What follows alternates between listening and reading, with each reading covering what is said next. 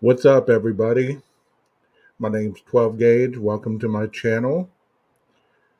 I just wanted to get on here for a little bit and just talk about some things that I've been thinking about regarding, excuse me, the IDAHO4 case.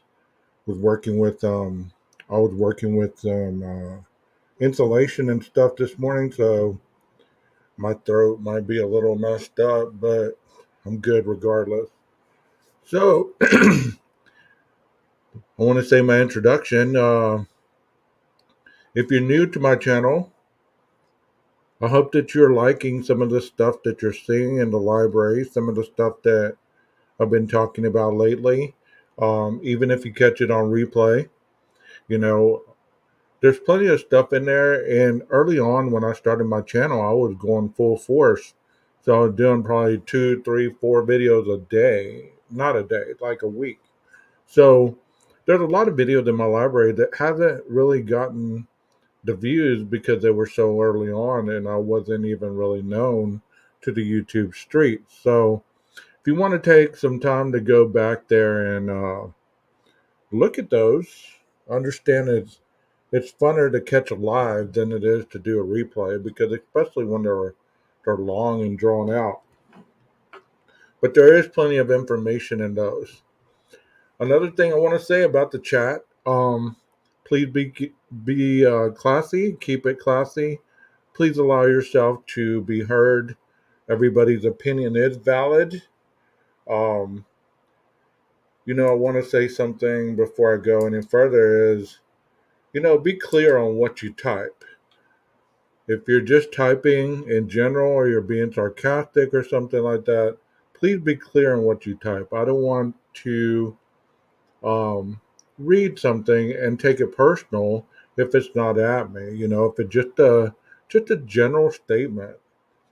Because sometimes it's not what you say, it's how you type it, and it's hard to really read into somebody's mind when they're typing something, just like when you get a text message. So you guys, please be clear, please be classy, and please have an understanding that everything that is said here is my opinion, my directive, and my understanding of this case. Um, I want to talk about some things that I've been thinking about, not nonstop, but just lately, because I watch other creators, I watch other things, and I want to make sure that when I present something, it's not something that is based on somebody else's theory.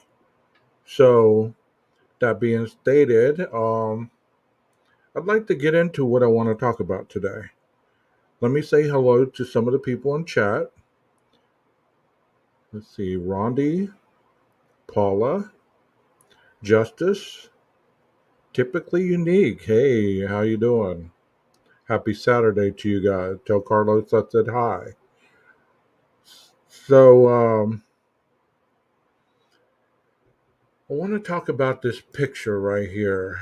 I'm going to start it because the other night I was talking about it, but I want to talk about it a little further because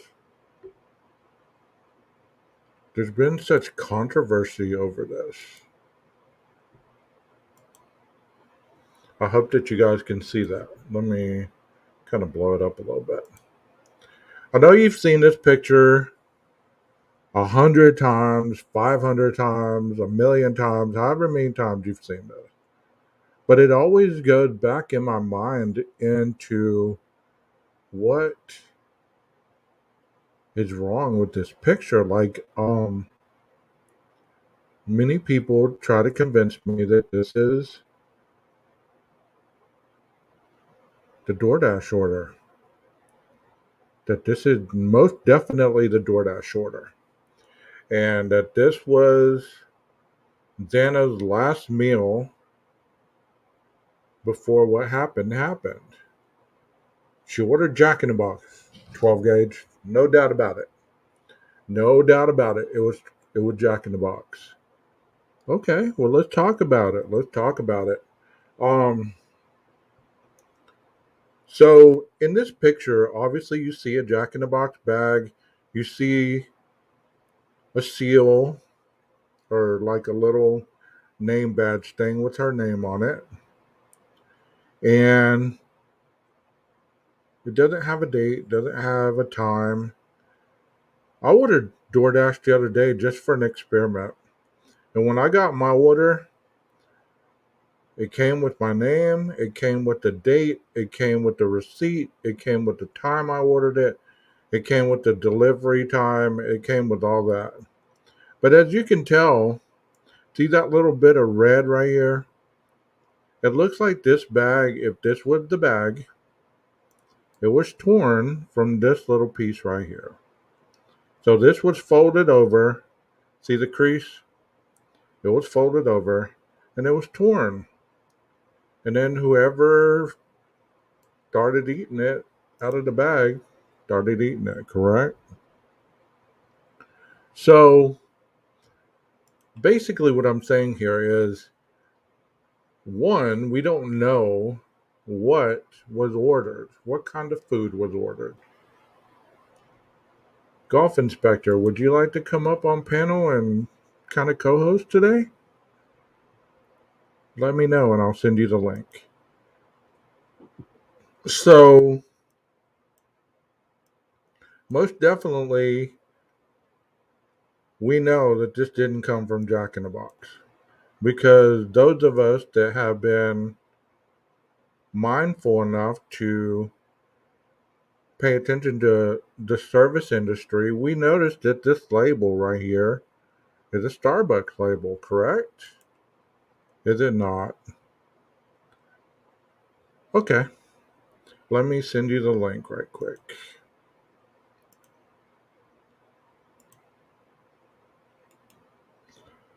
Those of you in chat, let me know if you see that as being a Starbucks label on the side of that cup. Right here.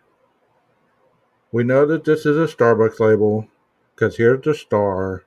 There's the little, I don't know what you call them, fins or whatever on the woman, and there's the crown. And this is definitely a Starbucks label.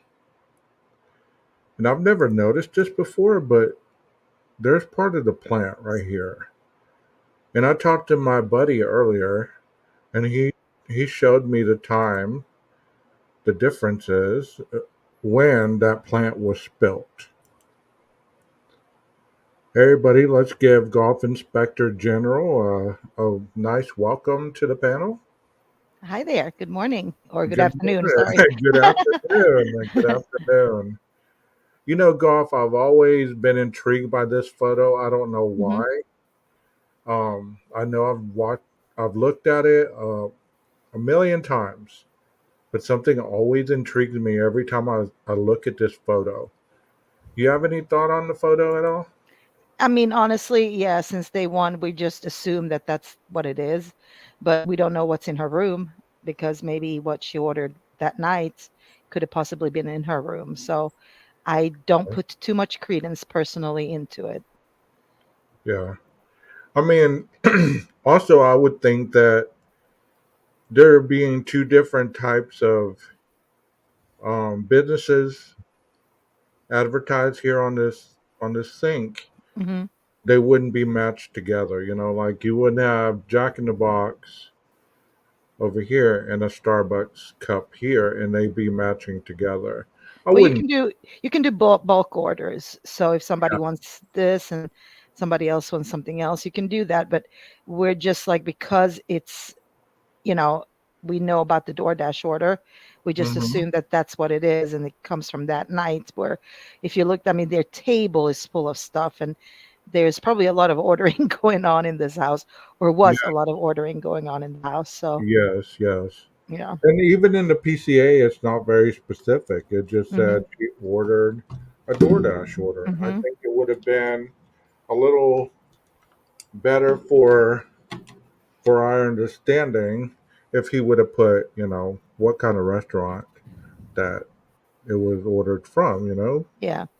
But, you know, he wasn't thinking about Joe Q public when he was writing it. He was thinking about, getting an arrest warrant. Correct. So, how have you been, Golf? Good. I'm trying to drop your name as much as I can, to be honest with you, because I appreciate your insight on all these. You bring up a lot of old photographs, a lot of old memories, um, for all of us that have, done this for over 2 years now. And Yeah, so I think it is helpful to go over all this old material as well. So I'm, trying to give you as much as I can out there on the I YouTube, appreciate because I appreciate what you do. I think it's important what you do, to go back and revisit, and especially now we don't have much that comes out anyway. So it. there's a lot of regurgitation, obviously, and people get tired of it. So this kind of content always keeps it a little bit fresh, at least Yeah. for me. Well, I was looking back on an old video, and like I said at the intro, when I started my channel and I started doing lives, I was hardcore, man. I was dropping, live after live after Hmm. live on this stuff because I had researched it so long. Yeah. It's like I needed to get it out. And Jeff H was kind enough to be on my panel that night, and as you can see, I had probably three people in the chat. So that's how. Oh, oh, hold on. Okay, that's how early on this was. I didn't have very many people in the chat at all. Yeah. Sorry, I lost the volume there for a second. I don't know if it was you or me when you were saying, but I understood this was early on and you had three people in the chat. I heard that part. Oh,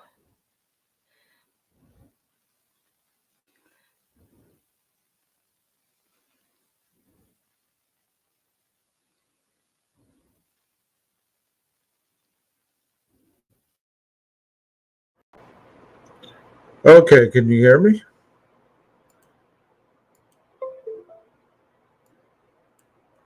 Is this thing on? Can you hear me?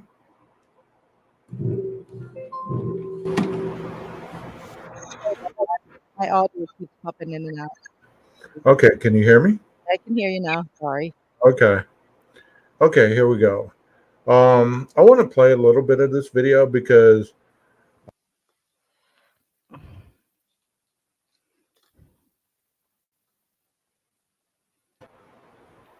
hold on, Golf. I need to move some stuff around. If you want to tell the people about your channel while I'm doing this, feel free to. Well, Okay. mine is small. It's Golf Inspector General is my channel. I don't know how to put it out there. I think I lost it.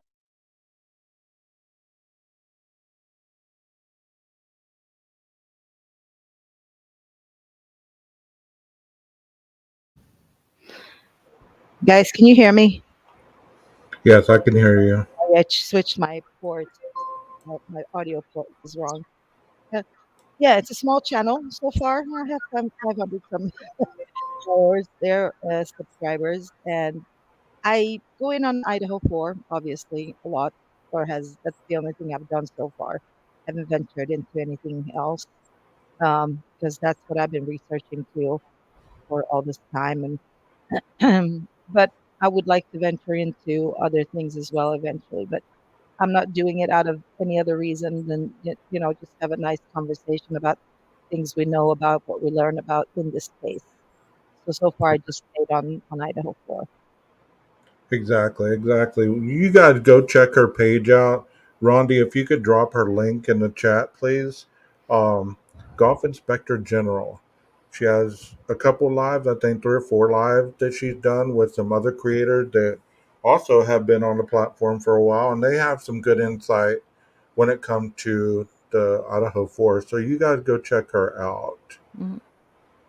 So this house right here, obviously the house is not there anymore, but on a couple of videos, I was lucky enough to capture the diagrams of the inside of the house and certain things that you could see inside the house. And this is a good view right here because this is obviously where most of the crime happened. Hmm.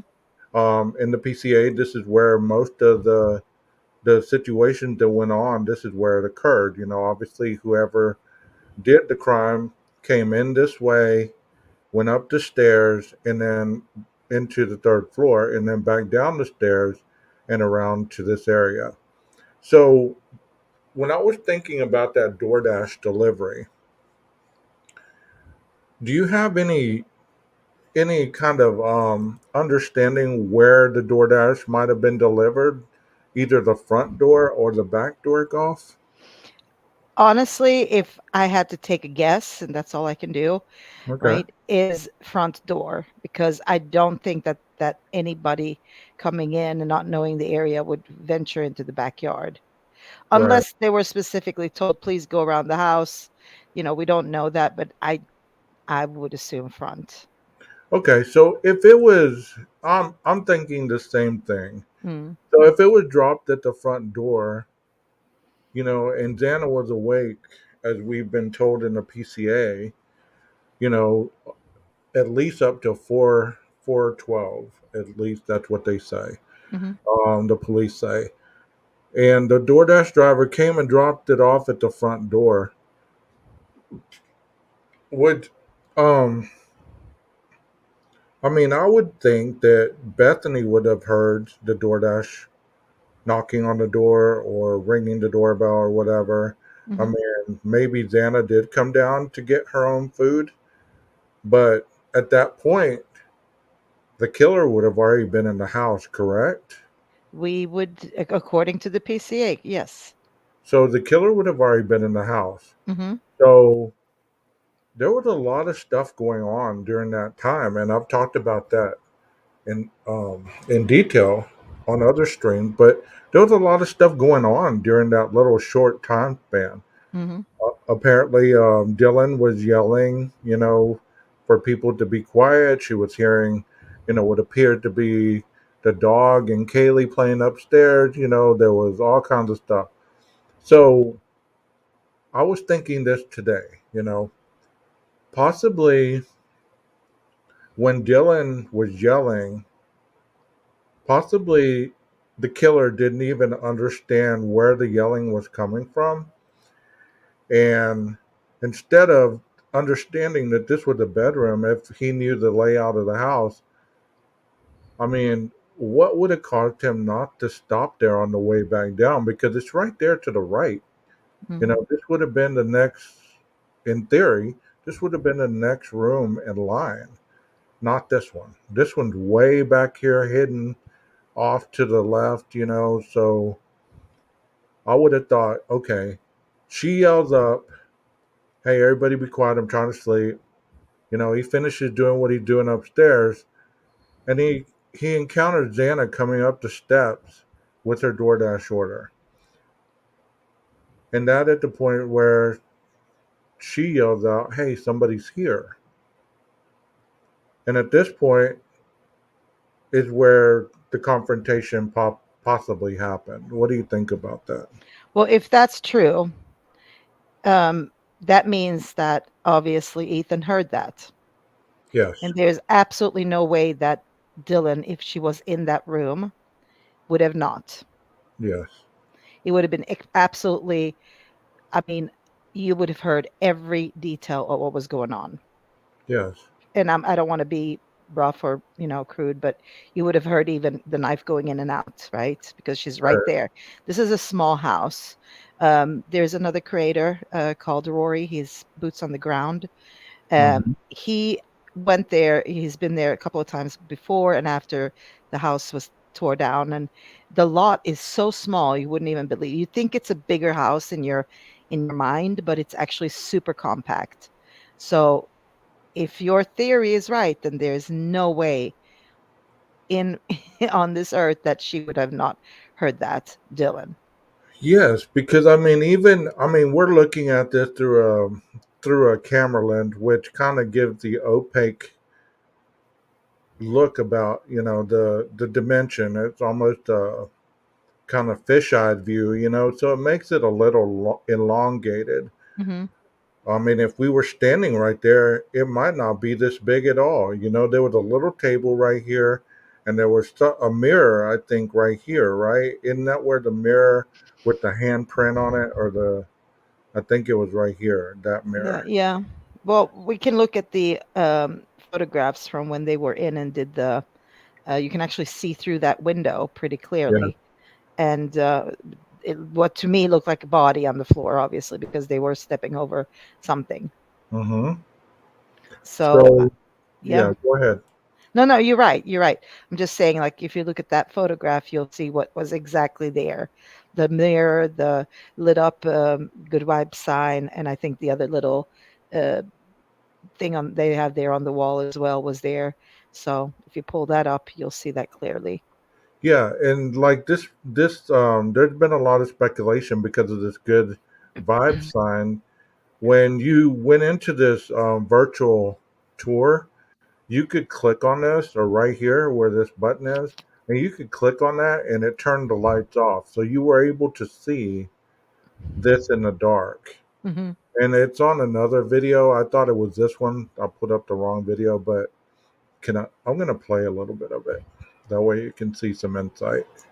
There's a sink there probably, and that's it. Right, right. But that thing is huge.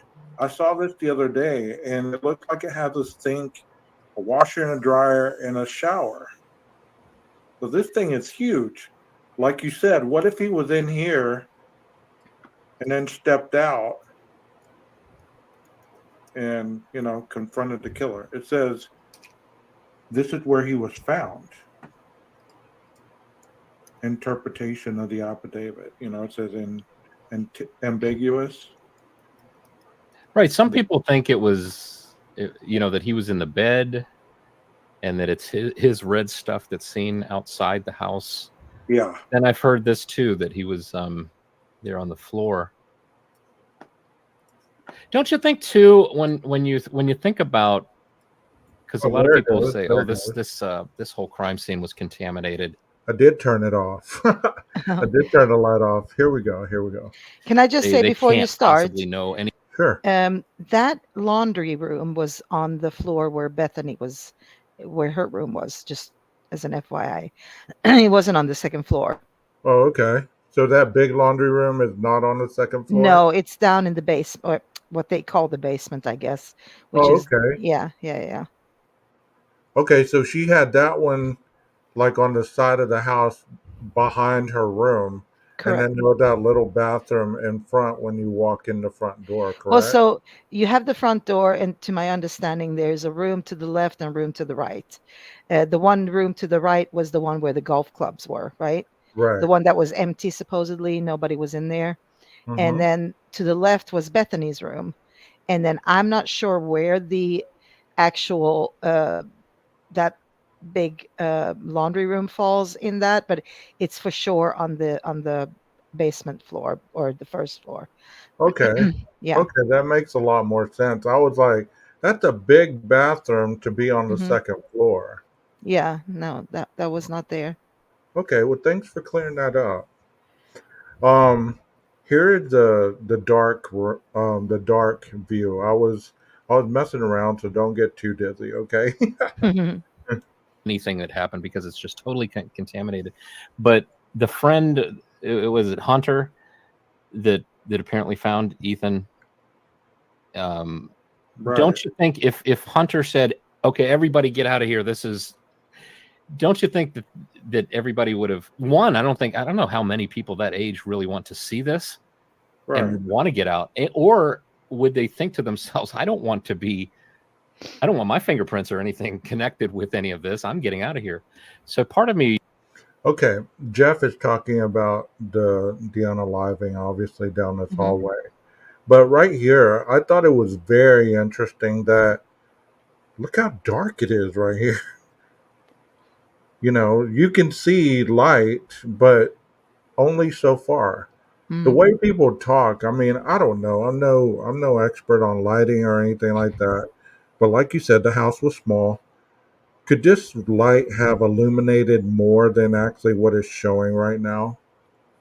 I mean, it's possible because of the size of the house, but would that matter as much? Do you think if somebody can make out eyebrows in the dark, it Right. it to me it tells yes, it must have been a little bit more illuminated than we're looking at here. Because obviously, if you look at this, it would be hard to tell if somebody's got bushy eyebrows. I think also the lights on the back porch were on, correct? Hmm. So that would have shown light into the back slider. So maybe that illuminated that area a little more where she could have saw that. Well, Who? so if you look at her door though, it opens the other way. So it doesn't open Yeah, the way towards the kitchen, it opens the way towards this way. So that light, I don't know how much impact that would have on her vision. yeah, you're right. I would just I found this interesting because if you're roaming through the house, how are you not going to bump into anything? I mean, I know that's pretty. They didn't have a lot of furniture up here. They just had like a couch, and like I said before, they had that little table right there, and then the mirror. So Hmm. roaming through here, you probably could have done it. I mean, if you've been in the house before, or if you knew of the layout or whatever, or even if you saw some of these online house tours, you never know who's going to look online for the house they're planning on going into, because nowadays you don't actually have to go survey the house in person without Hmm. being able to find out what you're looking for, because a lot of the stuff's online. Yeah, it's all virtual. Yeah, so being able to be in this area though, there's a drop off right here. There's a little step. Once you clear the living room, there's a little, I think, 6-inch step that drops down and goes out to and you go out to the slider. My whole thing is though, how did he not trip up the stairs? If like, how did he not trip on that 6-inch drop? Well, How did? there are two things that come up with that in my mind, at least. Okay. And that is the number one, the height. Now, according to Howard Bloom, and I do believe him on this one, Koberger is 5'4", so he's a pretty tall dude as is. And then you take into consideration that little 12-inch stoop there, that would have made him how tall? Did you say 5'4"? 6'4", sorry, six Or four. 6'4"? Yes, Yeah. sorry about that. 6'4". I Well, that would apologize. have made him. That would have made him almost 7 foot tall. Correct. Exactly, and that would have made a big difference in Dylan's prescribe. Ah, God, I can't say the word. Uh, s- how she explained his height, right? Mm-hmm. Um, it would have been like, oh my God, he was almost 7 feet tall. You know what I mean? Right. Right. Because he was on top of that little stoop. We would assume because any closer, he would have been by her door. Right. He And wouldn't have been able to. she's almost 6 foot tall as well. Hmm. Yeah, So she would have been able to almost have eye contact, at the same height, unless she was squatting down behind the door or whatever. We never yeah. know. But you're right. I mean, this was kind of an upper level type, Hmm. so that would have made him taller. It would have. It would have definitely made him gigantic, almost like just imagine a 6'4" person being on that ledge there, on that little 12-inch. Even if it's just 12, it makes a hell of a Thought you were difference. describing pain for a minute. He's Yeah, and about and five. another thing that's not virtual in all this, because yeah, you can get a lay of the land watching this Yeah, virtually. What you can't get lay of the land of is how many people are in there. yeah, So so those are my two observations. Is in this, there's a lot of things you can get if like to how many girls share this, but you can never tell how many people are in there at one said moment, because you've seen all the footage and they have parties and lots of things yeah, going on. So, yeah. And I mean, how are you going to know which bedroom belongs to who? Like, yeah. unless if you were watching them from the backyard, Hmm. or driving by or whatever, you might know those two, but you don't know the interior of the rooms, unless you'd been in there before. Yeah. And if How they are were you? asleep by the time you got there, you definitely don't know, but it's because then you don't see who's sleeping in what room, correct?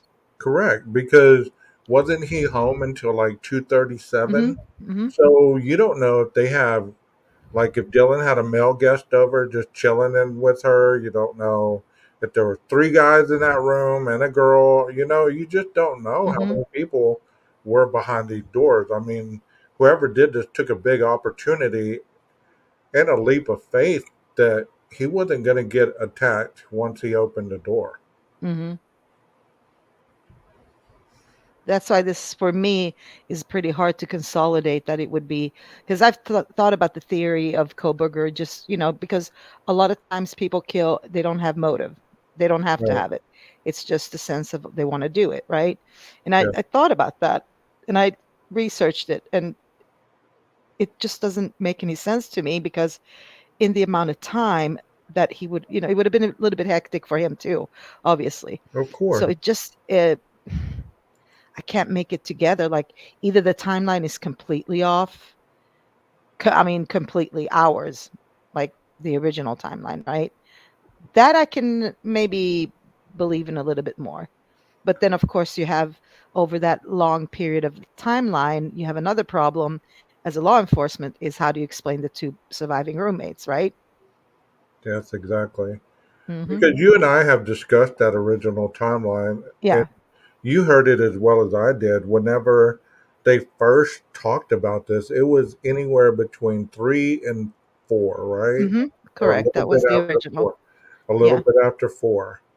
So, I mean, that timeline would make sense still if Xana was on her phone at 4:12. I mean, that's not too far fetched to do what you needed to do and then be out of there at 4:17. That's not like it's 5 o'clock. You know what I mean? Mm-hmm. Yeah. So it would still make sense from that point to that point. So I don't know why they made it from 4 to 4:28. I mean, that's the interesting part right there. Yeah. But I'm glad you said that you heard that as well, because I remember that very early on. Well, yeah, 3 to 4 is what was Yeah. said. And then, yeah, I mean, I don't mind them changing it so much, but they put a very narrow timeline onto this whole Hmm. situation, right? Right. So and to everybody here, I am not a pro or a guilter or any of that. I'm just like looking at it from a legal perspective and what I see what they have right now, they will not be able to convict this man if he did it. Yeah. Yeah, Just my we're not. I mean, we're not going to be calling names or anything like oh that. no no no no.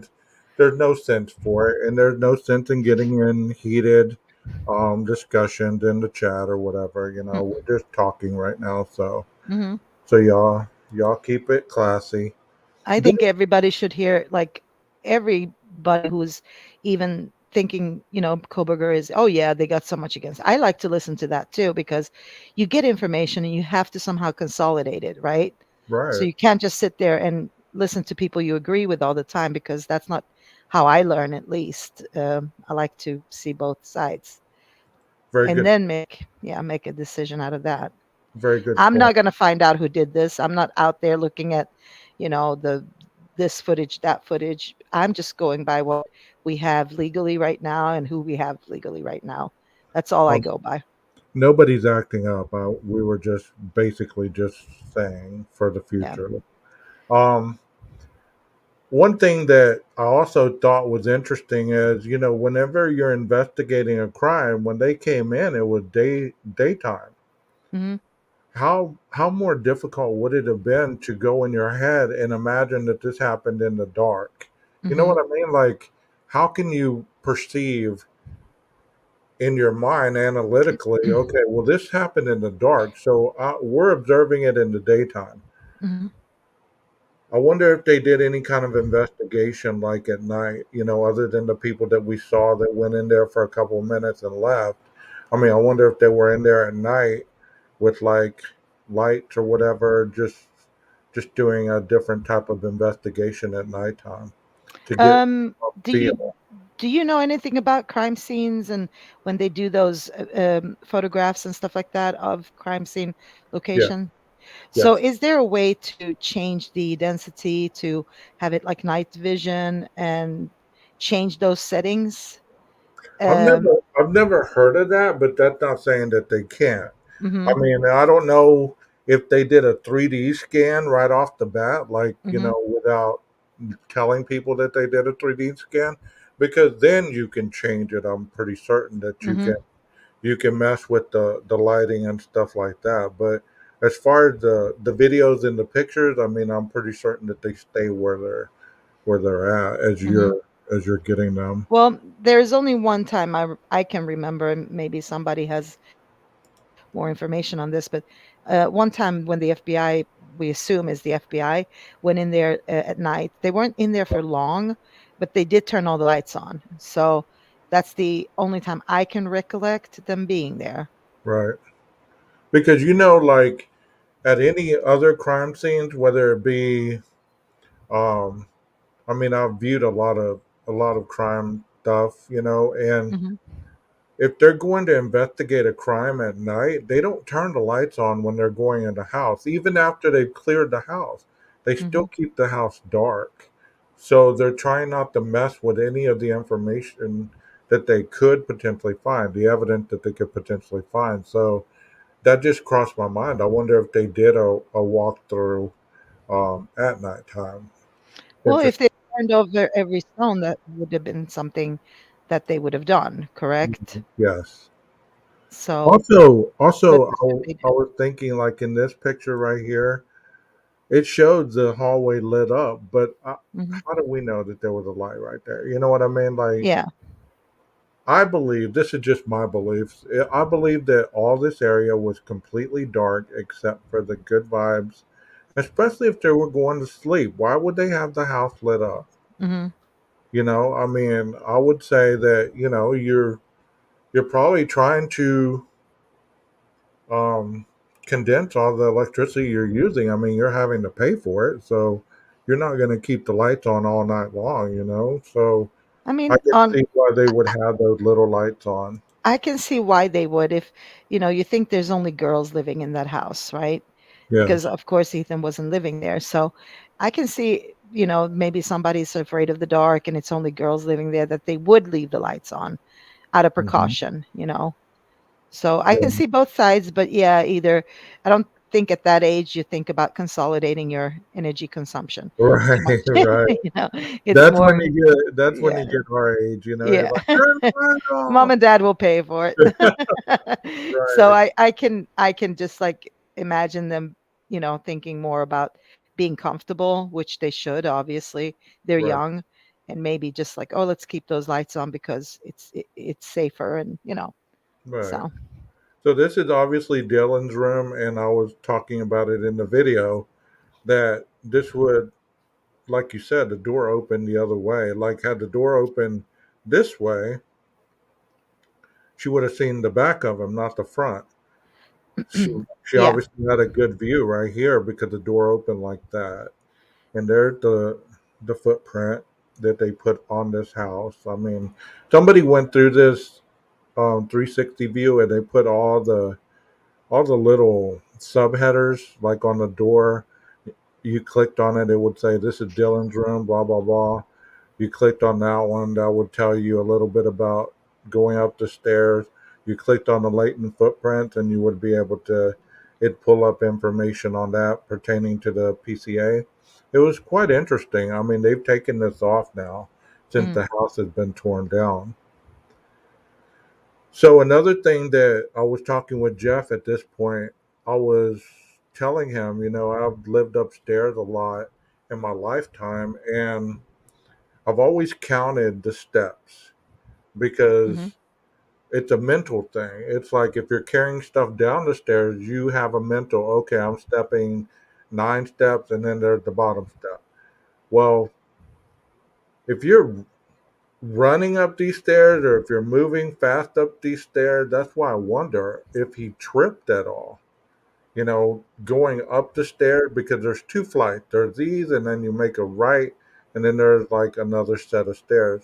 I think there's 9 steps here and 10 or 11 going up. And then there's Kaylee's room, and then there's Maddie's room right over this. Have you ever thought about anything like that as far as the steps, like counting the steps, or is that just a 12 gauge thing? No, no, no, no. I think that we all do it if we ever lived up, and it's so ingrained in our mentality that we don't even think about it at the end. We just know it. We can do that in the dark, right? So Right. yes, I absolutely. And then So, now the thump we heard, could that have been him falling? I've thought about that, obviously. Um, exactly, exactly. that is a possibility. Yes, if he did fall, I mean, it would take him a minute to get up, right? Like because if he dropped anything, or had to clean something up, if he had something on him and he had to clean it off of the floor or whatever.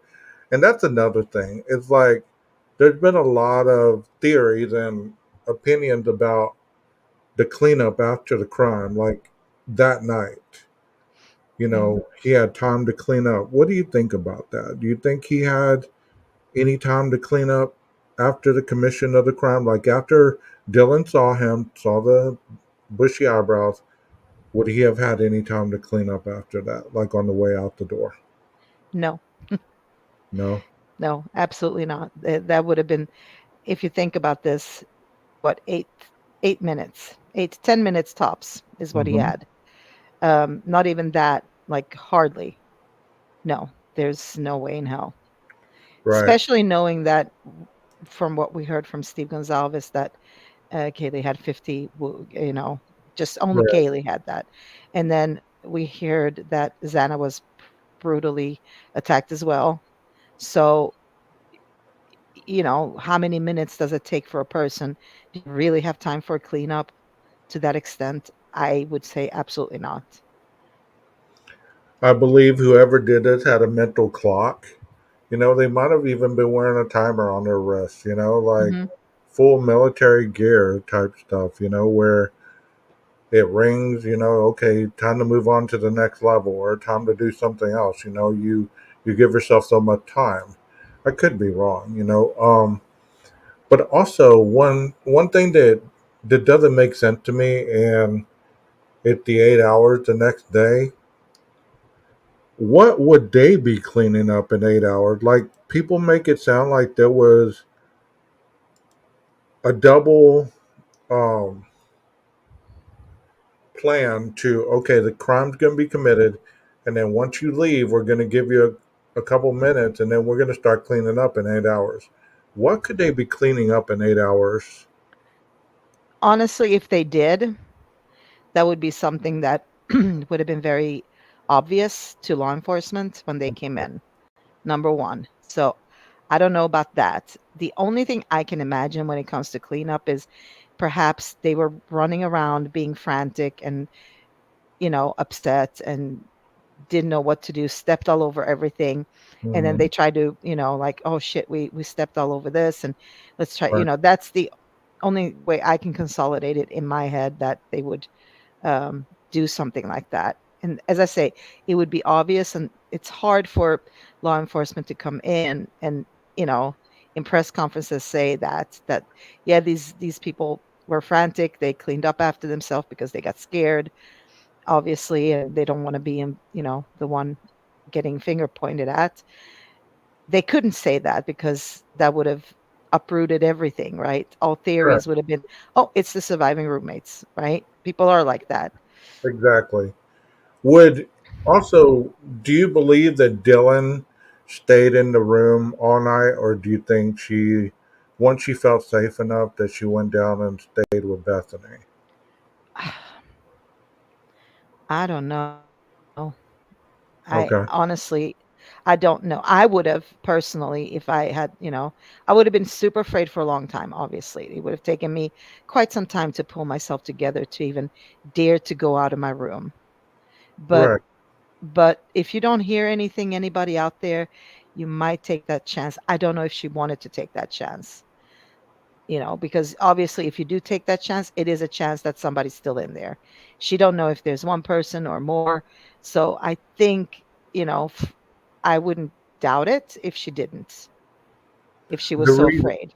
okay, the reason that I asked that is because I played something earlier on a live that I had this morning, and I played an old if I can find it here in a second. Mhm.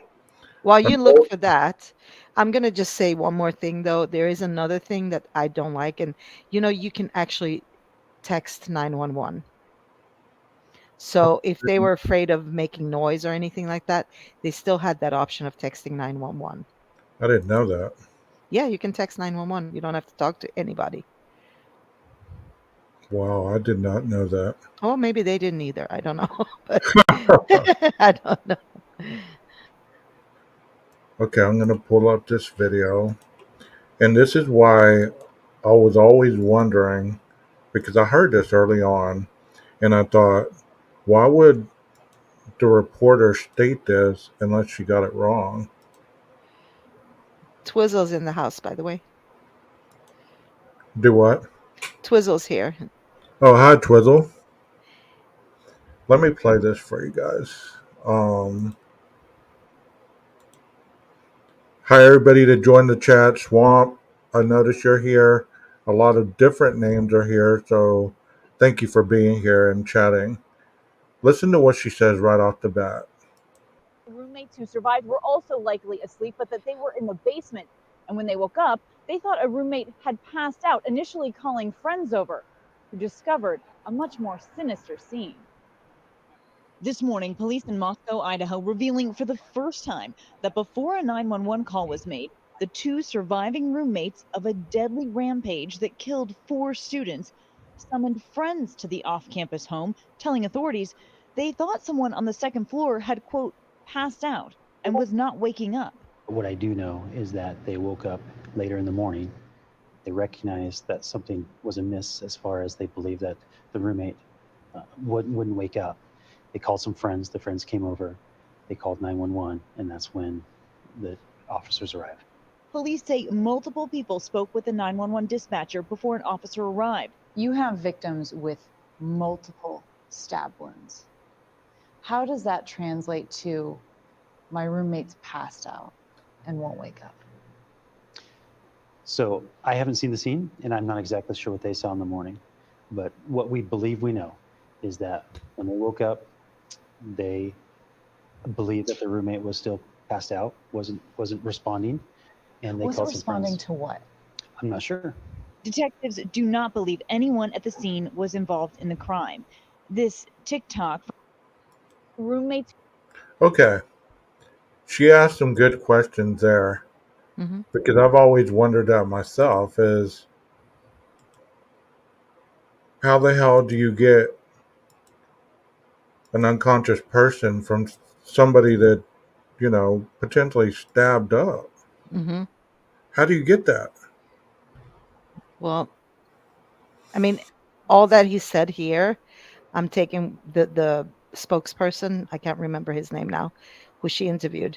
He's flat out saying everything as a lie because that's not what really happened. Mm-hmm. Because he's saying, they were in the basement, number one, Yeah. and that means that both girls would have been in the basement. And according to the PCA, Dylan was not in the basement, right? So we Right. know that police can lie. So I don't take too much of what he said here because he also went out in another interview, the same spokesperson, saying that the house was the target, not the victims, but the house. But that was redacted pretty fast. So I don't know what to say to that 12 gauge because it's one of those Right. situations where Right. they're not telling you the truth, obviously.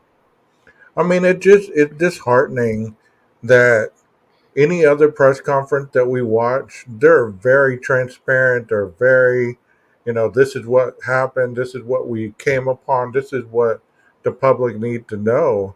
Even on that first um, press conference, it was very vague. We can't talk about that. That's it, where there's an Hmm. active investigation.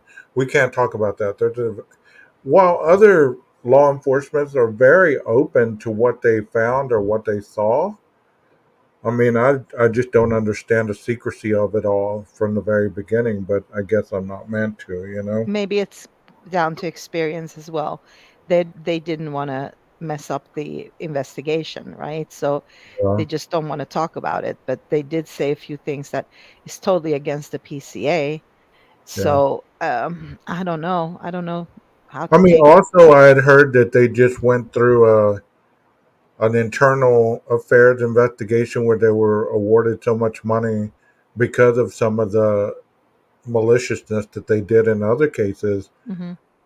So maybe that was some of the case. They didn't want to talk because I don't want to put this out there. So later on, it comes back to haunt me that they said, you screwed up the crime scene or you misspoke or whatever. I Hmm. mean, anything's possible, Well, but number one priority, I think what they had here, because they do owe a lot to the university as far as businesses goes, is hmm to protect their own university, right? So that's priority number one, and in that falls the surviving roommates. hmm So exactly. coming from that perspective, you can take it how you want, but that's, I think, what was happening there is they were protecting, their university. Here's a question for you. I mean, because I know you're an analytical thinker, and I have plenty of questions. Not that either one of us are experts or know the answers to the specifics, but it's fun to ask the question, right? Hmm. Um, do you believe that the roommates, or not the roommate, the victims had clothes on, like to be able to see these stab wounds? Because if they had clothing on, how would they observe puncture wounds, stab wounds without unclothing them? You get what I'm saying? Like, Yeah, yeah. if any of them had clothing on, you couldn't identify that from the doorway. You could see That's the a good blood. question. I You could see see the blood. these Uh, are the good things that, because I don't, I, in my mind, I saw them without clothes, like it was explained in the PCA. But you, being somebody who's more in, like, more about crime scenes than I do, 100 times fold, right? yeah. You think about these things, and I don't, because it's not in my peripheral, really. hmm I don't study these things other than this case. So it's a very good question, actually, that you brought up. And I don't know how to answer it more than what according to the PCA, how it was Right. seemingly happening. It seemed like they were not dressed. I mean, the way the PCA was written, you would think that they walked in and everybody was undressed, like with Mm-hmm. no clothing whatsoever, Mm-hmm. like because they were able to count the stab wound, the puncture wound, all that. And how would you be able to know any of that unless you took the clothing off? Because if they bled into the mattress and it was a bloody scene and all this and that and the other, you couldn't just see that from the doorway. Mm-hmm.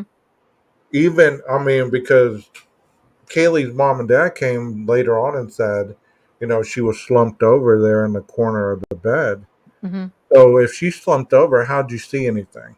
Yeah. You would have had to move her. You would have had to disrobe her. I mean, to see all the lacerations, what exactly was, what kind of trauma her body had due to the stabbing, due to, was there blunt force trauma to her face? Was there, I heard very graphic stuff at the very beginning of one of the roommates, and I'm still not certain which one it was, but I'm not going to repeat it, but I know that you understand what I'm talking about as far as it being so brutal in the neck area that that there was so much trauma that that it was barely um, conceivable that they weren't they weren't hurt Mm-hmm. without other injuries. You know what I mean? You know what I'm Yeah. talking about? Yeah. Yes. Yes. Okay, But so, from your experience, from what you learned, when crime scenes happen, they don't touch it until the crime scene investigators come in, correct? correct. So that means that the observation in the PCA would have been before the crime scene investigation started. Yes, exactly. Yeah. So then that is then a sign of them, I'm guessing, being naked, right? Right. Because otherwise they could not make that determination at all whatsoever. Well, I mean, let's say that. thank you so much, typically unique, for that. She asks, we'll get back to that question. Was Tollison on this case at all? Is he ISP? Thanks. Hmm. Okay, I have a problem with names, so I'm probably the last one you should ask. A face I'll never forget, but names I do forget. I Yeah. do remember him being part of this investigation. Something happened. I don't know if he's the one. Did he quit or who? Somebody quit and all this, and I cannot tell you the name. So if anybody knows, you probably know better than me. 12 gauge on Well, those. I heard that he was at the autopsy. You Mm-hmm. know, he was at the autopsy and he did some interviews, but due to his prior Brady Giglio stuff, Mm-hmm. he wasn't very involved in the investigation. But that's just hearsay throughout, most of the stuff that I've heard throughout Mm-hmm. the case. I hope that answers your question. Thank you for the super sticker. First one ever. Oh wow! Thank you Well, so much. congratulations. But getting back to what we're talking about is, I mean, I believe that that would have something to do with the investigation, whether they were clothed or whether they weren't. Because if you're telling me in the PCA you're able to tell how many wounds and what kind of wound there were, I mean, I understand that you could have wrote the PCA after Mhm. all the autopsies and everything, but But most likely, no, because no, he's talking about his first time observation, though. You well, can't yeah, change that. that's what I'm saying. I Yeah. mean, I was doubling back on that, and I was thinking, okay, Hmm. well, he's talking about what he sees when he first walks in the door. Hmm. Then how can you see all that stuff? I mean, even if the girls weren't disrobed and they just had on, some pajamas or something, I mean, it would still be hard to see the lacerations and the deepness in it and everything like that. Hmm. Yeah, you're right. You're right. Heather says I always collect my DoorDash nude. Okay. I bet that's part of their tip, right? That's part of their tip. I'm sure it's a treat for someone. Yes, I'm sure it is. No, but I mean, I thought about that the other day. I was thinking, okay, well, it's never been mentioned. Nobody's ever even speculated or anything on the fact whether they had clothes on or not, what Hmm. type of clothing. Because, somebody was saying that a K-bar knife is, after a while, it dulls after so many strikes and everything that was said, the punctures and the pulls and everything else. Hmm. And that's true. But at the same time, if you're having to go through clothing, that's going to dull it even more quicker, I would Hmm. think. Would that make different sort of so I'm thinking about the wounds and somebody said gashing and somebody, because Hmm. my butt said that in the beginning that somebody had gash wounds. Would that impact the would that could that still be the same weapon is what I'm trying to get to, but a duller version of it, in your opinion? I I don't I don't know if there was only one knife brought to the crime scene. I mean, I would think, in my mind, I always do things in twos, and that's just something about me. It's like I buy in twos. I do everything in twos. Hmm. That's, I guess, the lack of trust that the one thing that I'm using is going to be enough. Like, what if it breaks? What if it malfunctions? What if, it doesn't do what it's supposed to do? Then I have backup. Hmm. I would believe that as a criminal minded person, you would do the same thing. You'd have two of maybe even the same type of knife, just so that you wouldn't give the inkling that it was two different weapons. You get what I'm saying? Like, if one of the K bars malfunctioned or broke off or, dulled, you'd have another one. And I mean, just sitting here thinking like out loud, I'm thinking, okay, well, that's maybe, that's the reason for the sheath being under the person, because if you have two sheaths, you probably think, okay, maybe I took both knives, both sheaths. Does that make sense? Yeah, I hope it does absolutely. because it did in my Yeah. head. It just sounded a lot of rambling. No, it makes sense.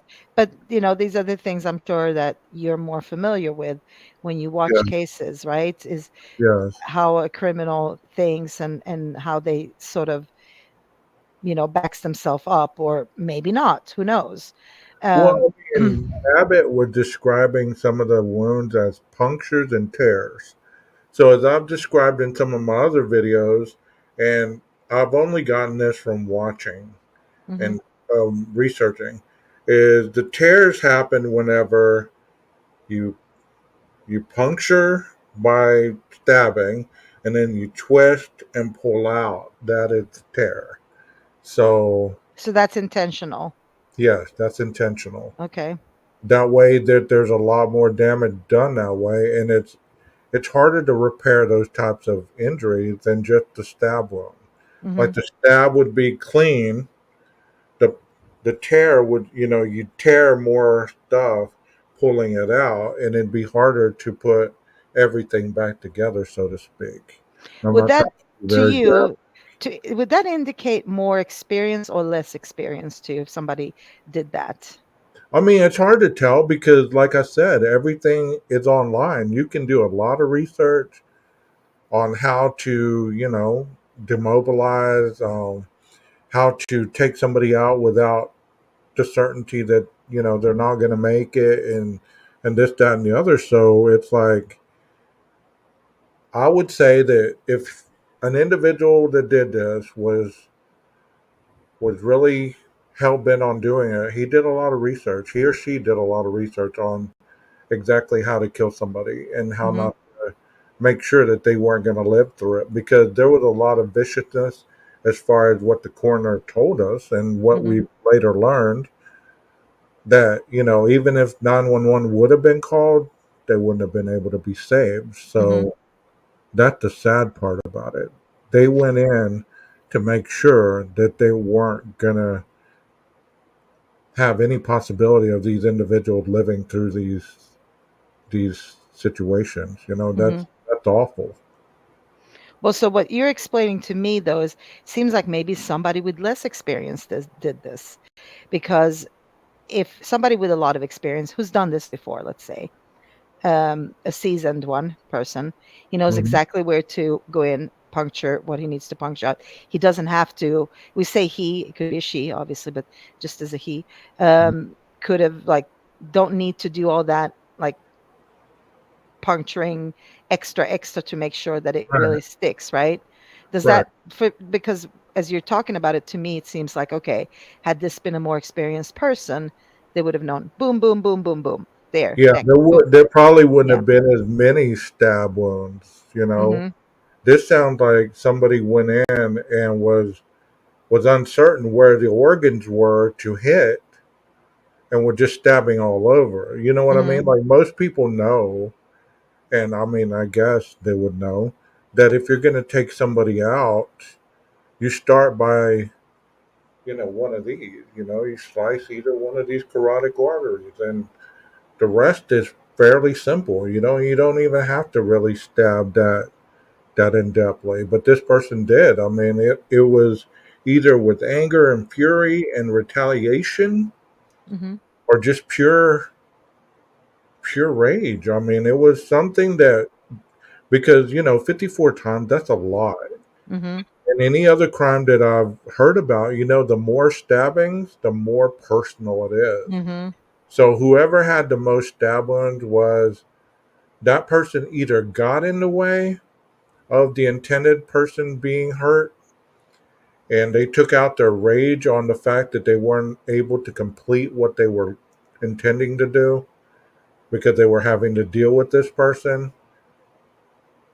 And Mm-hmm. that could have been a possibility, or they could have been the intended target. Mm-hmm. Because in the beginning we did hear Kaylee was the intended target, but later on it was changed to Maddie. Yeah. And what makes most sense to me is whoever got the grunt of it. But you're right. It could have, what made most sense to me, sorry, I should say, was whoever got the grunt of it. And as I say, we don't know about Zena because she had some vicious wounds as well. We're just not sure how many she got. We only heard about Maddie and Kaylee so far because Yeah. of Steve Gonzalez. So, yeah. I mean, and I mean, as sad as it sounds, maybe Xana and Ethan really weren't even a target. Hmm. Maybe they were a target because they heard whoever did this heard Dylan say, "Shut the f up! I'm trying to sleep," and they were looking for them, and they heard movement and the door opened down the hall, so they headed down that hall to shut them up. Hmm. I mean, you just never know. You just Hmm. never know. Or maybe they knew about them and said, "Well, I'm here to do. I already did two. Might as well do four." You know. Yeah, I don't know. I mean, it just, these things, I have to consolidate them in my head to make sense because why would they not be afraid? Why Right. would they not do the same thing as the girls? And yeah, yeah, boys are boys, but I still say as a boy you would be afraid too, Yeah. I'm sure. You wouldn't just like, "Oh, let's run out there and see what's going on." So it sounds like somebody's getting hammered out there.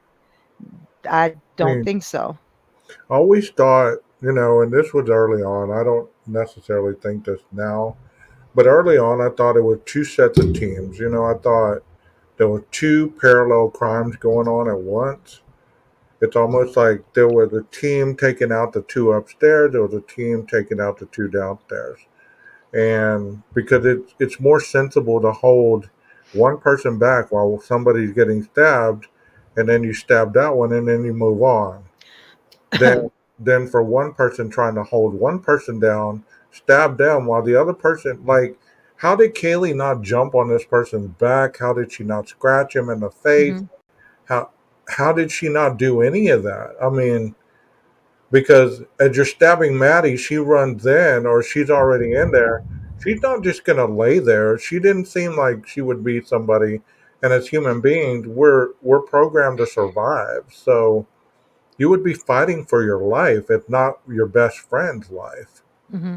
So she would not just be laying there. I would not think that, and let this individual just do what he wanted with both of them. And that goes with Zana and Ethan as well. So Yeah. even more, if not, So I I completely agree with you. I think you and I talked about this before they had Koberger arrested. ev- Mhm. there was plenty of interviews out there with ex FBI agents. I'm not talking about Coffinduffer, like higher up FBI Yeah. agents, Yes. people Exactly. that have lots of experience in this field, who always claim that there was more than one person doing this Hmm. from the information that we had now, right? So this situation can change because the information can change, as we learned here Yeah. throughout 2 years. Exactly. We heard so many versions of this already, and Yeah. so that information can obviously change. But from what was out there then and what's out there now, I think they're not bringing those people back up on panel anymore because it's not it's not productive to what they're trying to sell. Exactly. Yeah. This is obviously the kitchen, so right here is where it said, well, this is the path the killer took. One thing that's intrigued me as well, and I've talked about it before, never really had the time to discuss it in totality. Have you ever heard the back door was broken, the lock was broken, or it didn't shut right or something? I mean, have you ever heard that? I have not, but I wouldn't be surprised because they actually put that bar stool as a on that, so it wouldn't be surprising. It did, but if you look at the videos from the dash, not the dash cam, sorry, the videos from the officers that went out there before, their body cam videos, it did shut, but did it lock? I don't know. Yeah, because in some of the photos it shows evidence tape like holding it shut. Hmm. So I don't know how rickety it was, because I mean it was a party house, and In and out, in and out. Yeah. yeah, and there's been a lot of people through that house, not just during that semester, other semesters, so you don't know how much wear and tear that slider got, Hmm. you know, and Jeff was talking about a part of this, and we were discussing how somebody put his lock upside down and how it was easier just to lift up on the lock and open the door. And he went into detail about it. Um, Oh, he's here too. Hi, Jeff. By the way. oh, hey Jeff, how you doing? You want to come explain your slider theory right quick? I'll put the link if you do, because I mean, he did explain it pretty well. He was talking about how he had somebody install a slider and they put the lock upside down. Mm. And if that happened here, I mean, I'm not saying it happened here, but Hmm. if it was not installed properly or the lock was loose, would it have made a lot of noise? Would Dylan have potentially heard that door open? I mean, Well, was it loud? Was it, if you listen to the body cam, is the easiest way to determine that from when the police was there. Every right? time it was open and shut, you could hear that clearly. Yeah, Now, it didn't sound like it was off the rails or something else wrong with it like that. It looked like it was pretty easy to open and close. But in the investigation of this, we can actually go and look at it because there we can look at those videos. I think that would be helpful. yeah. Let me see if I. My only thing is, did it lock? Because I think maybe that's where the problem was. It didn't properly lock. Well, if it didn't lock, that would have meant that the individual who did this was able to just kind of Hmm. come in without being detected. I don't know. Body cam, Kaylee.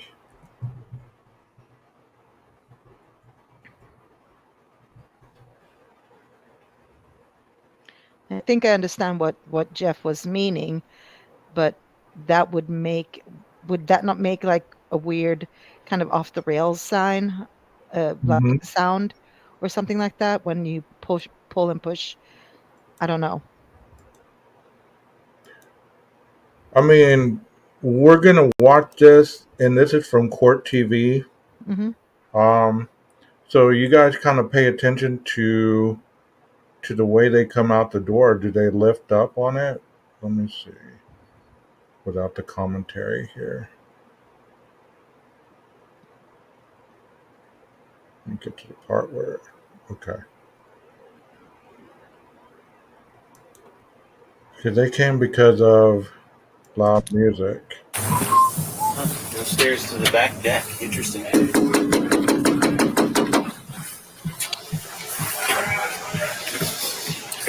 How are you? Good. How are you? Good. This your place? Yeah. Perfect. You know why we're here? And I assume noise. Noise, yeah. Yeah. Big speaker. That was pretty loud, wasn't it? It's pretty loud, and you can hear it, and you can hear it shut. Yeah. So it does shut. Let's hear that again.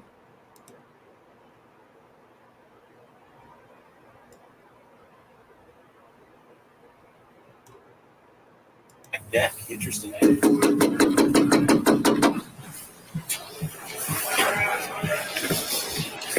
How are you? Good. How are you? Good. This your place? Yeah. Perfect. You know why we're here? And I assume noise. Noise, yeah. Yeah. Big speaker right there. Yeah. Nothing against having a party. Once Can you neighbors. play that again? Does Sure. it seem to you like she's You unlatching cool? it before she opens it?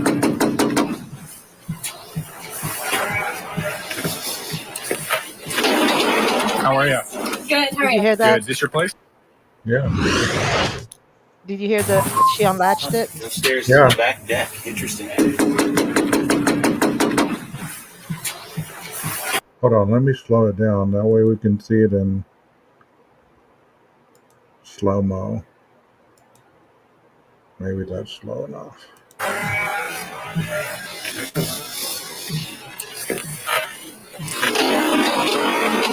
How are you? Yeah, I did hear that. Yeah, so it seems like it was locked, right? Like Yeah. you could hear a latch. Now, maybe it wasn't locked. Maybe it's just a thing that they jig with. I don't know. I don't know if enough about locks. Hey, Jeff. Maybe Jeff knows.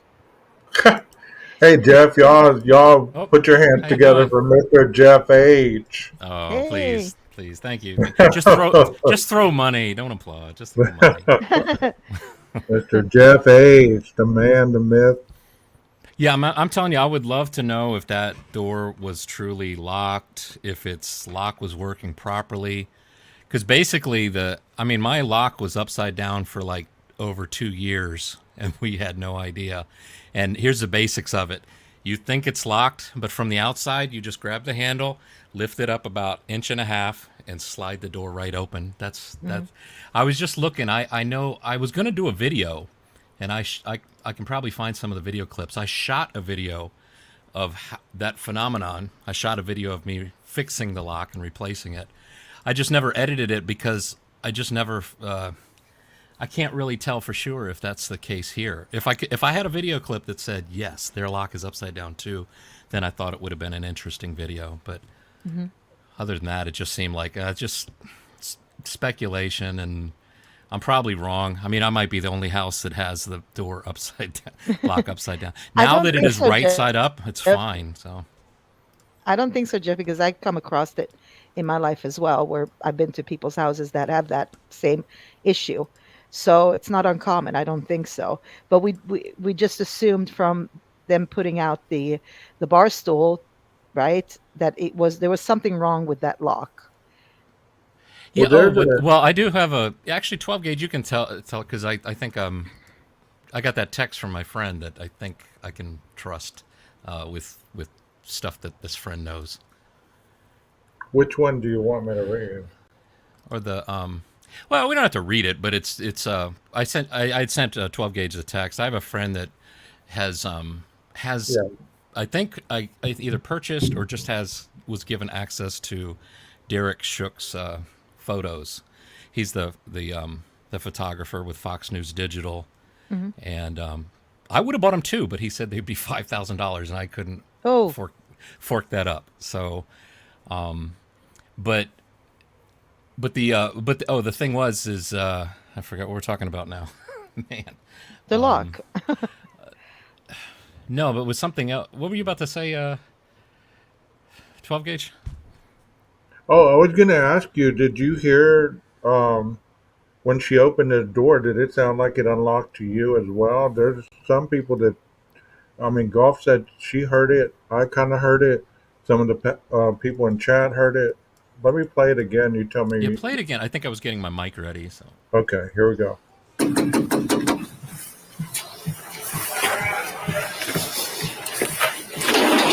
How are you? Good. How are you? Good. Is this your place? Yeah. Perfect. You know, over here. And I assume noise. Noise, yeah. Yeah. Big speaker right there. Yeah. Nothing against having a party. Once neighbors start calling in, then we have an issue. Fair. You go to school? Yeah, You all I could hear hear was like just a- the sliding of it. I didn't. Yeah, You can hear Yeah. somebody go like click and then open the door, right? yeah. Do one more time. I didn't really catch it. And I've got headphones on too, as you can see.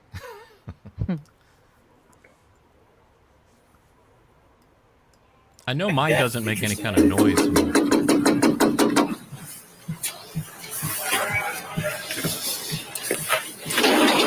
How are you? Good. How are you? Yeah, that little sound Okay, I right did hear there. I did hear a little click. Play it one more time. See if we can see, like, the motion of the lever at the same time. Stairs to the back deck. Interesting.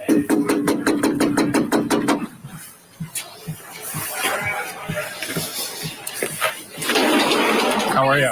Good. How are you? Good. Is this your Yeah. There is I the don't other know. body cam angle as well, by the way, the other police officer that's Mhm. there.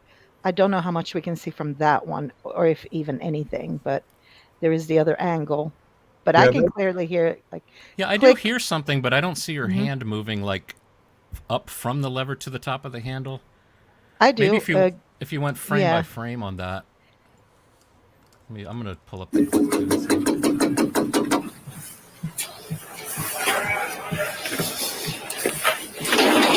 How are you? Good. How are you? Good. Is this Yeah, because she didn't instantly just slide it. I mean, it could even be her hand being placed on the on the slider. Who knows? I mean, it could have been locked. I don't know. I mean, I do hear some kind of a click sound Mm-hmm. right before she slides it open, but I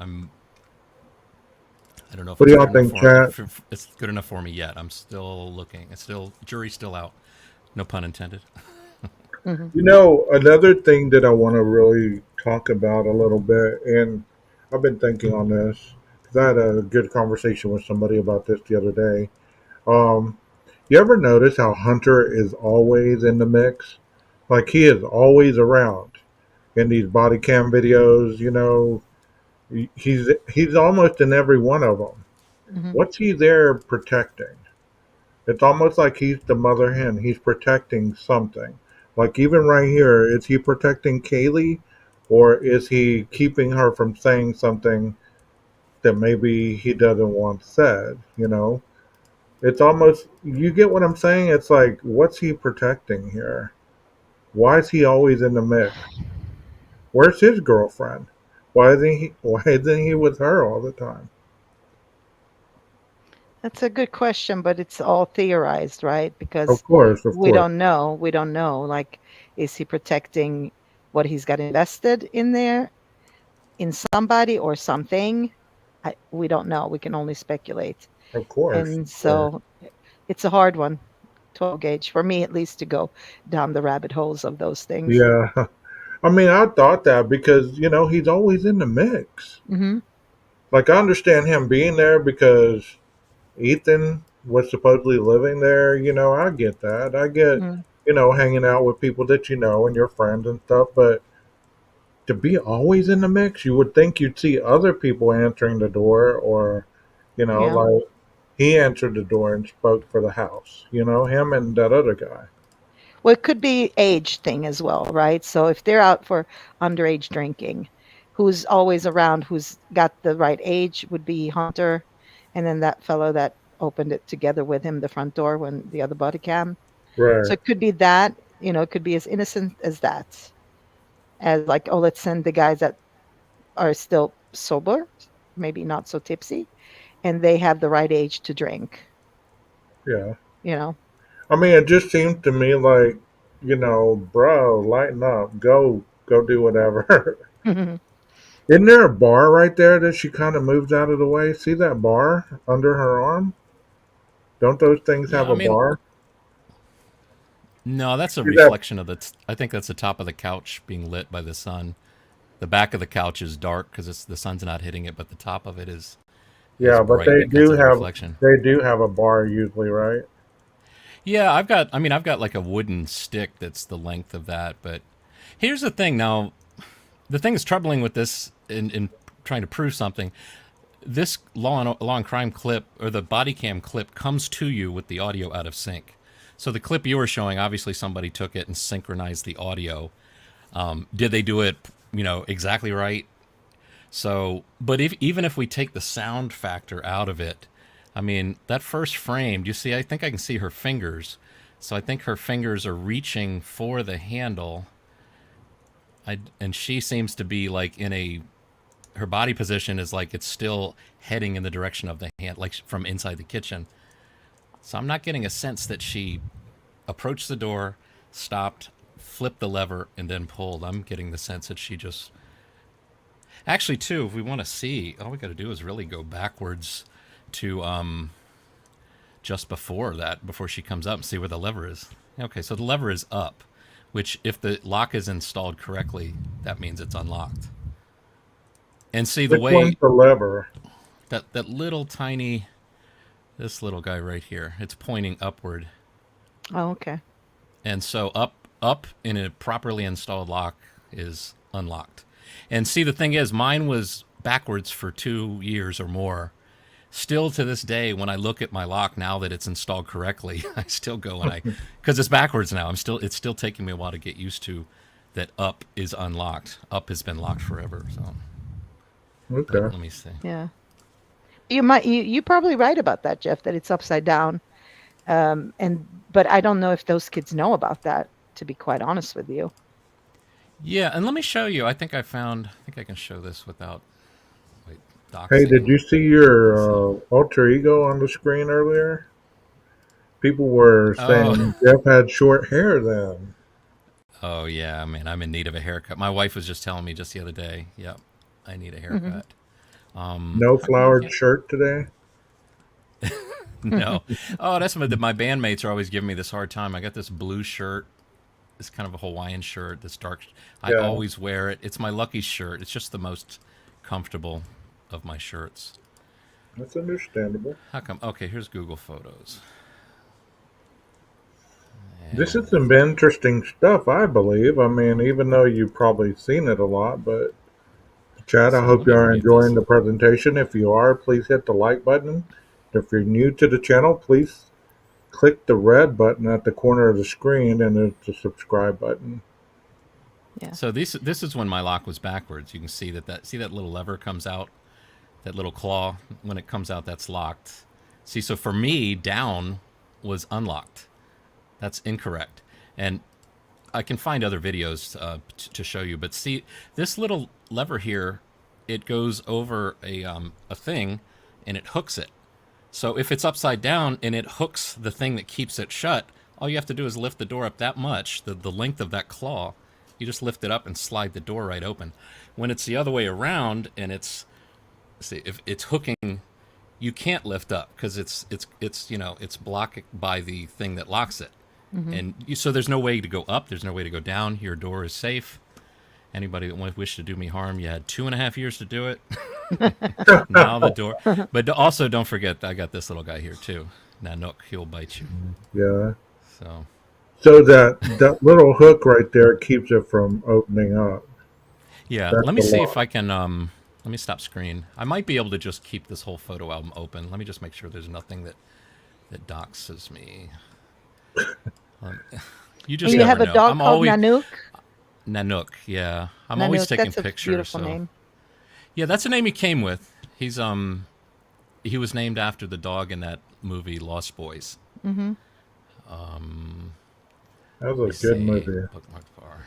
There is a Swedish YouTuber out there. She makes like these beautiful videos, and she also has a dog called Nanook. Oi, we got some music. All right, let's see now.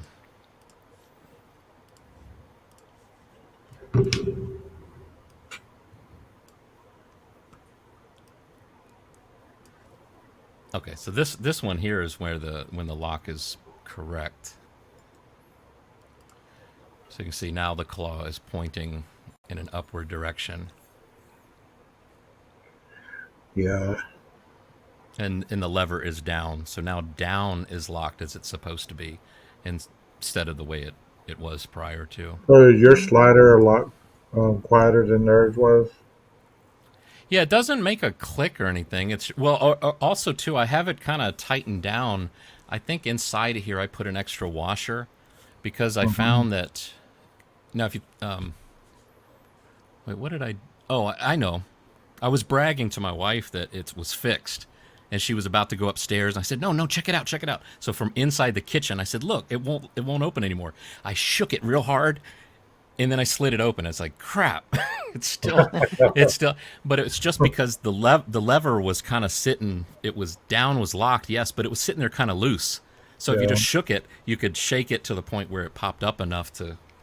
So once I put another washer in there, made it tight. So now, like my grandkids, they can't open they need help getting the lock up. Yeah, I don't care for sliders. They're not really safety minded, you know? Do you remember when you still had it not fixed? If it did make a click sound when you opened it? Yeah, let me find. Wait, hold on. Let me just get the whole batch of stuff that I shot. That's on January 31st. So you could hear Kaylee sliding that slider and it did make a noise. So my point in the original question I asked is, do you believe Dylan heard that? I mean, was that loud enough? Because my hearing's not that great, so I don't know how y'all's hearing is, but do you think you would have heard that from her room? Do you I believe don't you know. would? I mean, It's in the middle well, the of the thing night. is, Everything if is they're quiet. So just imagine Yeah. that.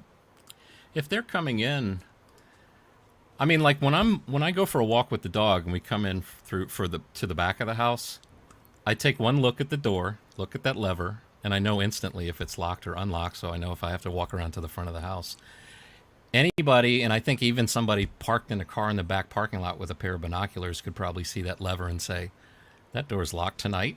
That door's unlocked this night. Locked tonight. Unlocked this night. Well, I mean, if Um, I was gonna go commit a crime like that, if I'm all in, I'm all in. I'm gonna walk up to it. Now my gloves on. I'm gonna have everything prepared. I'm gonna try the lock. If it slides, if it opens, that's in my mind, a bonus. If it doesn't open, then I'm gonna try some other way, or I'm just gonna call it a night. But your theory is correct, Jeff. I mean, if somebody was watching this house, they definitely understood the patterns of when sorry, I was people getting. were. I'm getting a phone call. Hold on one second. It's all right. When people were awake, when people, like, what blows my mind is there wasn't more people in that house that we've been told. What do you mean that night or Yeah, uh the okay. night that the murder happened, like Mhm. after midnight, that there wasn't. I mean, I'm sure there was people in there, but they probably left. But the way they made it sound, this house was rocking from. It was like Vegas. It never closed down. You know what I mean? There was Mhm. always something going on there. So how was it so quiet? How did on this particular night? How did all the stars align and it was quiet? There was hardly any traffic on the streets. I mean, it was just there was cops a block over. They didn't hear nothing. They didn't see nothing. There were cops at his apartment because of the DUI traffic accident. They didn't see nothing. They didn't hear nothing. It Do you just. think maybe with the football game going on, maybe everybody was kind of tired it out from? I'm getting another phone call. I'm sorry. Hmm. What do you think, Golf? Oh, speculation again. Yeah, I mean, I don't know. You would think there was a lot of parties going on that night. It seems like it was like a fraternity party. They had one the night before, as we heard. So I don't know if they just like wanted to not have a party that night. As simple as that. Hmm. Just go home, take it easy. So it was more not so predetermined. I This don't is a know. good. This is a good comment, and it makes a lot of sense. You think the perp took a crowbar in case it was locked, or just knew they didn't lock it? If he did take a crowbar, that could be an extra tool to make some of those puncture wounds, or to knock somebody unconscious. Hmm. That was a great comment. Why is a seal next to a puppy? I don't know. What are y'all talking about?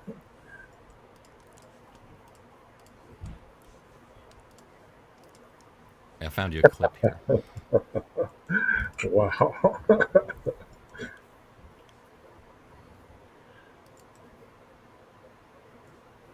So, what do you think, Jeff? Do you believe any different now than you believed that night that we recorded that stream as far as the entrance and the probability of him What being did I? heard going through the slider or anything of that Yeah, I don't know. notion? Do you want to see this clip here? Let me see if we can hear. Now check it out. That's locked. That's the way it used to be when it was improperly installed. Now watch what you have to do to get into the house. That's it. That's all you have to do. When it's installed upside down, let this be a public surface message to anybody with a sliding glass door. Check your claw and make sure it points upward. Hmm. Oh wait, there was Email, the opening. Let's see if this click email that how to me, loud this click is. Twiz. So Jeff, I don't know where your bedroom is situated. as far as the sliding glass door you have. Uh-huh. Would you hear it in the middle of the night if somebody opened that? Not if you open it slowly. No, I don't think so. Especially if your door's closed. Okay. I How think you far can. away are you from yours? I mean, my situation is like my room is probably kind of like a Maddie's room type of situation. Oh, okay. Although Oh, not two So flights of stairs, because but here one. you have 2 points of where you would hear it. She's got the Dylan's bedroom door is the window that's right on the right side. So if you didn't hear it from inside, you would have heard it through the window for sure because it seems pretty loud to me when he opens that. Yeah, well, I'm not convinced that that sound. I mean, we have to look at it a little more, because keep in mind, it's you know, well, just like we were just hate to admit it, I was doing it for a client, was doing a little commercial, kind of mocking Joe Biden, little political ad. But you know, as I was looking for stuff for that commercial, there's a video of Joe Biden coming down real close to a girl's hair, right, and then sniffing, or so it says. Well, if you look at the original clip, there's no sniffing, so clearly somebody edited the sound of sniffing into there. So what I'm saying is the sounds can come from not the places you're necessarily looking at. I mean, it could have been that sound we hear right at that moment could be from the door, could be from one of the officers. I'm not sure. Could be that the audio is still slightly out of sync. Actually, 12 gauge, if you went back to that, if you can see the lip sync when they're talking and see if it's like when I'm lip syncing something and I want to be sure it's perfect, I look for when a person says something with the letter P, because you can actually see the moment their lips separate and open for the sound, the air for the letter P to come out of it. That's like, I so I understand mean, that, Jeff, you but know what I hold mean? on. My question is still the same because the sound is like you can hear it. Like you can so that doesn't matter if it's delayed or not in this clip. But I'm she's not asking like opening it to try and sneak up on the officer, though. That's the no, thing no, too. no, that's true. That's true, but you're sleeping right next door to that, like literally right next door to it. And Well, you got the I whole, bet you like you would probably wake up from that noise but because you that got would the whole scare the kitchen. shit out of You you. got the whole. her room is up right above that. I mean, her slider is almost synchronized with this one. Her Her room is, room is right yeah, next to around the corner there is a window. yeah. That's her room. Well, the first window is a kitchen window, and then the second Yeah, the window you see second is window is Dylan's, hers. right? Well, I'm talking about Kaylee. Kaylee's room is right above this. Mhm. So she might have heard this. Or the dog would have alerted her. I mean, you think the dog wouldn't have jumped up or at least, put his head Right. up like, I heard something, Mhm. because I don't think the dog's just going to lay there. No, it will not. Well, Ask I mean, it's, Nanook. What would Nanook do? Nanook knows the Uber Eats driver is here the moment the car pulls into the driveway. Mhm. Mhm. And the thing is, when Nanook acts a certain way, it would not be surprising for me to say something like, "There's someone here," and to go check it out. Mhm. Now, could be an Uber Eats driver that Kaylee was saying, if it's Kaylee's voice, because I think the PCA even has question of whether it's Kaylee or not. Well, But even if she was the one, okay, let's say she heard this and she said, "Hey, there's someone here." Do you think that would have been loud enough for anybody to open their doors and look out and see who it was? I mean, didn't it say in the PCA that she opened the door and didn't see anybody? right, Yeah, she had opened her door a first number time. of times, right? Didn't Yeah, really and she say didn't see anybody. how much time between each one was. I don't know if it's like opened it, gosh, will these roommates ever shut up? I'm trying to sleep. Go lay back down. More noise. I'm getting up again, opening it again. How much time transpired between each door opening? And if there is like minimal time, does that just make you really angry with your roommates? It's like, good Lord, this is the third time I'm trying to get to sleep and you all are still making noise. I Which mean, is why part. Mhm. there's just too much opportunity for noise. Like, unless you knew this house, how are you going to know where every creak in the freaking floor is, where the creaks are in the staircase, where the creak is? That kitchen could have had unlevel flooring. You step in the wrong area, it's going to creak loud. I mean, there's just too much possibility for noise to travel. And whether you're alert or not, you get used to hearing people's footsteps walking on the floor. So you're gonna memorize your home. You're gonna say, okay, that creak's right there by the refrigerator. There's somebody either Right. walking by the refrigerator or they're standing at the refrigerator. I didn't hear anybody walk down the stairs.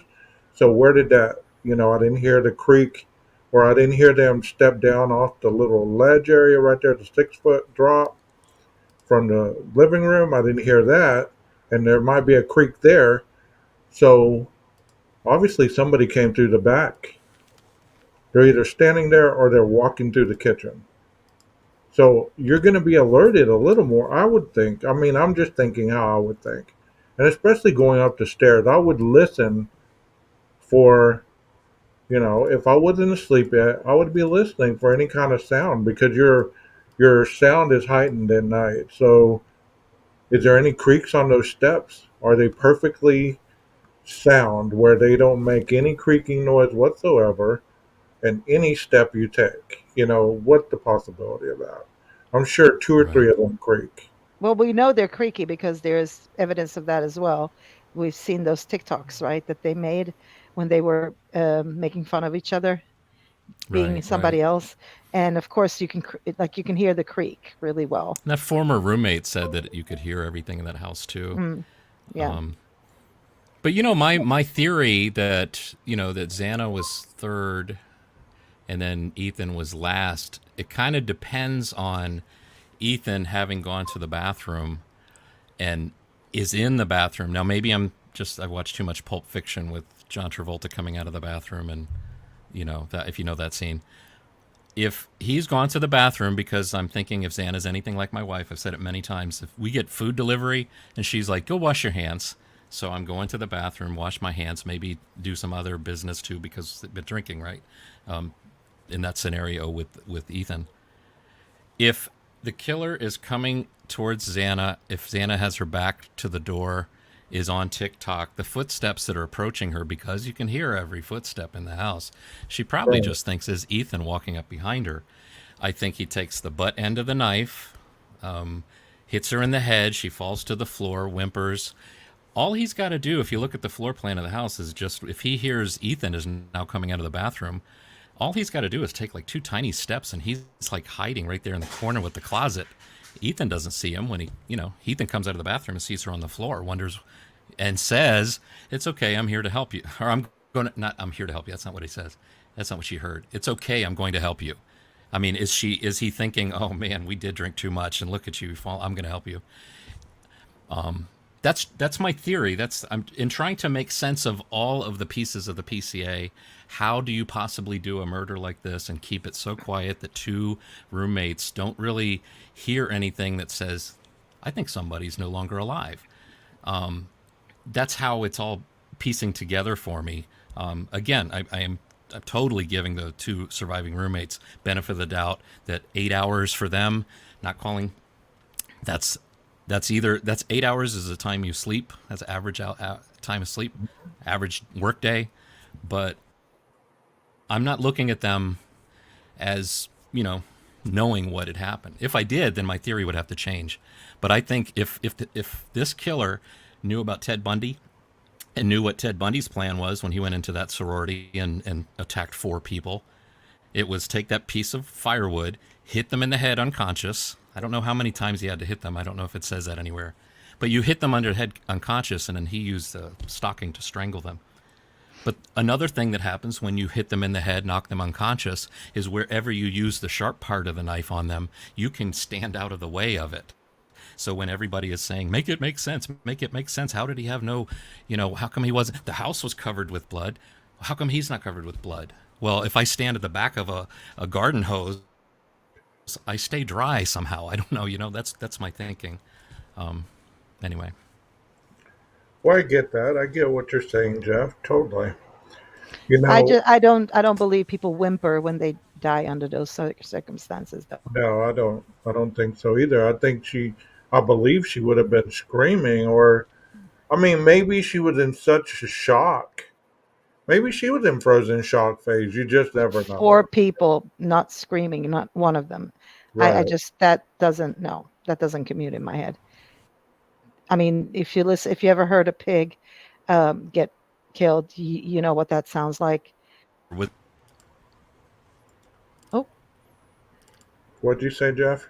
yeah, but if Jeffrey, you're you killed cut out. unconscious, I think that you're Hmm. pretty quiet. But you have I to have think that theory for all if you're four, killed though. unconscious, I think that's So no, I'm just saying you would have to fit that into all four of them in that case. I just wonder how come, you know, Steve said there was a hell of a battle going on downstairs. How come there was more of a battle going on downstairs than there was up there? That's what I don't understand is, was Maddie totally knocked out, or was she, do you believe that she was asleep, knocked out? Did I've heard she took a Xanax or something, whatever. People have speculated on that. So, what's y'all's thought on that? Do you think that she may have not even known that she was taken out like that? Speculation. Yeah, But yeah, speculation. yeah, I would say no, none of them were asleep, is my opinion on that. yeah. I mean, like I say, it's very difficult to understand or comprehend that one person was able to do this and not be seen, heard, or even like, it's okay, I'm here to help you. If you heard that in your home, would you stay in your room, regardless how old you were? Would you stay in your room? Or would you be like, okay, there's an emergency going on? Even if it wasn't a murder and somebody was in your home and they fell down and okay, I just heard, it's okay, I'm here to help you. Would you at least go out and see what the hell was going on?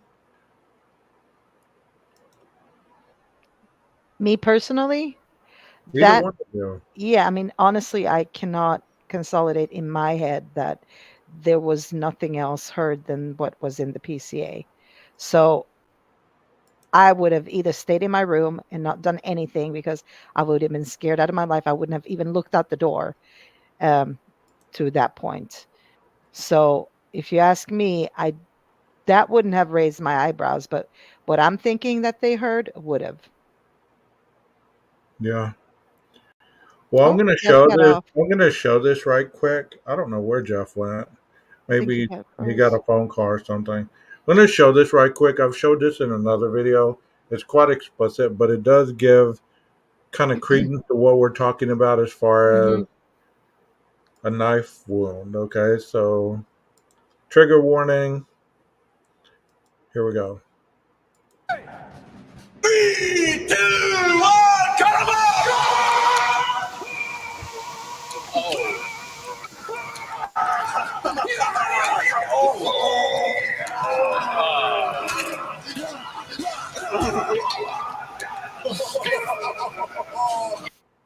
Okay, that's enough of that. But look at this individual, Golf. He's Hmm. covered in blood. Hmm. He's covered in, the face, the face mask. He's sweaty. He's obviously wearing gloves, double.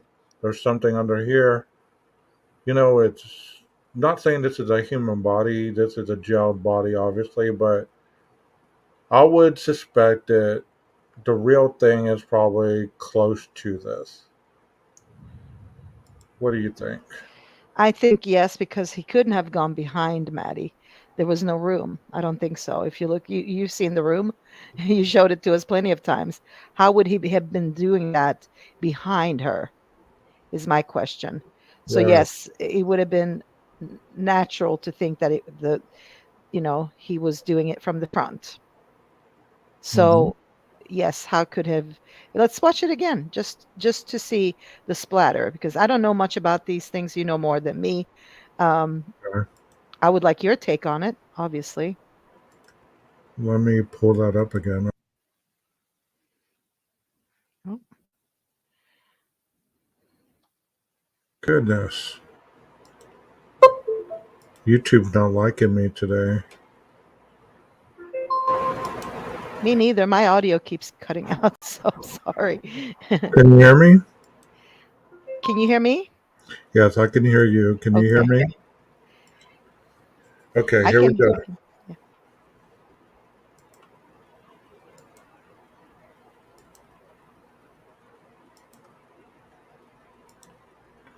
Well, one thing that I've researched, and this is something that I've shared in other videos, is what this individual, he has his left hand free, and the right hand is what he's doing the damage with. Hmm. So if the killer is right handed, it was stated in the research that I've done, they always keep a hand, or individuals, whenever they're hunting or anything, they always keep a hand free for guidance, for distance, either pulling or pushing away.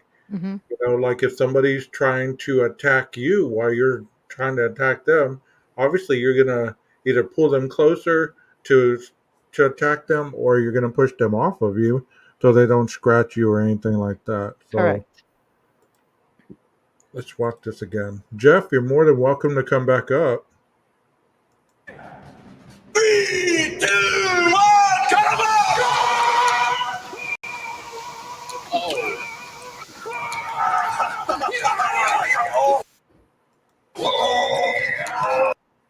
Okay, it's on average it's five. I've read that it's 5 hits per second. Okay. Like you can hit somebody 5 times per second. Hmm. So chances are the individuals who were stabbed, they probably didn't even realize they were even being stabbed, Hmm. especially if it was happening this fast.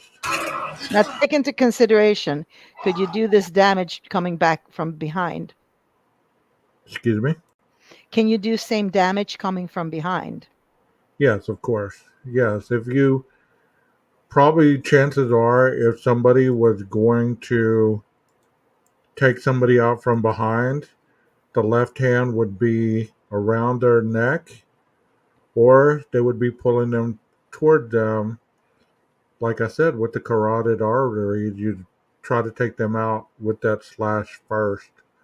But you Tran- couldn't get as many cuts in that amount of time that you just told me.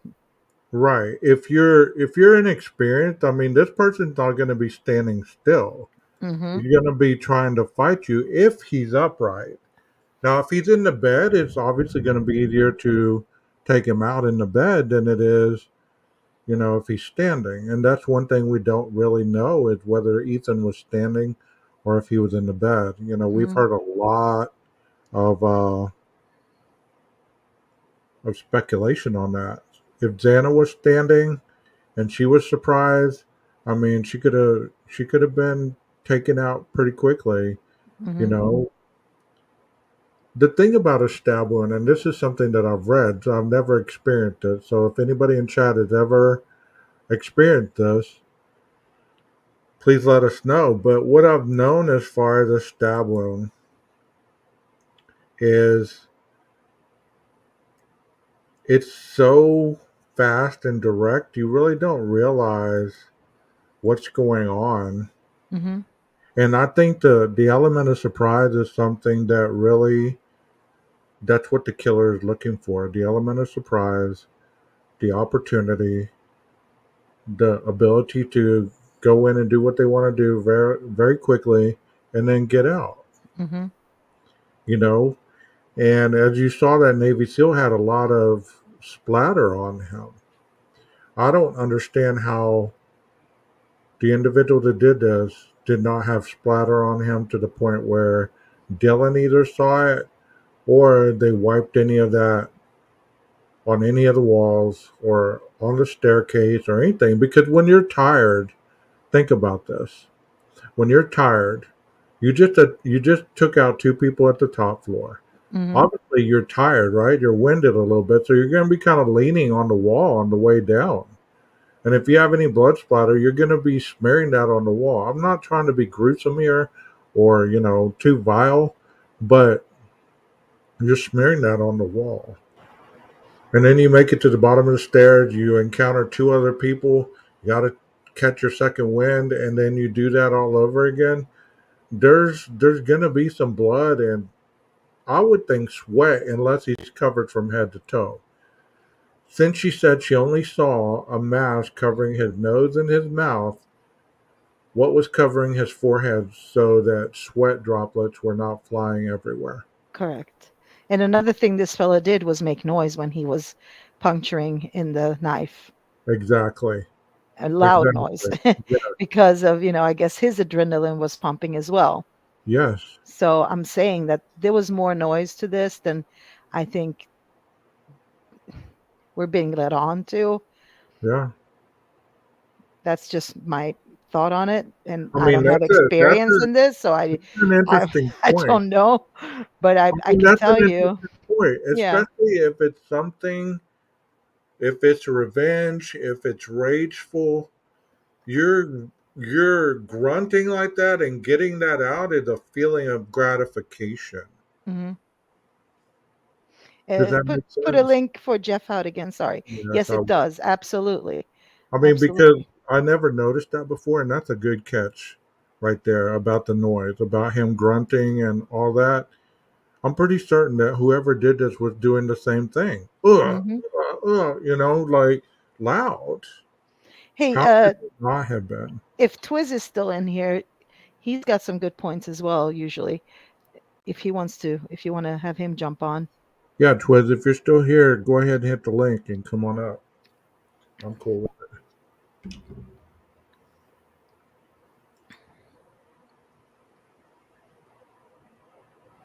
And that's another thing, Texas Ranger. We talked about that earlier on in the video about whether they were possibly clothed or not.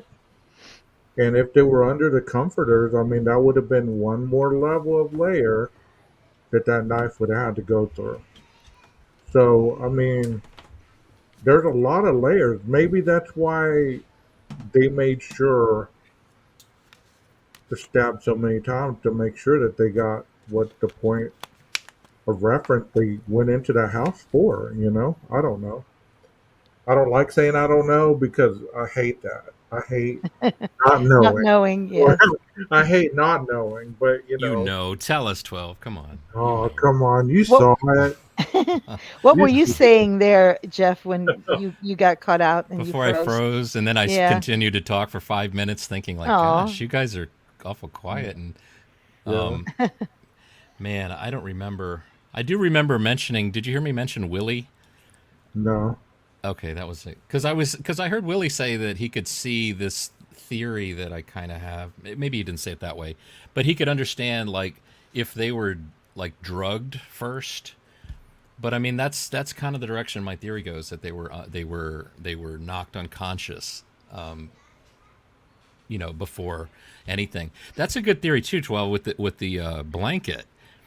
I mean, I'm thinking that because he's knocked them unconscious, he can reach around them. Their body's in front, reach around and do that. Looks awful. That motion. Reach around them, and the blood's going to splatter that way. I mean, maybe you're going to get some on your gloved hands, Yeah. right? But if they have a blanket on them, it seems like that's gonna catch some of the spray Well, as that was well. from Texas Ranger. That's a good theory right there. I mean, the Oh, comforter. that's all you had to say. That's all you had to say. It came from Texas But you have Ranger. to take into consideration how big this place is. It's Yeah. small. It's really, really. Look at the hallway.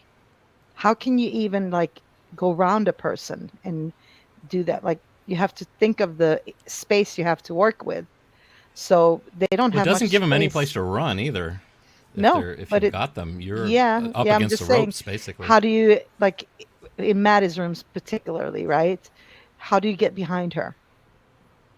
Well, I think you But go. I have pictured. Go ahead, 12. I'm sorry. I'm running my mouth too much. no, you're fine. I just had I just had a question for you as far as your theory with the K bar. Knocking them in the head, I get that, but how would you not cut yourself if you hit them and there was a reverb? You know, there was a kind of you hit their head and they kind of moved it forward. How are you not going to cut your own hand? You get what I'm saying? Right. Like I I get mean, your point. I get your point. let's see. But is those two little things going to stop it enough for you not to cut your hand, or I mean, Well, I mean, at least bruise it, right? see if this is the way you're holding it to do the Hey, crime. hey, hey! Sorry, No sorry. problem, bro. No It's problem. just a Just for visuals. just a visual. But if they're holding it this way, I'm not even sure. I mean, do you hold it this way, or do you hold it, this way? If you hold it this way, it is harder to use this. And I mean, I don't know if you can hear Well, the I'm research saying if it I hit doesn't make this. any This is sense. this is yeah, it's basically a hammer. That right there is just a full metal right. hammer. That's the blade, that little part in the center. That's the end of the blade that runs all through the length. And these are rings that just go around that center post.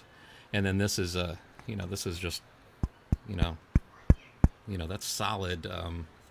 I'm reluctant to hammer a nail with it because then it's going to mess it all up. But Right, for right. testing, I would do it for testing purposes on a video.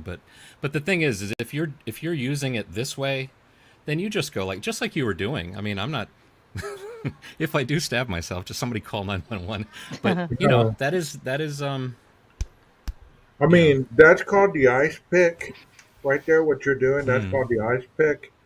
And I've read that most stabbings are done with the straightforward motion, like what you were doing before. Before the ice pick, hmm it's a straight and then the twist and then pull out. right.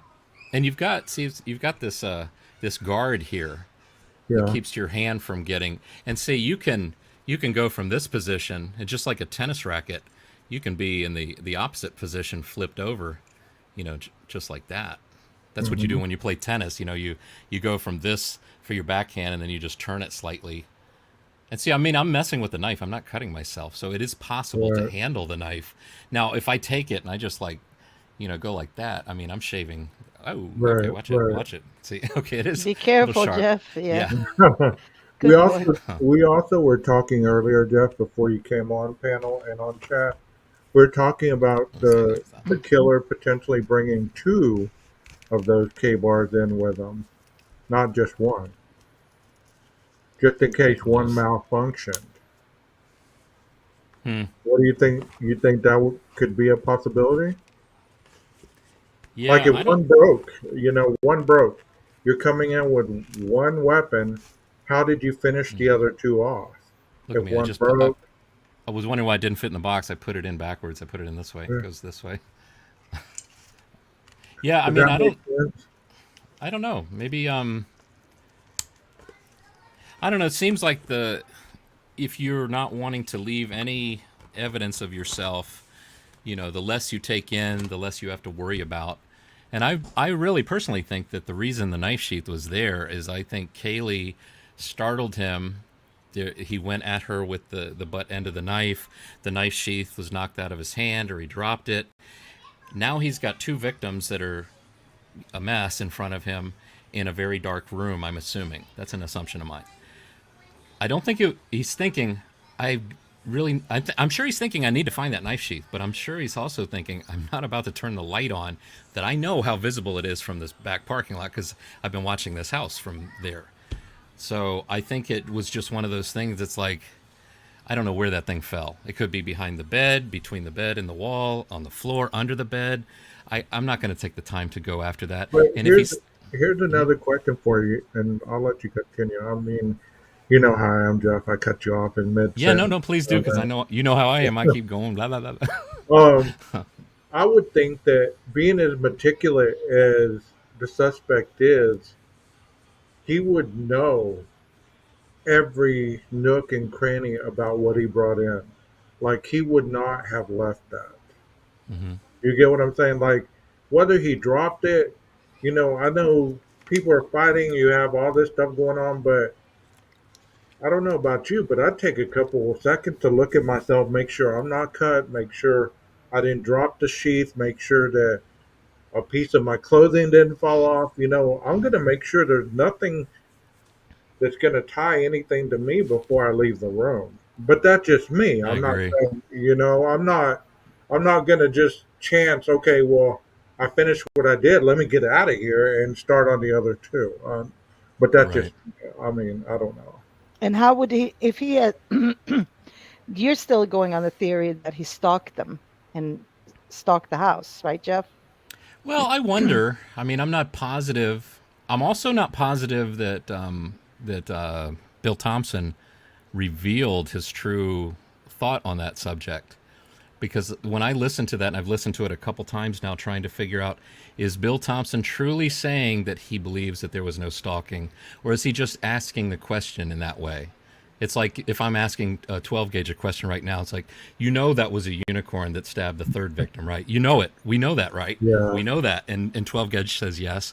And then it looks like I was in agreement, but really I just got him to admit that that's what he believes.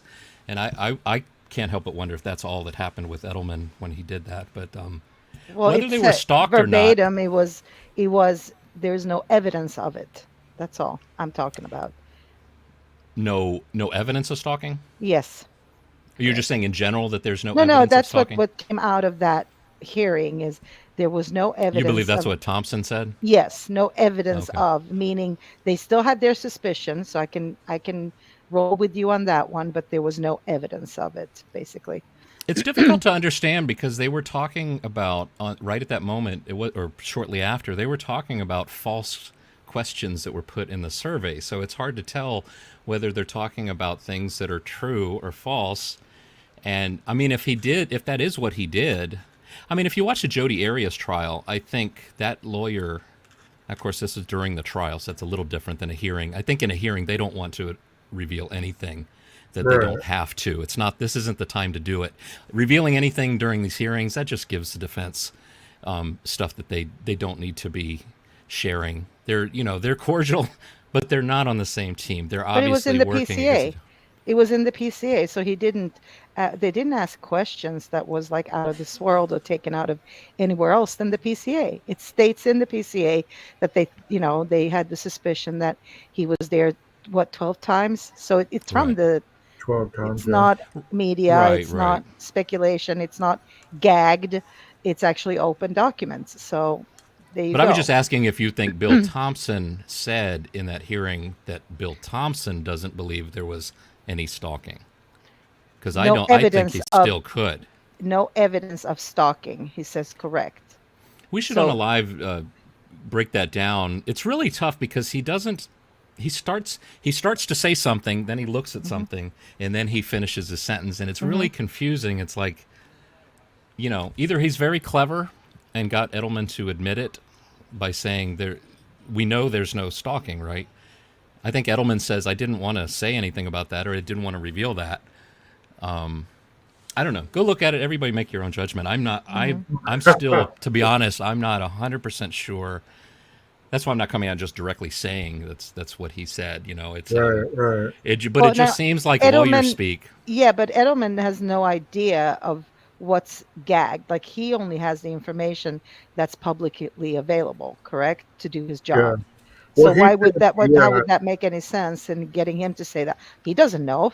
Like, how would he know? He doesn't have access to the gagged documents. Right. So those are under seal. Sorry, not gagged, under seal documents. Hmm. So I don't get your point in trying to So like you're saying lure what would him the into. motive be for Bill to say something like that? Yeah, I mean, it sounds like this dude has no idea. He just goes by what he's got, meaning the open documents and open court documents, open hearing, what we've Right. heard so far. so somebody brought up an interesting point in the chat. There is a difference between stalking and watching. Stalking would be knowledge of the individual that they are being watched and they feel threatened. Watching would be just like, we're sitting across the street watching, two people have a domestic dispute. We're not stalking them, but it happens every night. and they haven't said anything to us, a stalking victim would know that they felt threatened by this individual. Like they might even say something to them like, "Are you watching me?" Or what's the deal? Everywhere I am, there you are. What's going on? Type thing. Sure, but it was stated as stalking in the PCA, Right, and right, that's why what exactly. we're going on, right? So Right. I So understand the 12 times. difference. So 12 times. I mean, Hmm. that's a lot. Yeah. That's a lot. But the main point that I even Yeah. bring it up is because it was the type of thing that people heard Bill Thompson say, and then they said, "Ah, stalking's off the table." You heard him. You heard it straight from Bill Thompson. That's the issue I have because I don't think it's off the table. I think there's a possibility. If you listen carefully, I think Bill Thompson didn't reveal his true beliefs on that subject. I think he was asking a question, of Edelman. But I understand your point. It's like, what's the point of Hmm. him trying to get Edelman to say that? What does that really benefit? Right. Unless it throws the defense off, and like Ann is like, did you hear him? I think he believes that there was no stalking. And then when trial comes, Bill Thompson is presenting proof of stalking in the trial. So I don't know. It's quite Well, I mean, possible. I don't know. go ahead. Go ahead. No, no, no, no. I'm just yes, absolutely. It's quite possible. I just don't see what that would benefit Thompson at all to try to. I just think he lost his temper and spoke out Hmm. of emotion. Like he Yeah, should. he got a little reprimanded. Yeah, he got Yeah. red, and he lost his temper, said what he said. Then he probably thought, "Damn, why did I say that out loud?" Mm. He Well, seems like he has an anger problem. I think from my perspective, if you ask me, the problem is we have a lot of media bias in this. And you Yeah, don't have to agree with me, but I think there's media bias, and this uh, shook the media bias a little. He thought it would shake the media bias, and they like to keep it contained in that sense, right? Because it sort of benefits them keeping it as it is right now. Because you're going to taint your jury pool by telling them the truth, perhaps. That's a problem. Because I think they have a little Hmm. bit of an issue. I'm not saying Koberger didn't do this, Jeff. You know that. I'm Right, right, saying right. they're gonna have No, a hard nobody time knows for proving it. sure. I mean, we all They're have gonna have leanings, a but heck of a time proving it though, because of the intricate going back and forth and all that, and well, that's I a mean, like if problem. I have a puzzle in front of me and it's a 100-piece puzzle, I've got 25 pieces. It's Hmm. very difficult for me to prove to you what this puzzle is. But law enforcement has a whole lot more puzzle pieces than we do, and I think when they are confident enough to say we should go for the death penalty, I think they're seeing a more complete picture, and and and I think too, it's like, yeah, I agree. The 12 gauge, when you're saying Bill Thompson got angry, and you notice like all the hearings that have followed that one, he hasn't really said a word or much of anything. And I don't know if that's a conscious decision to have, you know, maybe have they thought it that, a female attorney engaging with a female attorney on the other side is a better situation right now with the public and whatever.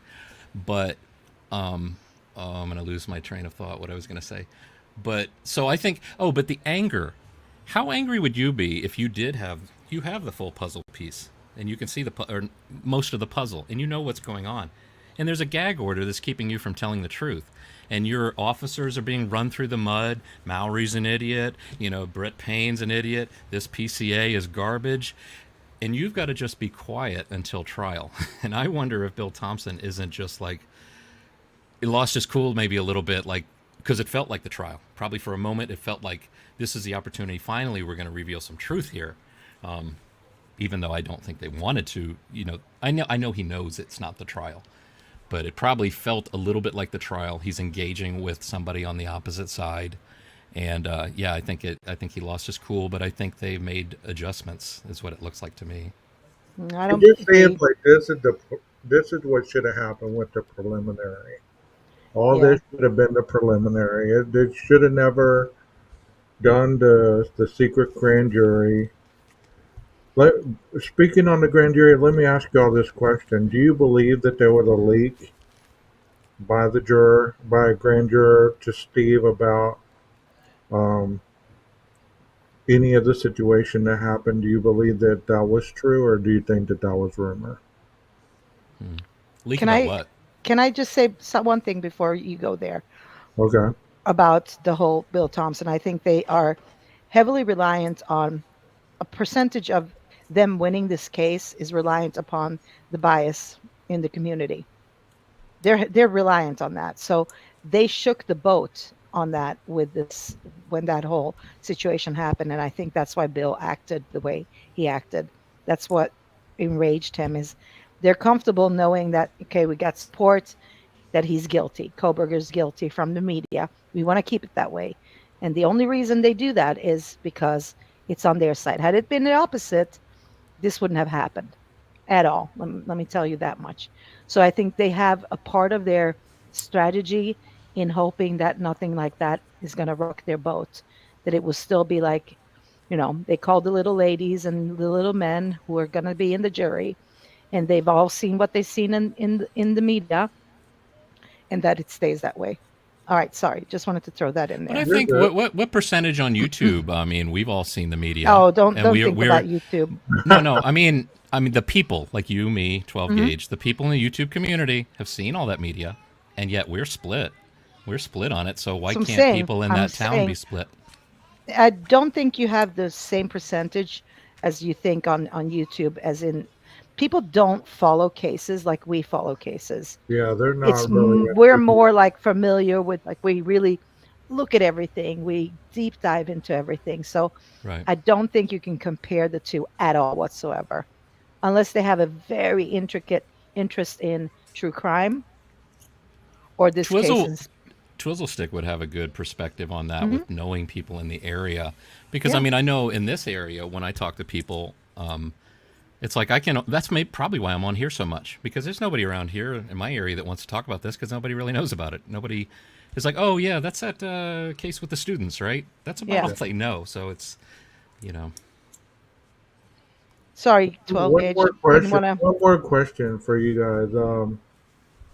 The missing hours of not only Dylan but Ethan and Xana. Have y'all heard anything throughout the time that you've been invested in this case? Have you heard anything at all about what possibly that time could have been filled with? Are you talking about the 8 hour time delay, or are you talking No, I'm about? talking about the night while everybody was out. Nobody really knows what Dylan was doing. They don't know. They have Bethany's statement in the PCA that says that Xana and Ethan were at the Sigma Chi from Hmm. 9:30 to 1:45, but yet we're hearing other theories from her mom that they ordered pizza at midnight at the house. I mean, you have any kind of alternative theory on what these individuals could have been doing? No, not really, to be honest with you. Have I you don't heard have any. anything, Is Jeff? that well? Um, I haven't really given a whole lot of thought about that. I know is that just from the PCA that No. is there mention that there was a gap in where they were, or that we don't know where they were from this time? Because I'm wondering, it's like PCA is kind of early on, and I would imagine if they have discovered where they were during this time in question, if they know now, would they reveal that? I mean, I don't think we would know. I think it would just still be just as it is. So, so I don't know. I don't know. I don't know if they figure that out. I mean, just as they're looking at Koberger's cell phone and pings and all that, I mean, they can look at their phones as well. Well, I Figure out believe they maybe where they got were. those cell phones like almost instantly. The moment that they started investigating, I think that was the first stuff that went tagged and bagged with all the electronic stuff. I think that was probably the first line of evidence that was gathered. That's why I So, always question the timeline because of that. yeah. Same reason. Because the timeline didn't uh, shouldn't have changed because of the material they collected day one Hmm. from the surviving roommates' phones, right? Yeah, And when you because I say mean, changed, what do you mean with the I timeline mean, changed? what I mean by that is, so when a crime happens, Hmm. you look at the phones, right? Okay, so you determine a timeline from. They say how they determined the timeline was partially the phones of the surviving roommates. Correct? So far with me. Right, right, yeah, right. Now, what changed when they changed the timeline? because the surviving roommates' phones didn't. The Now, information was what still the same. are you saying? You're saying they were stating a different story earlier when you're saying that? Yes, yes, I Yeah, am. because originally they said 3 to 4, and then once I don't know. Once they got Koberger, they changed it Yeah, to 4 four. whatever to Yeah, yeah. yeah. So They Oh, changed. once what I they. mean by that is that Mhm. that information that they gathered day one on the phones when they told us this is the timeline, how could that have changed? Well, expanded, right? Is that what you How mean? could it It have expanded the expanded? No, timeline. they changed it. They took the 3 a.m. out of it. Yeah. They How could went. it have They even had went from 4 to expanded? 4. They went from 4 to 4:17 that the crime, or 4:05 to 4:17 that the crime happened. 4:20 to what was it? 4:28 that he was on Walenta and heading out of Hmm. Moscow. So that timeline was gathered from those surviving roommates' phones and Xana's phone. Before they were saying 3 to 4 Hmm. based on the coroner's observation of the bodies. So, I mean, how did they change that? Is what we're pretty much just talking about right now. By the time you mean changed when the PCA came out? Well, they So changed it all the way around once they got. all to the PC. No, even in the PCA it states that they had the timeline. They took, you know, from the surviving roommates' phones, day one, let's say, or day two, day three, even, I don't care. Way before they had Brian. And then that's when they stated also that the crimes took place between 3 and 4. But as soon as the PCA came out, it changed to now 4. Something was more precise, right? You can say that Mhm. it was more precise. However, how did that, like, you can't just change what's on the surviving roommates' phones after the fact because that is still there, right? And so that's what they said, that it's because of the surviving roommates' phones we have determined three Determine the to four. timeline. Yes, Yeah. correct. And that was what, Even in a press Payne, conference or? it was, but even Payne, last time they had the hearing, this last one, uh, Anne asked him, "What did you base um, your timeline on?" And he said it again. He didn't even bring up the DNA, by the way. He forgot about that or intentionally What did left he that say? out. He mentioned the surviving roommates' phones.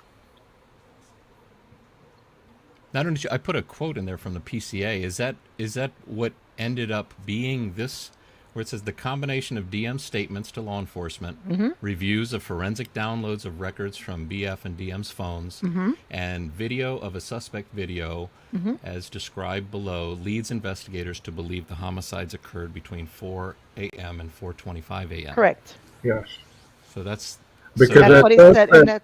that's what Payne attested to also in the last Mhm. hearing when he was up there. So Because my question if is, they're of going by course, the, go ahead. I'm sorry. no, I hope it makes more sense to you now, Jeff, because if that's the case, what changed? I guess I still like if a fireman might say, this fire looks like it was caused by a cereal box, and then they investigate further and say, oh, this fire was caused by a space heater. It's like the thing that changed was that more time was put into the investigation. When you know earlier on, you know less. Later, you know more, and then you report more, and you're probably closer to the truth because of the investigation. So, I guess I don't really see the. I know you want to.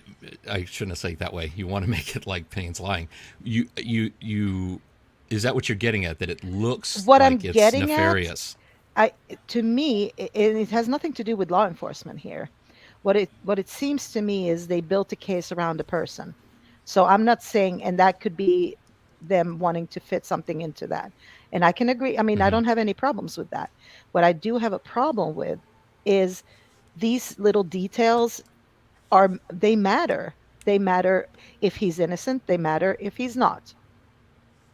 And if these two roommates had any kind of communication between 3 and 4, and they determined that somebody was in that house because that's what they heard Yeah. between 3 and 4, that's how they determined that to begin with. How do you then turn around and change that?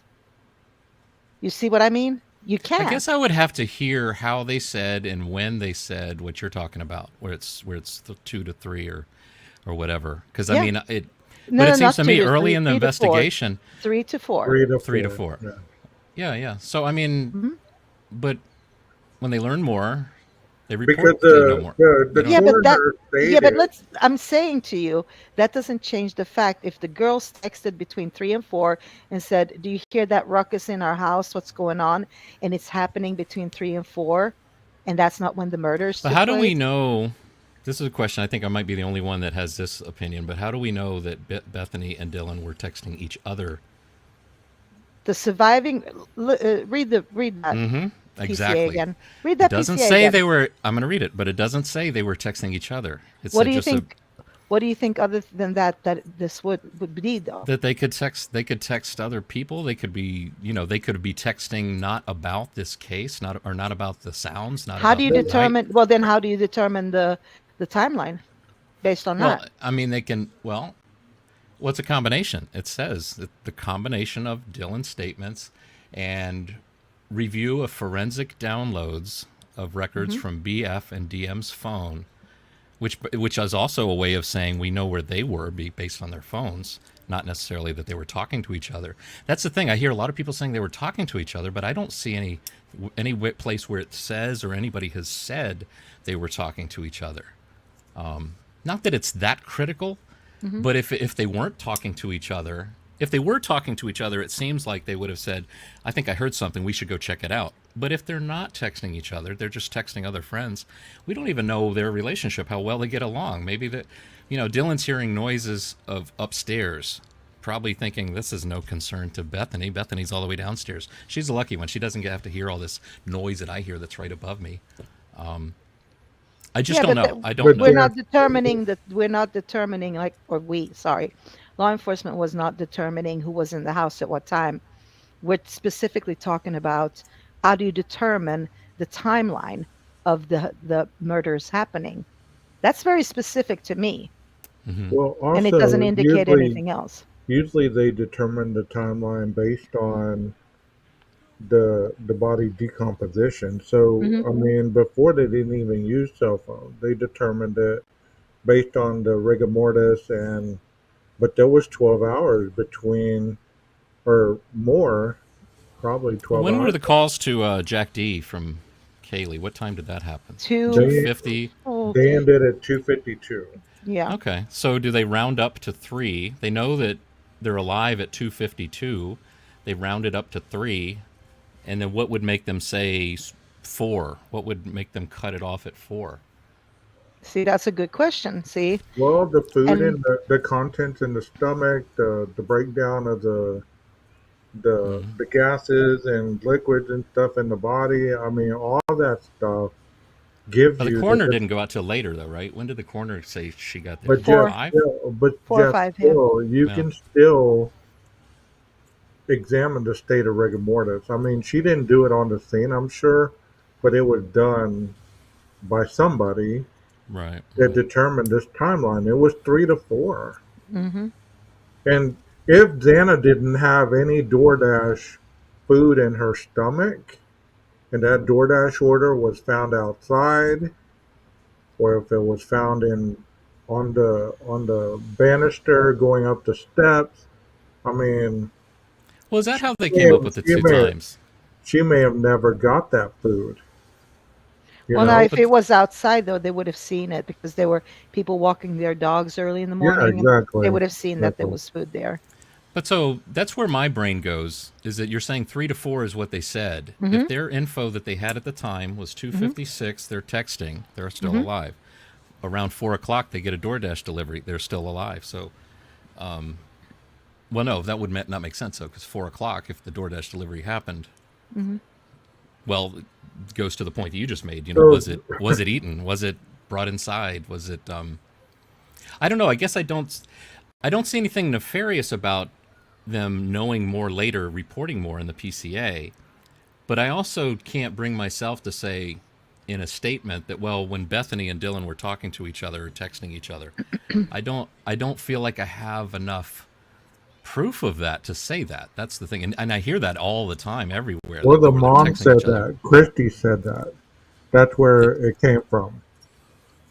Christy said But that. then, and not that Yeah. they're not to criticize, grieving parents either. But I mean, when they said that Kaylee was, in the bed with next to Maddie, I think I guess from what I gathered, the way they said it, that they believed that Kaylee was in the bed.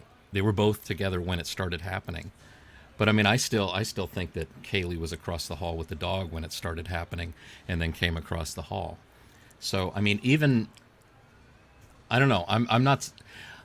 I try not to assume that anybody can be right just because of who they are. I mean, Right. Mhm. This is a good question right here. It says, even if the autopsy is correct, who's ever heard of a coroner arriving that many hours later? No, not something sus about Mabbott. In my opinion, that woman was scared than her son. I don't know what that means toward the end, but you could clarify that a little bit.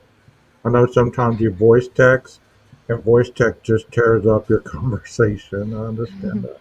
yeah, I do that a So if lot. you I could hate that. retype that a little bit clearer that way, and I'll pull it back up on the screen. Oh, I It think sounds like Twizzle is back too. We were talking about something in the community. Twizzle, you maybe know, you have some answers if he wants to Yeah, jump like how on. many people you'd think are familiar with this case, and how many people are like, oh, I kind of heard something about it, but I don't really Mm. know what's going on. That would be an interesting there you are, Twiz. If you gauge. want to come up, you're more than welcome. Oh, I forgot we just. And Oh, mods, what? if y'all would please put these individuals' pages on the chat line, Jeff H's page, Golf Inspector General, and Twizzles. Y'all could please put their pages in the chat. That'd be awesome. I Truth, think. either you could do that, Rondi, Heather, either any of y'all.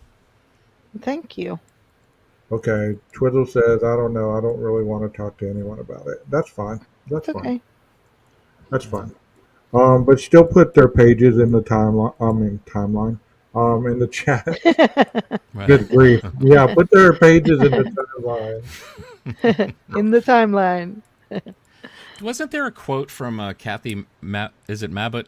At Mabbott, this yeah, yeah. Mabbott. She was saying that of the murders that they had prior to this, they tended to be solved rather quickly, and Yeah. just makes me wonder. Though it's like, okay, there's probably a standard timeline that she's used to for, we've got one body here. Let's do what we do. We all train to do what we do. But then when you multiply that by 4, the time that she would normally be there, be permitted to go on scene, does that push that back time wise? Because just simply because of the fact it's times 4, it's on 2 different floors in a house. It's just a little more complex than, you know. And if I'm doing nothing more than being devil's advocate for Kathy Mabbott, then that's what I'm doing. I don't. I think that's poor town needs at least one YouTuber or two that are not trying to destroy the tourism of the town. No, and And just so you We're guys not doing know, that. We're not no, doing no, no. I'm not claiming you are, Or or either Mabbott of you are is either. actually she's got experience, and I know these are positions that you are elected to, but she's a nurse to begin with, so I always give her credit for that. Absolutely, and she deserves all the credit. So she's a nurse, she's a lawyer, an attorney, so she's got very Right. good credentials to do what she's doing, and I don't think anybody should criticize her.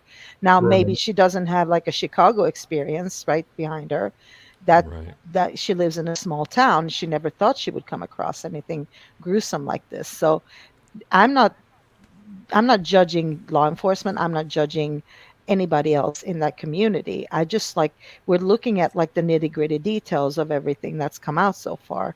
So all credits to Mabat. She probably did what she was supposed to do.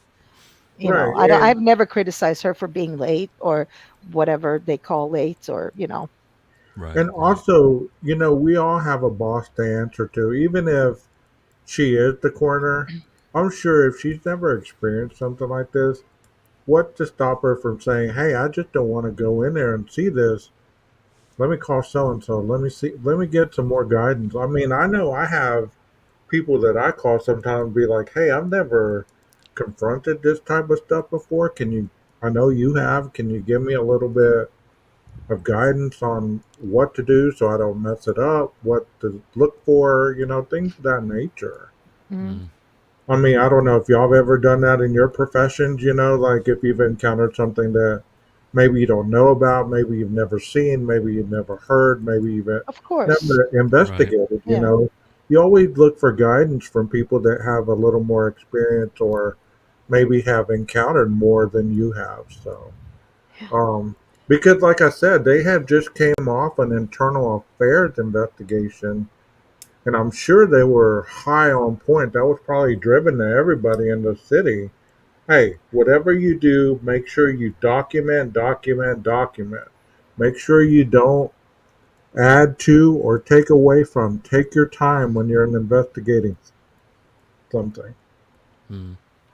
And maybe that's why the FBI, good God, FBI. FBI was brought into the mix as well. The ISP, that's why all these other agencies were brought in because they wanted to get it right. And could they have gotten it wrong still? Yes. Human nature, human error. That Yeah. doesn't mean they were setting somebody up or they were, Yeah, I you know, never believed that this was a setup. yeah, Yeah. And I don't even discuss, I don't go down avenues looking for other suspects and all that. That's not up to me. That's up to law enforcement to do, obviously. But Right. we can discuss, what we know, and the only hmm thing we know is what has been put out there. That's it. yeah.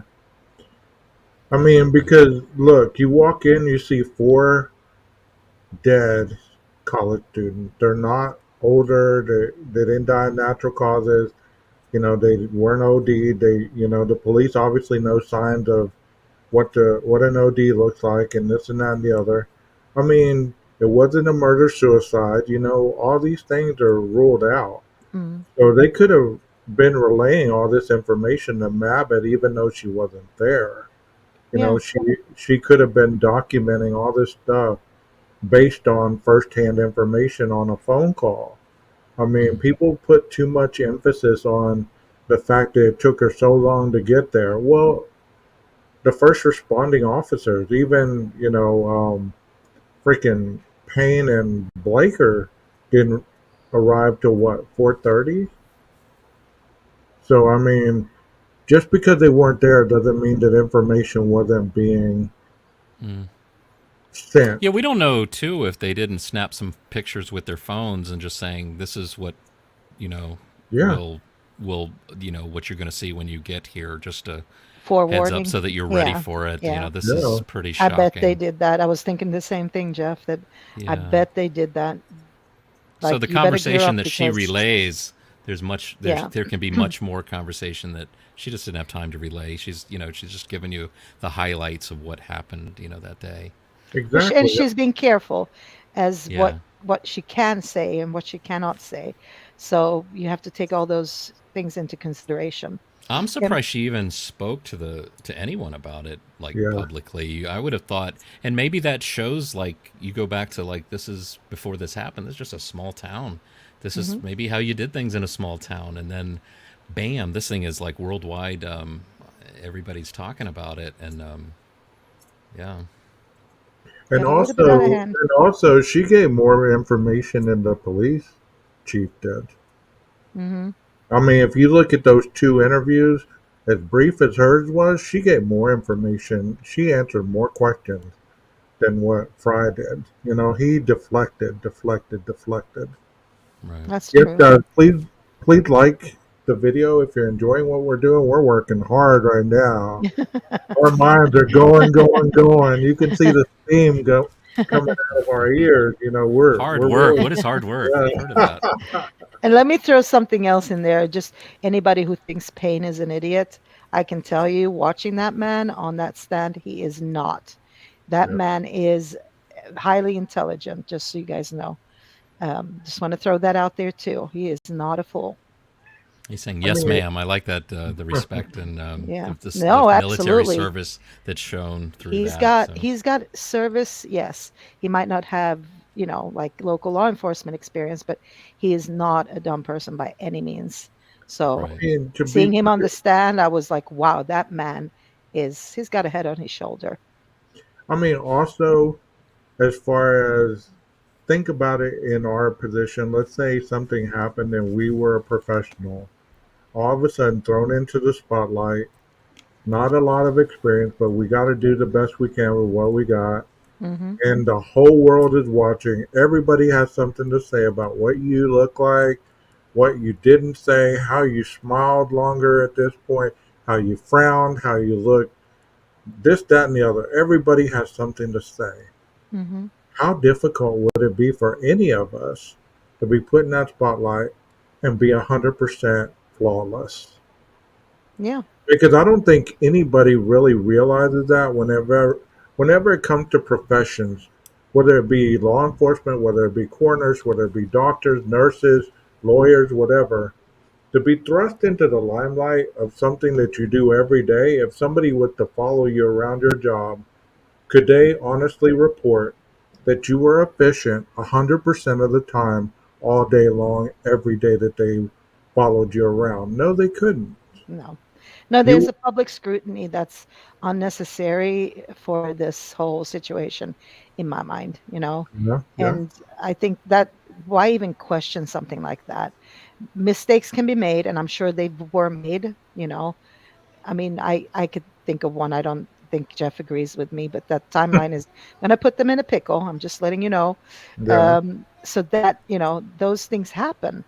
And I think they could have chosen a little bit better when it comes to the timeline, make it a bigger gap, you know, and not put themselves so cornered into that.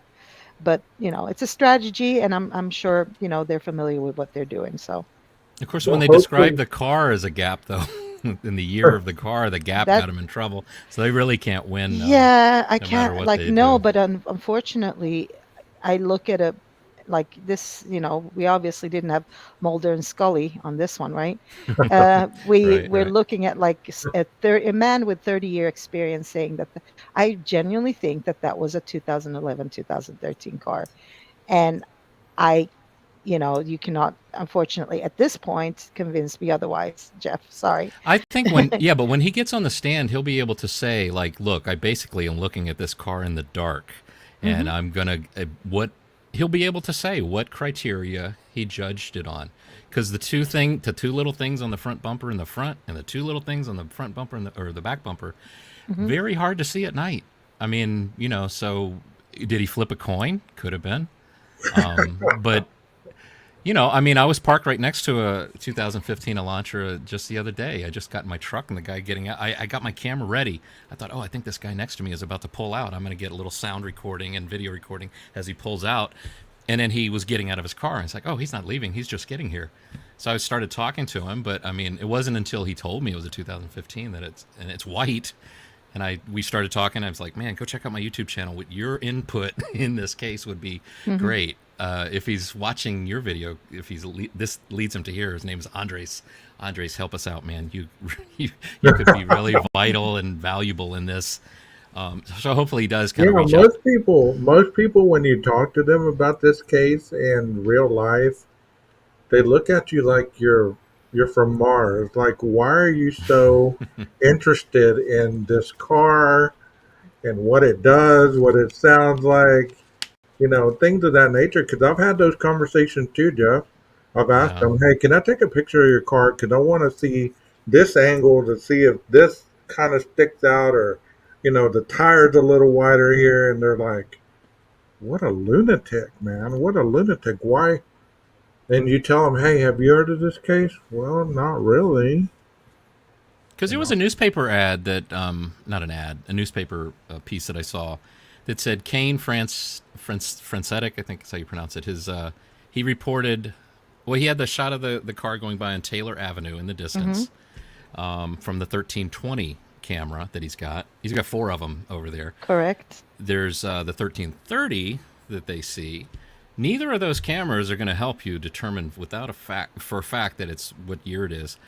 Now the light bulb camera, if he's doing a U-turn right there at King and Queen, just a glimpse of that back bumper and whether those two little reflectors on the bumper are close together, Let me see if I get this right. If they're close together, it's 11 to 13. If they pushed them out further to the edges, 14 to 16. So that's the only thing that looks different on the back bumper. And on the front, I'm imagining no matter what you're looking at on the front, you've got those bright headlights. These cameras are in infrared mode. They're going to probably obscure the front bumper. I don't think you're going to be able to see the shape of the little fog lights on either corner. Well, then there's that camera at 52, Jeff. I think that camera got more than people give it credit for. Yep. People don't talk about the one at 52, the building or 500 apartment 52 right there in that parking lot area. And I know that people are not going to believe that there's a camera there, but they put that in the PCA. Now, but did they put that? Are they referring to the Linda Lane camera at 1330? Because it doesn't. It says that it can be seen driving eastbound on King, stopping and turning around in front of 500 Queen Road, number 52, and then driving back westbound. It doesn't say where the camera is, though. I always assume that was the Linda Lane camera. Why would they be so specific to put the apartment number if there wasn't something showing them at that location that you can see the car turning around right there? They would have. I don't know. I don't. They wouldn't have put. You get what I'm saying? They wouldn't have bothered to put, like, they didn't put, hey, as it was going up Queen Road Apartments, you can see the car going past apartment 35, apartment 36, apartment 37. I'm not being silly here, but you get what I'm saying. They specifically put that apartment number for a reason. Well, I think that's just. I mean, I've always assumed it was just to tell you the location of where it was seen. It's not. But there's more apartments than that. But there's more apartments than 52 on that. Right, but if you say 52, if you know the apartments and you say 52, I'm going to credit Bubbly for. She calls. I think it's perfect. Those long buildings, she calls the Twinkies. That's perfect. Mm-hmm. You got the Twinkies, and then you got the little building. The little building is 52. So they could have, instead of saying 500 Queen Road number 52, they could have said the building that's not the Twinkies, the little one. I see what you're saying, but Jeff, we agree to disagree. I think yeah. And what do? We hug it out. We talk about it again tomorrow, right? See, isn't that the beautiful thing? That's a beautiful thing. I see what you're saying, but I can't help but if it doesn't definitely say for me that's where a camera is. It says where that's a location. The thing about this whole case is I believe there's more cameras than were mentioned in the PCA. Yeah, absolutely. I believe there's more camera footage that we know about, and that's probably going to come out in trial, and unfortunately, one way or the other, that's going to determine the trial, or it's going to set a man free, one or the other. So I tell you what, too, I'm not going to name any YouTubers that have gone out there on foot, right there, didn't point their camera one time at looking for number 52, because it would have shown definitely the location of number 52. It would have also shown if there's a camera on 52. Because believe me, actually, when I was first reading this before the Linda Lane footage came out, I was looking all over trying to figure out which one's 52, and I assumed somebody had in their bedroom a camera pointing out the window. So technically I was going along the same lines that you're thinking, that this is a camera located at number 52. But then looking at the Linda Lane footage and saying it's pointed right in the direction of 52 that you can see in the background. I believe 52. Somebody exactly which unit it is. Somebody actually went out there and pointed their camera at the building? Where? That you know of? You said a YouTuber did it. No, I'm saying of the YouTubers that have gone out there, boots on the ground, I can think of 4 of them. I was like, man, please go over and show which one is 52. I'm tired of trying to search. I can't figure out which one's 52. Like okay, that's great. You're showing the apartment numbers on the buildings inside the 2 Twinkies buildings. But go over to that little building. Just give me one number on the building, and then you could probably figure out. Like if you saw 51, Are you talking about the Twinkie-looking building next door, the long elongated one? Well, you got Twinkies, but then you've got the little tiny one that's just. Because I told one of those people to go out there because that camera has been taken off from the front Twinkie house. The one that's not next to the murder house. On the other end by the Linda Lane camera. The Linda Lane camera is basically pointing at 52. But we found 2 cameras that were gone, Show him the Let me see if I can find that yeah, find building. it on. Because you got the light bulb camera at 1112 King Road. That's the little Yeah, house but right then next there's to the one on house. the side at the on the other building that was when the reporter was out there. She pointed out, and then by the time I asked the guy who was on the grounds to go out there and look for it, it was gone. They took that one down, and then they But took there the is a one. picture of it. Yes, she was out there. There was a reporter, and she was pointing at that Twinkie. I If thought you, that was a Twinkie building, and I yeah. cannot I cannot find that flipping anywhere. It's been taken down. But she was standing right there, and she was like, "There was the camera, and it's pointed towards King Road, right, or Queen Road, whatever you want Yeah, to say, because we don't know, they don't know what it's called. So we know that there was that camera, and then you found another one as well, yes, 12 gauge, right, which yes. was taken down. So there's two other cameras that are not mentioned in the PCA. Yeah. So Now, I'll did just they The get the anything bubbly for it? water I is don't right know. there. I'm going to show this one, Jeff, that you sent me. Um, you can't see a lot though, but you can see at least the direction that we're talking about. Hey, Bubbly, I gave you credit for the great idea to call those two buildings at Queen Road Twinkies. I think that's Oh, brilliant. hey, Bubbly, I didn't even see you there. Hi. That's So a as you're perfect looking description. at this picture, let me see if I can make it any bigger. I mean, you sent it to me with a small frame there. I can Um, pull it up too if you need. Well, that it shows the house though. yeah, Um, like as you're going up here, this building right here. You see my Hmm. cursor? It's this apartment right here. Let me see if I can find a better picture than that. Because I have a close up of that building. Hey, Bubbly, welcome. I didn't. I'm always doing something Oh, over here here. you go. No, I have you that got it. same picture. Yeah. Well, if it's the same one, we does it show it clearer?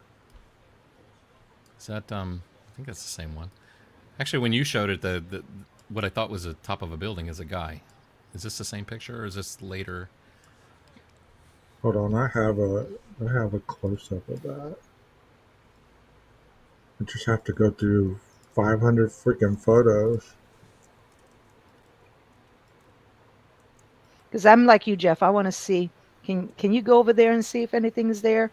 Since you're there on boots on the ground, and that's why I specifically asked him to go over and check Right. for that camera, but it's gone. It's taken down. I mean, it might be up now, you know, or they Yeah, I think replaced many it. have gone through and they drive through or they Hmm. walk through or they get run off going through there. But yeah, I still have yet. I would love to see it. So if you come across like where it shows like okay, there's 52, because I mean that would have been like and I would have probably done the same thing. I'd fly all the way out there, have my camera, shoot all this stuff, get back and say it's right there in the PCA. Why didn't I shoot number That 52? yeah, That yeah, should have yeah. been on my checklist of like, did I get this one, this one, this one? Correct. You know. But 12 gauge, you're looking for the little building that sets apart from the Twinkies? Is that what Yes, you're looking for? yes, I have Yep. it. I'm I'm just not sure which one you're calling what, so I'm. Well, the Twinkies are the long Twinkies, and Hmm. then the little building is what you see on the Linda Lane camera. When that car pulls up and sits there for 10 seconds, on the other side of that car is that building, that little tiny apartment Okay. building that I think is just a shorter version of the Twinkies. I think it's yeah. the same color and style. It's just they had maybe they just had enough money instead of making three long buildings, they could make two and a half. Mm. Now I'm craving a Twinkie. Oh. Thanks, Come on, Bubbly. Jeff. Come on, My Jeff. I'm gonna check my diabetes. My Yeah, use my check your meter. blood sugar. My blood sugar. I'm like thanks, Bubbly. I haven't had a Twinkie Do they in like even make 20 years. Twinkies anymore? I was wondering that too. Yeah. Did you see what's that movie with the zombies? What's it called? Zombieland, where he Yeah. was he was after the Twinkies, and they find that truck turned over that's a hostess truck, and it's nothing but snowballs. There's no Twinkies in the whole truck. Oh, yeah. Such a disappointment. Even zombies know to eat the Twinkies, leave the snowballs. Yeah, those snowballs are nasty. Yeah, I think what it had like it's kind of a rubbery texture. I never liked those.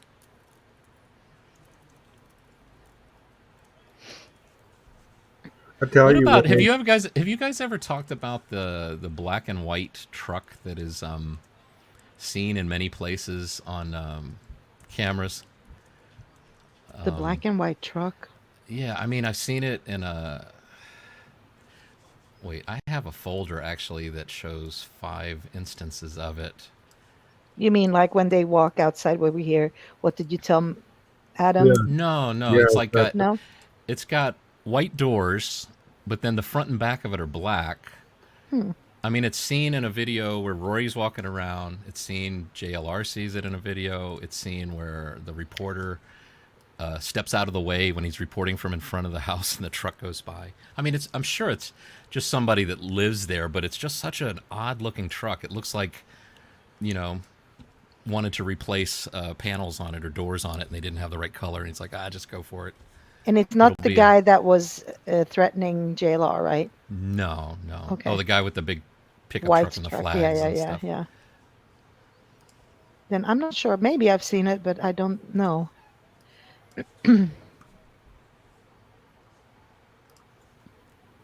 I tell you, I'm finding every picture but. I And I think you did. had Google Earth up at one point, so it was sort of a Google Earth picture. Yeah. Now But it's back now on you the, can't even go back there. yeah.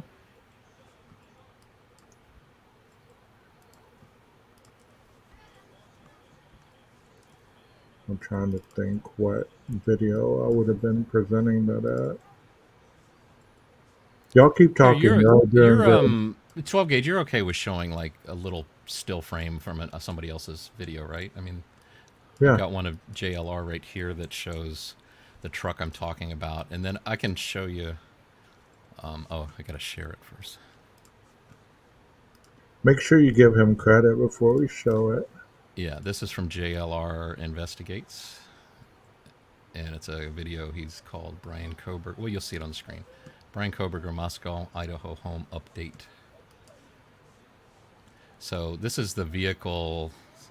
You'll see it's one behind this pickup truck. It's just interesting. It keeps like I can show you like 5 instances of it. See, it's black in the front, white on the sides. It's got the Oh, it funky looks like an old wheels. cruiser. Looks like an old cop car, Oh, right? maybe you're right. I didn't think about that. Yeah, maybe. Oh boy. Okay, now we just where gotta- he's at right now, by the way, if you stop the video, that's approximately, he's going towards the King Road house, right? Right, it'll be on the left. Yes. So that's, if you look up in that building, well, you can't. He's showing you what he's showing you. Oh, But up in this building to the yes, left. in that building was a camera pointing down towards the street as traffic was coming up. Okay, I Let found me it. see. That's I what I'm found- talking about. I found it, the overhead view. So what is it? Up high on the wall? It was, in that yes, it building? was. Y'all And- see that? Oh, yeah. See, there's the Twinkies you're talking about. Mm-hmm. This is the building I'm talking about. Oh. The 1330 camera is right here. The 1320 camera is right here. So here's the 500 parking lot right here. Mhm. 50. So this is 52, but there's a camera right in this area that was pointed toward that way. Hold on, I'm confused. Oh, we are behind there. Okay, so this is Linda Lane. Okay, so this is that back alley. Okay, so we don't see the King Road house right now. Right, yeah, King Roadhouse is up off This the is up, screen yeah, on the yeah, top. Yeah, So the you're King talking- so Road, those are the the King two Roadhouse Twinkies. is right here. Yeah, so the first See? Twinkie is what I'm talking about. The This first one. next to Oh it. no, you're talking this one. There Yeah. was a camera right here. Right there. Correct. Right here. And it was pointed towards going down Yes, right that here. direction, So according there's to a the camera. So reporter. there's a camera here. There's a camera supposedly here. There's this camera, and then there's this camera. So, and the 700 building supposedly had a ring camera, and then there's the 1112 camera. So there's a lot of cameras right there. 1, 2, 3, 4, 5, 6 cameras. Do we have documentation of that? No. But we do know about the 1112, right? And Bubbly makes a good point. All three buildings, I think, are 500 Queen Road. It's just their unit numbers would then follow, 52. right? 52, right? Yeah. Yeah. So this is what you were talking about, golf, right here. That one, correct. Yeah, Correct. this one. And I wish I could have saved that that reporter's job when she was out there. And that was like day, I can't even remember what date she was out, but that was early on. And she was pointing up, and the camera was still up there, and she was showing it. And then I believe I asked Rory, "Can you go and check if that camera is there?" And it was gone. Yeah, it's like everything else. When you go to look for something or you go to Hmm. talk about a photo, it's gone. Yeah, because people thought I was crazy when I mentioned that one camera, just like you, 12 gauge. You had that same experience. I was like, no, I saw it. I mean, I saw that reporter. She even pointed it out. It was still there, but it must have been taken down. Yeah, since I didn't have the proof, I got pretty Hmm. ridiculed myself. So Now yeah, here's a video where Rory's walking around out there. I don't know if you're interested in seeing that. That's me. yeah, he walks around right there, but he misses that building for some reason. Which one? The other one, the other camera building you were talking about? Yeah, the one that you were just talking about that was Hmm. facing King Road. He missed that building. It might have been another time I asked him to go there. I don't know. He's been out there a few times. Yeah, so there's the building you're talking about right there. That's the Let me see building, if yeah. he comes Yeah. around.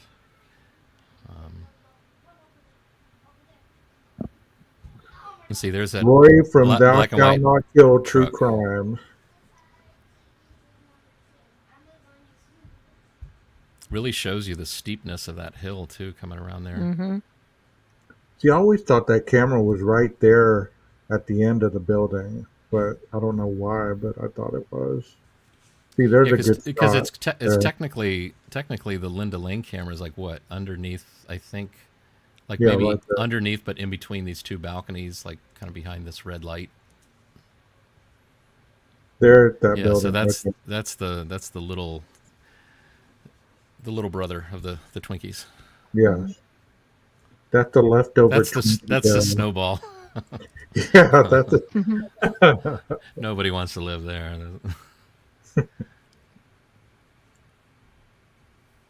There's Roy. Hasn't aged a bit. This is the first time. See, I wasn't on this panel.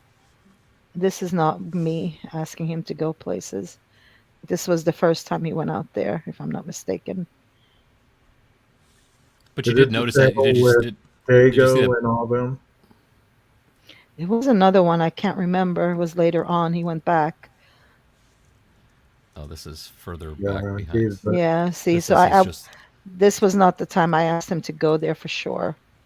But maybe he sees his. I don't know. I don't know if he looks up that Does he way. walk in front of the Queen Road apartment? He comes from the Not back sure. of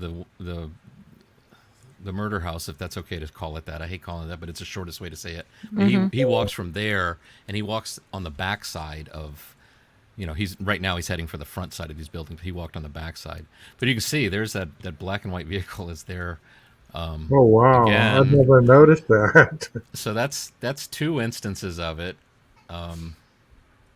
But what were you asking? If I'll back up to show where he. So he's starting that's the back parking lot. Hey, golf. behind Maybe the you house. and Rory can come up on panel one time. Y'all can talk about this. Hmm. Yeah. You can get him up here. You know. And he's going out there again, so we can have him go check again if we need Yeah, to. that'd be awesome. Right, 12 gauge and I will give him like $10, maybe each, for a shot at that 52. We need that in our arsenal of evidence that Yeah. should have that, a picture. And if Okay. golf, if You you have to stumble go across by the that link, 700 apartments also. Just remind me, send me an email. My email is on my yeah, channel. Just send me an okay, email and I will definitely I need a little reminder every now and then. Yeah, So. because there, that's the kind of thing too. It's like I use my community tab to put little things like that I think are just really important nuggets. That because I'm sure you've had the experience where you're talking about something, you're looking at it, and then you Mhm. realize how important it is later, but then you can't find it. And it's like I know I saw it. I know, you know. Well, I So get here's the bat. frustrated also, like you guys, because I'm like, when Enon was explaining about that car from out of state and what he was saying to me, details matter. And they were, I think he was on Lana's channel, and I would get so frustrated because I had these questions because he was talking around it somehow, and I was like, "Show us exactly." So he showed the side of where you come when you, as soon as you turn on to 112 King, where the house is, that Mm-hmm. supposedly is what he said that car was parked at.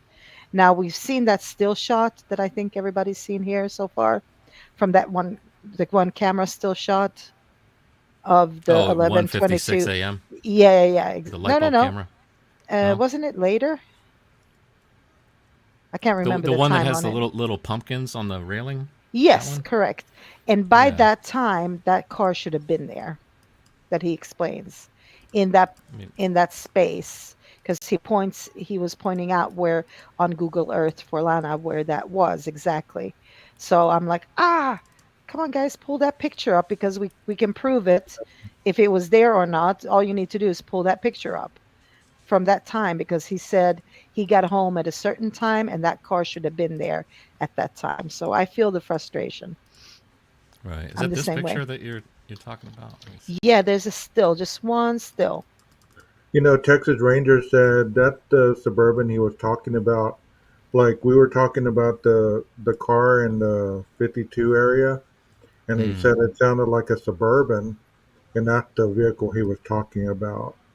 So 12 gauge. Here's that picture of the yeah, I 156. see it. Correct. So he was claiming that either the first or the second car parked there on the side, and it This would one have over been here. that on the other side Oh, where there's cars parked on the side of the street, because I don't think you can park on that side of the street. over But here, like no, where the no, truck. no, no, No. no. Give me On give me a direction. the King Road, King Road, you see a Which car. vehicle? Gosh, there's a dark car parked there. It's a small little car. It's like almost like a little speed car Wait, parked. You can hardly see it. Next to is the it one in over on the front. left No, side? no, no, no, no. Right, To the right, right right, side. right. So this is King Road here, or Queen Road, however you want to reference it. There's one little Okay. car parked right there. You see that? This one, this white one. Nope. Go towards the gate here. Come back there. That one. See This one. that? Yes. So he was pointing, when he was pointing to the what time he said and where it was parked was either in front of back or back of this little, like right where this one is. Now, Lana didn't pull this picture up, but this sure doesn't look like a, to me at least, like he was saying it was like a, because the other one next to it is parked up on Well, their doesn't it? lot. Look at this picture. Doesn't this show the same car? Um, boom. I'm planning on going in November. Maybe I can meet all y'all over there. We could just have a block party. Yeah. Creators. So isn't it this car? Because the camera's here, pointing past the truck.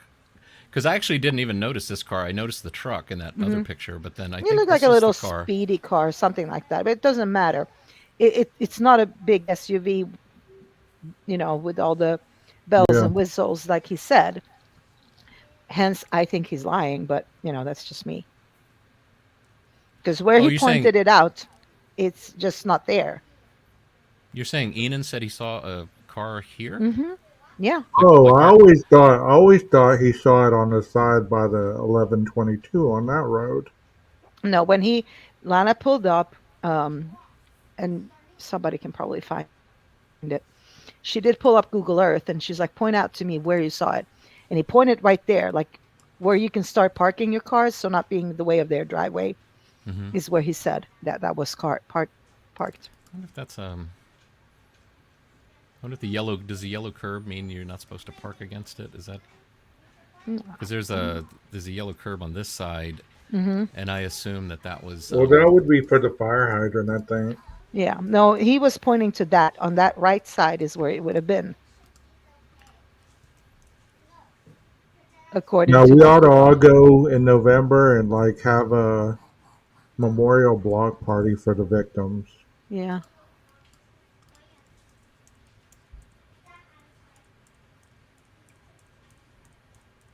But I mean, that's an interesting photo in itself. Look at how narrow that road is, and I've Hmm. always spoke on that.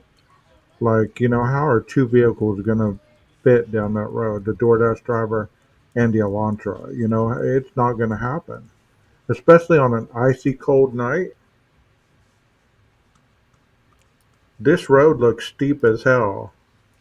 Can you imagine when it snows there, how bad it is? Yeah, that whole town looks like it's built on a hill or something. Hmm.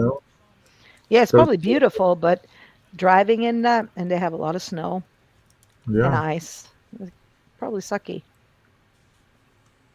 Any other photos, Jeff? I was looking to see if I had anything. I've really got to kind of just organize better my photos. I tend to like a smart. Well, I say a smart person. One method might be to, with each photo, label it with a little more descriptive stuff in the file name. I tend to like to keep the file name exactly as it is so that I can use that name to Google and go back to try and find where it came from.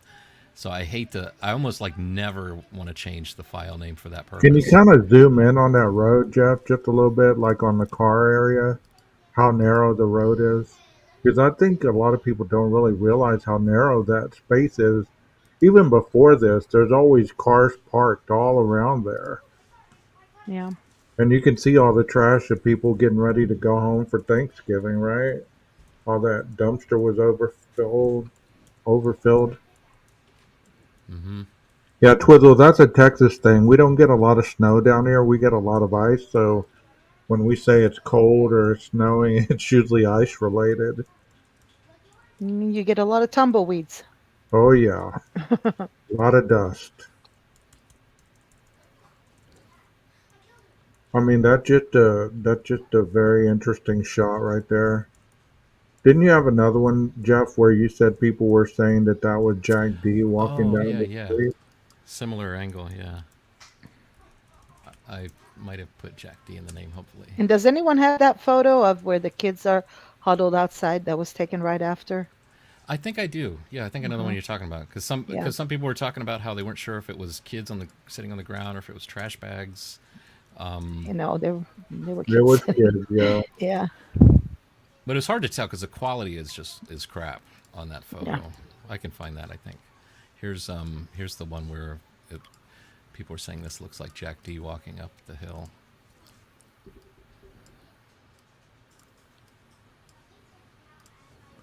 Can you zoom in on that?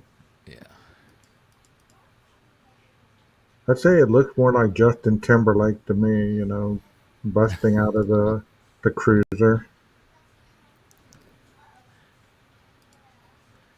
I was looking at this picture too, but I don't think there's any definite of the thought of the camera. See, for me, I'm sorry, but the jury's still out on whether there is a camera somewhere up under one of these overhangs. I mean, I can see that it would possibly make sense if you understand Kaylee's sister to say we saw them getting home at 1:56 a.m. Again, it's like a parsing of words, or is that the right terminology? Parsing, like, are you saying you saw them get home at 1:56 because you saw them drive past the light bulb camera, and that's all you have to go on, or did you actually truly see them step out of the car, go into the door at 1122? Right, right. That's I that's the mean, thing. it I don't. makes you wonder. It makes you wonder how many cam they were able to get. Maybe they got some information about the original stuff way faster than the law enforcement got the camera footage. And what if they Zoom in get? on zoom in on the Twinkie house. Let's see about that one Yeah, if you go on out. can. Yeah, it See looks where like that I think a step is? satellite dish. I think that's a satellite dish No, it here. wasn't there. It was underneath there somewhere. Yeah, where that step is. See Yeah.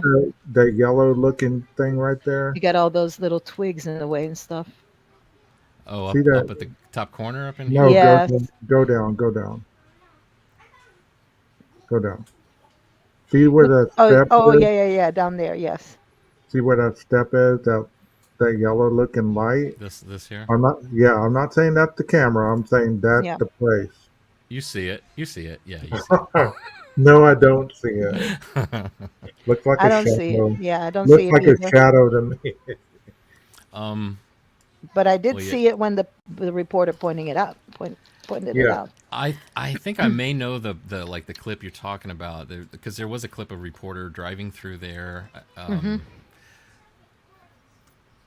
It's funny, you watch the same clip and you over and over and over again a million times, and you're like, oh, well, at that time I wasn't looking for that thing in that Hmm. area. Well, same thing with investigators. I mean, they don't they don't know what they're Looking looking for. for as they looking Yeah. for it. Once they find it, well, what's that old joke? It's like, well, why are the keys in the last place you look? It's like, yeah, Hmm. because you stop looking for them after you find them. That's why. Hmm. Dum-dum. You see it, right? You see it. Yeah, you see it. So they're saying that there's a chance. Now I here's mean, that trash can is unreal, and the one down on Taylor is the same way. I mean, they came and they got that trash fairly early, right? I don't know when they removed the trash. yeah. I remember Yeah. they did a video where they showed the dump truck or the trash truck picking up the dumpster, and then Yeah. they showed like where they took it to, where they were gonna like go through Go it through all. it. Hmm. Yeah. I can't remember when that was, like date wise or anything. I mean, there's just so much stuff. There's just so much stuff. Even though we've talked about it a million times, each time you look at a photo, you see something different that catches your eye. I don't know about y'all, but I Hmm. see photos and I'm like, oh my God, I never noticed that before. Or, When we don't know what was relevant and what wasn't, because obviously we didn't right, have enough information. And as we're getting more pertinent information, then our perspective changes to what we're right, looking for as well. But right. Jeff, can you pull that picture up if you don't forget about the kid Yeah, let sitting me. out there? If you can I find it. should be able to find that. I just don't remember what I called it. Um, and it was an important one. I should have had it in a very Yeah, like important place. me too. And I'm I don't know where I put mine either. So what I I'm did in the same finally predicament.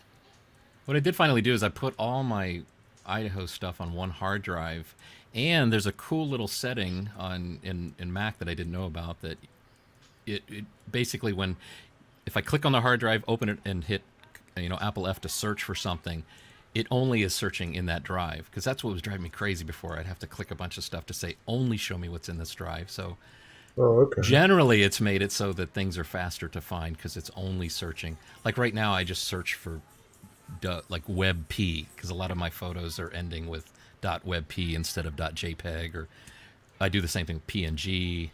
But of course, now I'm seeing some images of like Delphi coming up too, so this is gonna slow things down. Yeah, Christy, if you can find that and email that to me, that'd be great. Whoever can find it first gets $50. Ooh, I'm just Ooh. kidding. I'm just kidding. Just kidding. Monopoly Oh, money though, right? I know that Oh, trick. yeah, Monopoly money. Another $50 Monopoly bill. Useless. Or a Chick-fil-A gift card. There you go. Yeah, Man. you can only use it on Sunday. Yeah, you can only use it on Sunday. That is crazy.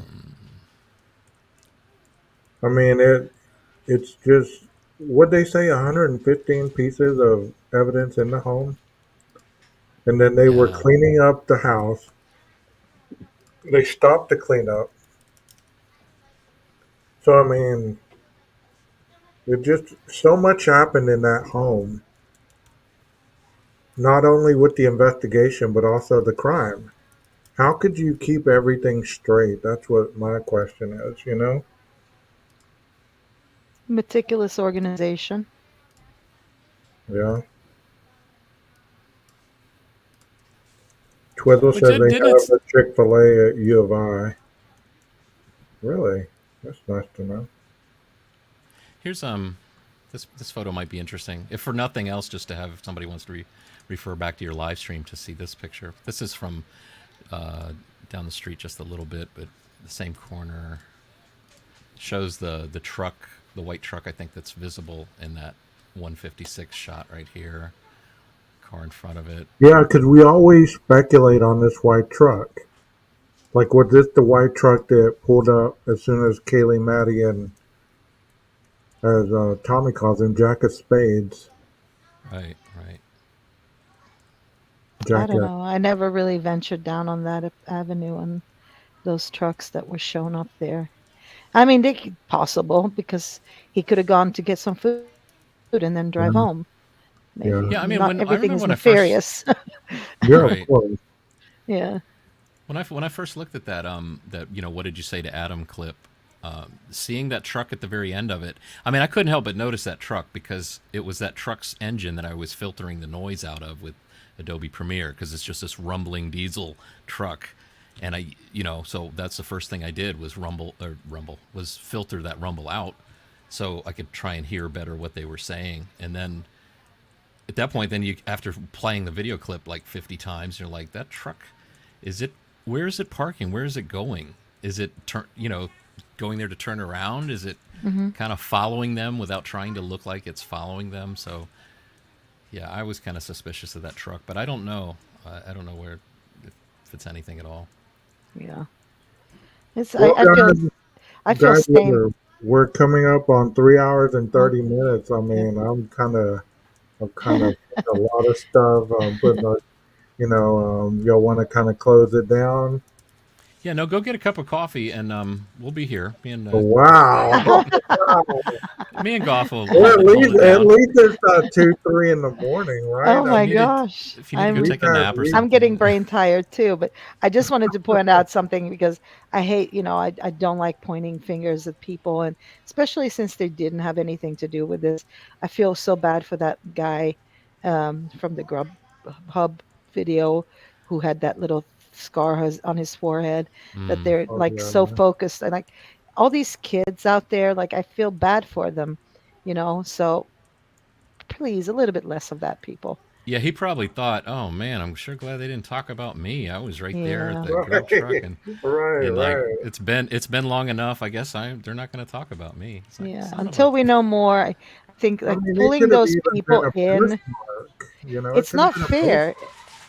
It's not fair. No, I mean he hurt himself, and you can clearly see on the grub truck Yeah, video too that he's got that little scar. So it's so unnecessary because we don't know about these people's lives. What if somebody gets like really doxxed and can't take it, and they do something, you yeah, know, and exactly. I think we have to consider all that, not pulling too many, while looking. And I understand everybody wants to know more and learn more and do that, but pointing people out like that can be dangerous a little bit in my just a point, Yeah, my point. the way I look at it is like, yes, no stone unturned, but don't need to throw a stone at these Yeah, people either. no, So Hmm. that's it's not fair. I mean, can yeah. you imagine being a kid that never been to that grub truck, and this is the first time that you were on campus, and you you just happened to say, "Hey, I'm gonna go get me a carbonara or mac and cheese or something." Man, that Yeah, sounds delicious. And you're actually in that area, and all this is going down, and then next thing you know, you're famous because you're being talked about. yeah. I mean, I'm not saying that's what happened with the Charlie Brown sweater guy, but let's say if you're in any of those frames, all of a sudden you're part of the crime. Like you're drug dealing or whatever. I Yeah. mean, I'm sure there was some nefarious stuff going on. I mean, there's stuff going on in grocery stores and convenience stores and all over. I'm not naive enough to think that stuff doesn't happen like that, but you know, to focus on that as being part of the crime, it's kind of it doesn't add up. Why would you want to say these girls were into doing drugs just Hmm. because?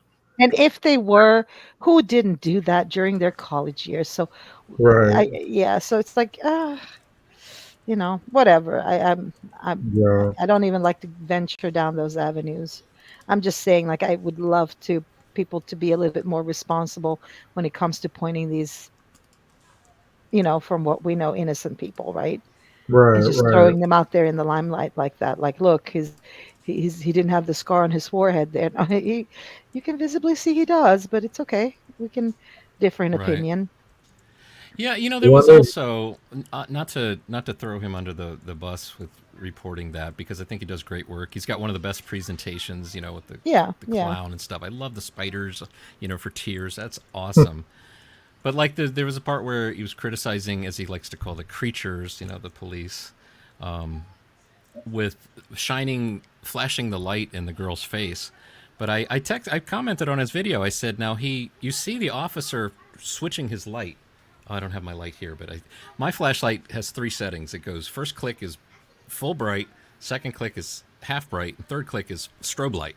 Hmm. In the video, you can see him accidentally, I think, hit the strobe light, and he says sorry, and then there's an edit. So I think to criticize the officer for or the creature for flashing this bright light at this girl, but then to hear him in the video say sorry, I mean, it seemed to me like he accidentally did it. He said sorry. I don't. If somebody is bad, let them be bad on their own. Show that they're bad. I don't think we need to. You know, Yeah. Hey, it's I sensational. found $1 million shot, y'all. There it is. What did I Ah, do to you, Twizzle? I'm sorry. Did I do something wrong? I didn't follow your conversation, Twizzle, on in chat. I don't know what happened there. Oh, you see that arrow, Jeff? so is that saying that the camera is low on the wall or in the direction? Oh, it's up in the corner to the left of that window that it's pointing at. I honestly, as far as I remember, it was somewhere towards the top of underneath the little top there, that little roof area. Somewhere there is where she was pointing it at. Okay. But I could be wrong. So it wasn't down by the door like you say. I remember Okay. it being on top there, or it was underneath the little roof that sticks out. Yeah, Here, I could have been here's mistaken. another pretty good picture I found. I might be close to that picture you're talking about with the kids that are sitting in front, because I found the picture that I thought was that picture when people were talking about it, so I thought it would be in the same neighborhood. Yeah. Or But I can don't know. you hey, can you imagine being an investigator and having your butt all over the internet? I want to point out Twizzle has never done drugs in his college years. That's what he was talking about when I said Uh, who hasn't Oh, experimented with that in their life. Twizzle has not, so I'm just going to point that out. Twizzle is Good in the job, Twizzle. clear. Twizzle is a good guy. Let's see. All right, I'm about to give up. I thought this photo would be in this location, but I hear little kids. Is that coming from one of y'all's area? that's my grandkids upstairs Oh, playing. okay. We're Hmm. about to go to the park. Be sure you take I, your camera. You just never know what footage you could be capturing. yeah. Oh, my camera's with me. I'm constantly shooting. If I ever need an alibi, no problem. I mean, what I'd be saying in court is like, well, okay, there was this 35-minute period where I did not snap a photo with my phone, but everything else I can prove where I Oh was. my god. Full color picture, multiple shots, You're one of selfies, those. You take pictures everywhere, Jeff. everywhere, everywhere. Okay. I Yeah, I'm the constantly same way. documenting. And if Okay. you're a user of Google Photos, it's great because they just go straight to Google Photos. It's Hmm. just constantly archiving. When I need space on my phone, I just say Google Photos, free up space, and it says, okay, we've confirmed these are safely stored in Google Photos. You can delete those off your iPhone. I can't even imagine how many gigabytes of stuff you have. Oh, I mean, Terabytes. I mean, it's terabytes. crazy. That's me crazy. Yeah. too. I mean, I'm paying for extra memory, extra space on my Google Photos. How many I have on mine too. Sorry, just wiping my eye. I don't know why my eye Chick got Bait dry. says I can't wear that sweater out again. Wasn't that the uniform of the Dutch House Coffee? Isn't that what I had heard out there? I don't know. He worked at the Dutch House Coffee. Oh, That's okay. their sweater or something. Yeah. Well, at least he was one that definitely wore something where there's no question. That's like when I saw him in the body cam, it's like that's definitely that guy. I mean, that's the same sweater, same hair. Yeah, Um, yeah. but it'd be cool. I wish somebody like the guy who was taking the orders at the grub truck would like be into true crime and would call you up 12 gauge and say, "Hey, I could go on your show on your panel." It's like, yeah, tell us about what you remember of that night, or Joe Wasn't I'm. Vito. If isn't Joe Are that you Vito the could guys? show us. owner? Isn't that the owner? I don't know if he's the The owner or one manager. Uh, the one that says people have fallen or whatever. yeah, yeah. I'm not sure if he's owner or manager, or Okay. I think That'd be he did it. awesome. Definitely the boss of the truck that night. I think. Yeah, But are you guys not surprised that we haven't heard more from people in the community, from exactly. other college kids and all that? That Like no what? I information has come out. don't you think though? Once they saw what happened to Jeremy, the neighbor on the corner there, that we're actually in the shot that we're looking at. He right on the corner there. Hmm. He Yeah. lived in this apartment right here. You go up these steps. That's his apartment. And he went on camera, and everybody. Well, now it didn't help him that he was a lot like he just came across like what's his name, Stephen McDaniel. He just had that sound of voice, and I feel for the guy. And I mean, if Hmm. if you lived there and you saw how he was treated and thrown under the bus on Well, now everything, that was before they had Koberger, right? So you Yeah, would think that people would start talking after they got their man, right? But people are not talking. you're I right find that odd. because there's been two classes that graduated since the Hmm. murder, and they've Correct. obviously moved away. And what to keep somebody from Hmm. talking at their new location? Hey, this is what really happened. well, and I'm sure too they don't want to say anything unless they're absolutely sure. If you live out there, if you have any doubts at But it's all a that they have small the right guy, area, Jeff. You're gonna get the gist of the real deal. Somebody yeah, knows what happened. Somebody knows, right. or that somebody had gotten drunk or high and spilled the beans, and Hmm. somebody knows. There's a lot of people that know. I'm sure exactly what happened. Maybe it's not that big of a deal. I mean, to them, Good maybe. Lord. I mean, you get what I'm saying. I didn't mean to Yeah. sound callous, No, then, no, but I would hope not but that's not how they but think. you, but how kids are these days. They don't. We take slashing and all that as being, something that's horrible. The kids today, they think nothing of it. It's just part of everyday life for them. The gore of living. Mm, I work with youngsters. They talk about it like it's no big deal. To me, I'm like, what the hell are you talking about? mhm. It's almost like I found the photo. It's like a badge of honor. It's like I survived that night. I'm still here to tell about it. Yeah. Boom. Nothing has come out as far as like text messages leaked that we know of that went on between the students. I'm baffled by either they got gagged too, like they were like silenced or something, maybe because it's going to be part of the trial. I don't know if that's the case, but I just find it very, very odd that we haven't seen anybody willing to really talk. And even Howard Bloom pointed out how difficult it was for him.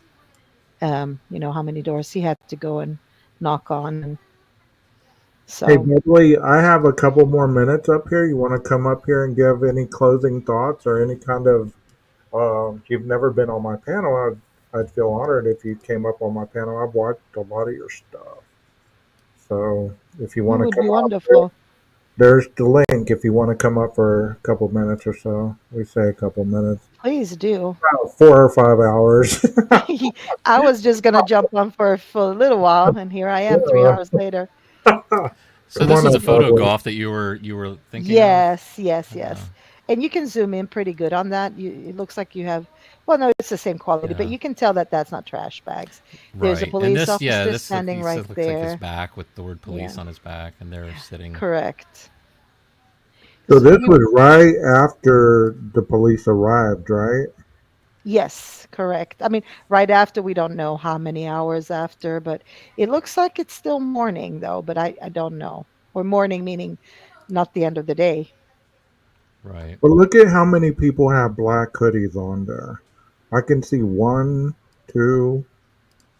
They have something covering their head that Hmm. looks black. I mean, come on. Their colors were black and yellow. It wouldn't have been that out of the realm that somebody would have been wearing completely black. Hmm. If you look at But the shadows, like the shadow of the truck, I mean, this is shadow's pretty straight down, so it is probably like around noon or something. Maybe if it's at a slight angle, maybe it's a little before noon, a little after yeah. noon. So I would I guess mean, but after. it was cloudy, right? I mean, it's cloudy a lot in that area, cold. The See, I lived in East Texas, and it was a lot like that. It used to rain all the freaking time. It's cold and just terrible. But you can see, look at the file name. How did you see that? This is why I didn't find it when I searched for it. J4BL Oh. 95CXTY. I'm going to Clickbait, remember I'll have that's to what it's go look called. at your channel. Thank you for being here. Hey, We Jeff, pull have up a that creator here. J4BL 95. Clickbait. Chickbait has a channel. You guys want Oh, to go check it out? I'll have to go check it out myself. I okay. didn't That know sounds you had a familiar. channel. I think I've seen Chickbait. She says, Joe knows a lot of people in that town. It's like only 3 degrees of Kevin Bacon. Yeah, that's pretty. Hmm. There has to be at least 6 degrees there somewhere. There has to be somebody that knows what's going on. Yeah. We know you know. We know you know. You know. I wish I knew. I mean, I'd keep it to myself though. I'd be like, $5,000. I'll tell you what happened. And look at this picture. We almost get what would be a glimpse of that. What do you call it? The 712 camera. Hmm. It's like there's so many pictures that are almost would show you. Almost, yeah. So this is the back of the house. The best way is to find that somehow, that Maybe another time. reporter. If I zoom in, Maybe another time. there's That'd be the awesome. boots.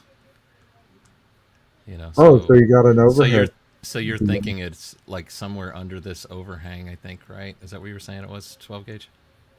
Yes, it's like right there where that bike is and that doorway. It's right there Uh, in that area. it's yeah. Stupid photographers. They miss what we're looking for. Of course, they did get the boots. That's Damn kind of nice. photographers didn't work well with us. They've had blurry, blurry photos, all kinds of stuff. What did that Fox News reporter have, Jeff, that was interesting to you, you think?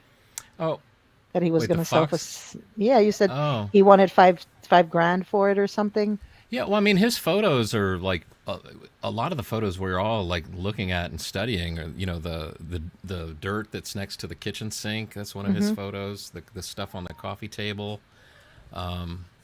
So the thing is when the nice thing about it is when you have those photos, then you see the progression of what happened first, what happened second. What were the two things we were talking about earlier? 12 gauge, the stuff in the sink that's seen. Yeah, I'd always get it backwards, whether it went from the sink to the table or the table to the sink. I think The you said table to the sink. table to the sink. Okay, so there was all that stuff on that coffee table, and I guess they probably photographed it, documented it, and then took it to the sink. Hmm. And it was the fact that there's no dirt on the sink as the police are there, and then there was dirt shows that it was the Yes, police exactly. and putting the stuff at the sink. So you mainly wanted for like the progression. Yeah, and anything else? I mean, there is, like this house. I never noticed this house that you could see this from this camera angle. So Hmm. all these photos, depending on what day you look at them, you like stumble upon different things. So just to have it, but I don't $5,000. No, I No, can't. no. I can't do that. I mean, I Oh, can come understand. on. I tried to talk him Take down. I one, was like, look. take one for the team, Jeff. Come on. Would that be? Would you buy the rights to it when you Well, that's the thing. fish I don't that think you much money out? can. You definitely can't sell them. I don't Yeah. know that you can even. You might be able to use them like on your channel, but I just think you can't financially benefit from them. And he did say too, I think that that would 5,000 would include like any photos he takes during the trial as well. So it's another picture of that angle. Oh, it's small. Let's see. Is that coming from the pole or is that a drone pic? This I think this might be stills that I grabbed from a drone video, maybe. Okay. Yeah, y'all be sure to drop some hearts for the subs or the mods that are working hard today. They've been, they've been working hard. Drop them some hearts. Bubbly, you don't want to come up here? She said she's picking up some furniture or something. Oh, okay. Or she would. You're always welcome, Bubbly. So anytime you're in the neighborhood, drop on in. I'd love to hear some of your thoughts. That's a good pick right there. I wish I knew how to fly a drone very well. Always crash them. I was just gonna say, I bet I could crash a drone real good. Yeah. I went and looked at them the other day, and they're like, ooh, a couple of them are so beautiful. Those that look like little sharks, but they're like a couple of grand each. I'm like, oh. Yeah, they're not cheap. You guys see the video of Murphy in this green chair with I think it's Maddie is kind of like interviewing Murphy sitting in the chair, and I think kind of coming down hard on Murphy for something. I can't remember. It's really funny. But every time I see that chair, I picture, the video she did with Murphy. You can see the leash on Murphy, and I've never seen that video. I haven't either. No. I've never seen that video. All right, here you all talk about this here, and I think I can find that real quick. Well, I mean, the fact that everything was like frozen in time right after the crime, and they put the crime scene tape up, it's like they, time stood still right there in that corner. Mm-hmm. I can't imagine what the inside of the house looked like. I can't imagine what it smelled like. It's like everything stood still. Yeah. Yeah. Y'all be sure to fill the place up with some hearts. Let's get some love out to the mods, to the the mods are fantastic. To everybody on this panel, everybody in the chat, give yourself some love. Put some hearts in the chat. Let's fill it up with some hearts. And one extra one for Twizzle for never trying drugs. Yes, exactly for that. Thank you, Twizzle, for fulfilling your dare promise from school. Yep. Remain drug free. But don't send him any money because he might use it on drugs. Then that would defeat the purpose totally. Exactly. That is a good shot, though. I mean, whoever flew this drone did a wonderful job. I mean, because it diagrams everything right there in that little area. All right, let me see if this will play.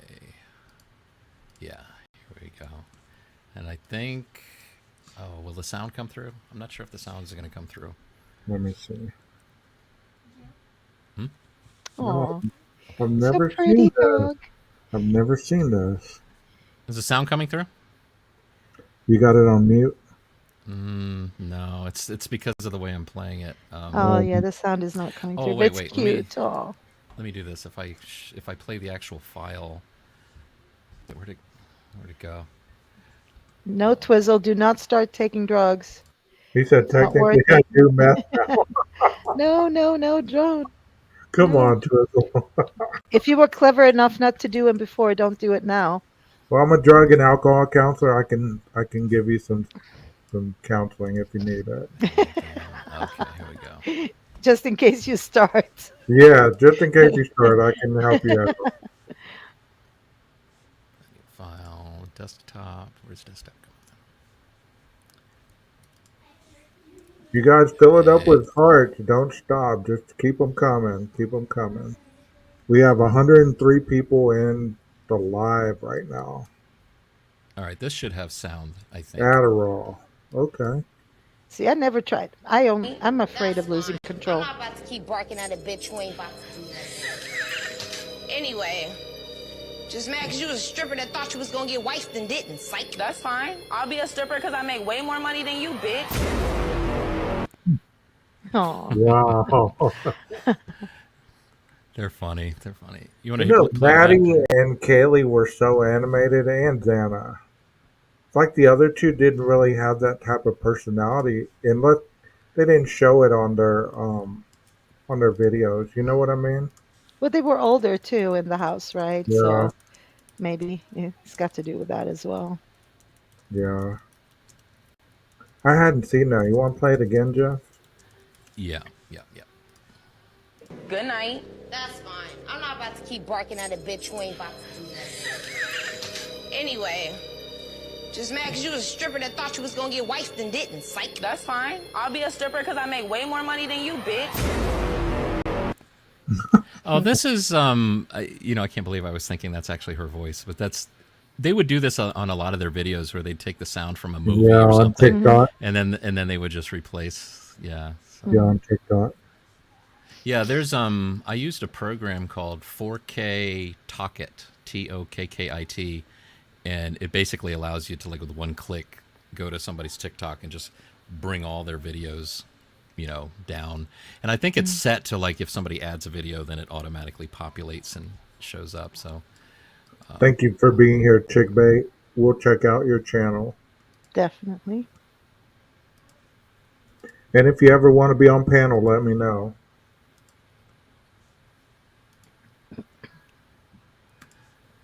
and then there's this video is just beautiful, but I don't think we need sound for this one. Hold on.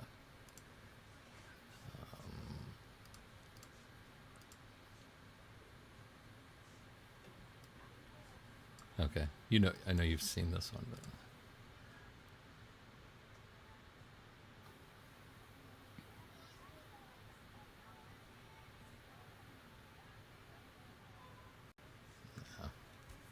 That's cute. It's just heartbreaking.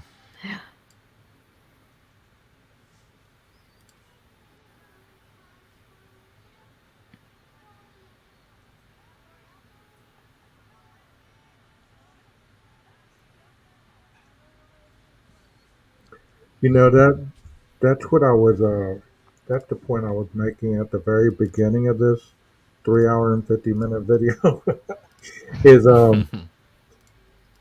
they were so active with their cameras, with Hmm. their you know, all of them. How could they not have any kind of video about the perpetrator or pictures or anything?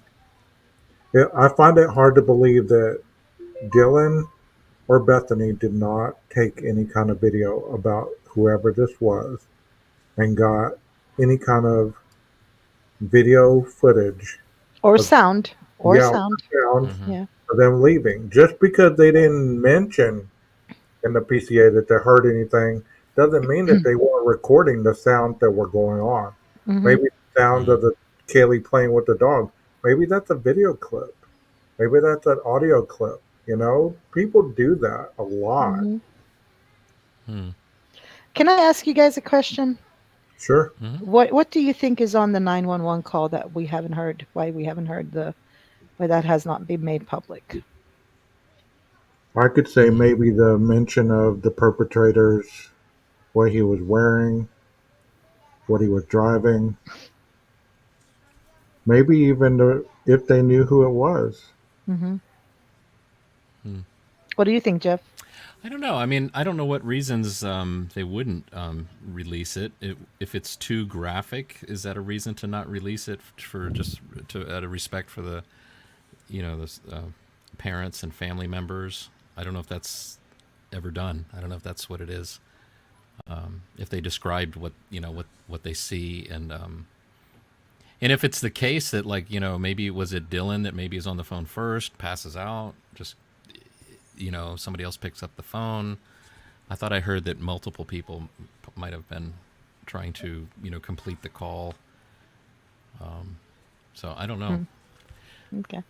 Okay, I mean, Alan, I don't know that they would do. I mean, what do you think? What do you think is on their call? Yeah, I think it gives away a little bit of information as far as like what they think happened. That's I don't think it's like a sensitivity issue in this case. I think it just because of what it's on, what is on the, like, you know, Like an example, give me an that's my thing. example of what you think could be So on there. Something. basically, somebody says, "Oh, some we heard noises in the middle of the night and we didn't know what it was, and we wake up this morning and this is what we wake up to." And I don't know who's talking. If it's, um, what's his name? See, I'm so Hunter. bad with Hunter Johnson. If that's Yeah. him, and he's just relaying what the girls are saying to him. So I'm thinking like along the lines of that they're actually talking about what happened that night. Hmm. Or they could be relaying some evidence that they're seeing. I mean, because surely the 911 call operator is going, um, are they bleeding right now? Is there any signs of struggle? No, we just see knife wounds, or we just see blood on the floor, or we just see this, that, and the other. I mean, it could Mhm. be so graphic that you don't want to play that. I mean, but they released that though. I mean, you heard they can beep it out, like any You know, graphic details, they can beep that out, right? And Hmm. that's what they usually do if it's like you very know. gory. But in this case, it's not out there. But does it So fall under gag order? I mean, is it? no, I would. no, not it's a because it's It's a public. 911 call is not. Yeah, public. It had, yeah. I mean, they Jeff, put it out there. you want to answer this question because you answered it earlier. She started from What's the that? beginning, so she's asking the question. Question in the beginning. Everybody's not in the bag. I was looking at the plant with the dirt on the counter. Do you think it's possible there was a struggle in the kitchen? Yeah. So the friend I know has the photos from the Fox News photographer, and so basically this friend was able to tell that from looking at the progression of the photos as the investigators are there in the house, there was the kitchen sink had no dirt, and then the kitchen sink did have dirt. And I imagine it's because they were when they were taking stuff from the table, coffee table, putting it in the sink, somebody must have bumped it. So and if you look closely at the stuff on the table and the stuff in the sink, you can see like there's a hand soap bottle or a hand lotion bottle. There's a Starbucks cup. There's a spaghetti strainer, colander. Same stuff is on the table. Moved to the sink. Spaghetti. Mm. You want a Twinkie, now I want spaghetti. Right. Twizzle Well, I want. says, I bet it says some guys were at our house last night. Now people are dead. Could be. Mhm. 911 always ask if someone is conscious when you call them for emergency about someone. Okay. I never knew that. I mean, I've heard different variations. Um it's just crazy how much speculation you've heard on this case. I'm Mhm. glad that some of you have some knowledge on 911 calls and stuff like that. It's always good to hear facts rather than Yeah. hearsay. And that's why I like to talk to lawyers too, because a lot of these, what we're looking at, court documents and stuff like that can get easily misconstrued, right? And that's Sure. when we are relying on lawyers to be a little bit like our our guides in this. So because we can read something and not understand it in a legal term, we just look at it differently, right? So I enjoy having those details cleared up as well, along with everything else. Here, I guess we're gonna answer questions at this part right before we sign off. Do you think that the part of the MOD that burned down held any evidence or document that Anne hasn't gotten yet? I'm not even sure what that's referring to. What I is the don't even mod that either. burnt down? There was a building in Coeur d'Alene that burned down. It was a law enforcement IT. They housed IT, Oh um, yeah. stuff and Hmm. bicycles. They were getting new batteries for bicycles, and that started the fire. So I guess this question is asking if it held any Hmm. evidence or documents. I'm sure that any evidence that they have has been backed up by the lawyers. I'm pretty certain of that. They do that. I mean, I think it'd be kind of foolish not to, unless this is part of the discovery that hasn't been turned over. I don't know. I don't Right. really know. Do y'all have a take on that? What didn't they say about the evidence locker or whatever custodian? And that's in Latah County. So I don't think that was in Coeur d'Alene where this fire was happening, where they had all the video backups, I guess. No. where she could go Right. visit herself and get if she wanted to. Oh, what a mess. Anyway, These are some good questions. Are they awake? Are they breathing? I know that they always ask that because I'm a nurse. Thank you so much for sharing that. yeah, it's good I'm glad. Oh, on the information. I'm on glad the we're getting 911. factual stuff. Than Yes. you're saying. Are they awake? Are they breathing? So they would be saying no. They're not moving. They're not showing any signs of life. Hmm. I think the stuff was moved from the sink to the table, but why move it to begin with? Good point. Maybe the killer came in the window and hit the plant. The dirt was knocked out. Hit the pot. We know there was a very big handprint on one of the kitchen windows. I never saw that. If you have that picture or anything, can you email that to me? My email is on my channel. Yeah, I remember that handprint that they took and was very interested in the beginning there. See, I always thought the handprint was the one upstairs in the living room. Right underneath the good vibes sign. I think there was another one on the back, but yeah. Okay. I think I have that shot if you want to see that. Yeah, here's that. That one I did label handprint. That's easy to Oh, find. you did? Yeah, some of my stuff is organized in that way to quickly find. There's a lot of new names that I don't recognize here. Thank you for being here. It's wonderful. You're getting a Yeah. new audience, 12 Yeah, gauge. yeah, that's You've awesome. grown in numbers too, I see. Very good for Hey, you. thank you so Very much. good. Thank you. We all knew it was going to happen. It was just kind of Well, obvious. you've been so dedicated, and I love what you're Hmm. doing. It's very meticulous and fact based, and I enjoy that more than anything Well, thank you. myself. Thank you. Analytical. Thank you. I can't get past the fact that the two girls did not smell anything. After death, most people immediately expel urine and stool. I have heard that. I But we have. don't know if they didn't. That's the point Yeah. I want to make is we don't know whether or not they didn't smell or smelled anything. Any word that Kaylee's phone was missing a true thing or not, I have it in my notes, but not the channel I got it from. I was always under the impression that the parents have gotten her phone back. No, No, no, that's not right. that's not right. Okay. They didn't say it was missing. They said they still had it. I don't Okay. think they ever got that back at all. So when that video of her sister, Kaylee's sister, when she's looking at LinkedIn, she's looking at Kaylee's LinkedIn account, but Hmm. on her own phone. Is that what it Hmm. was? Yeah. Okay, okay. I was thinking that was Kaylee's phone that she was Yeah, looking we at have on. bits and pieces of the puzzle. We don't have the whole picture, and I think we have a lot of misinformation. Yeah, that's possible. I agree. Anything's possible. It's in. I like the fact that we can all sit here and talk about this and not get upset about it. I mean, Right. I understand that there's an It's not emotional personal. connection. Yeah, I Yeah. understand there's an emotional connection to it, but at the end, getting upset is only going to hurt the people that you get upset towards for whatever reason. Yeah. Yeah, because it Hey, doesn't have to Jen. be like a Star Wars conversation between Tug two of war. people. Like Yeah, no, there's no way Leia is Luke's sister. That's impossible. right. You're dead Here's to a me. question I for want to talk to you. you. Here's the question for the man of the hour on the panel.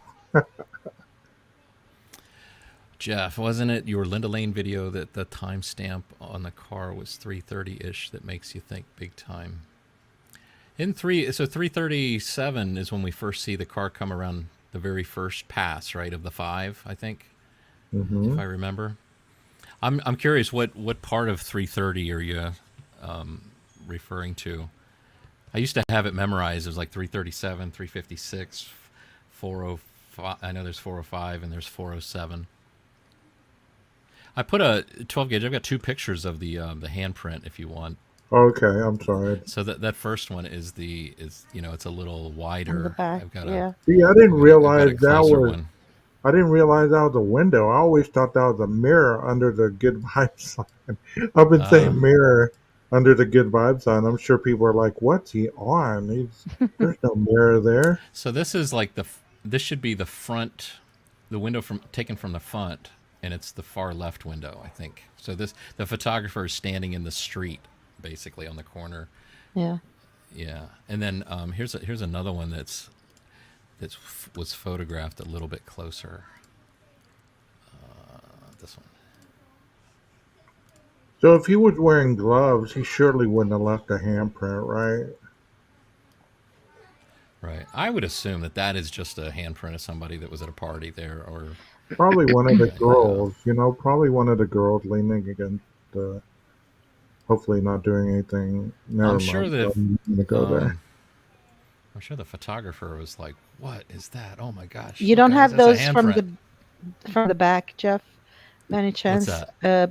The by the black back sliding door where the Which handprint ones? from the back, there was a lot of photographs when they were Oh, where out they were there doing the. taking, yeah, the forensics on it. Our Yeah. condolences to you for your puppies. Oh, what happened?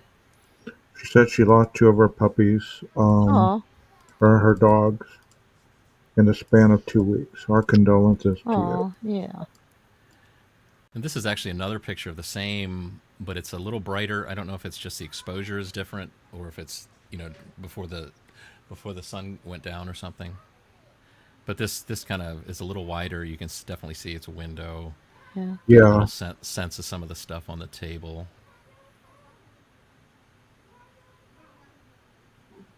So, yeah, I know I had an interesting picture of like somebody holding a device, checking for, I guess, they were walking out of the sliding glass door. But I think there's also one where they're actually using the device. Seems like I would put the word kitchen in that, and it would show it. Exactly, Kim. There's no point in fighting. We have to respect other people's opinions. We're adults, and I don't do drama. Well, this is a drama-free channel. I can tell you that. Exactly. I try to maintain that as anything is to keep it drama-free. Yeah, because we have different opinions, and then, we could be like opposite sides of things, but then you shared your opinion, but you're a jerk, and then maybe you come to agree with them. It's like, well, I agree with you now, but you're still a jerk.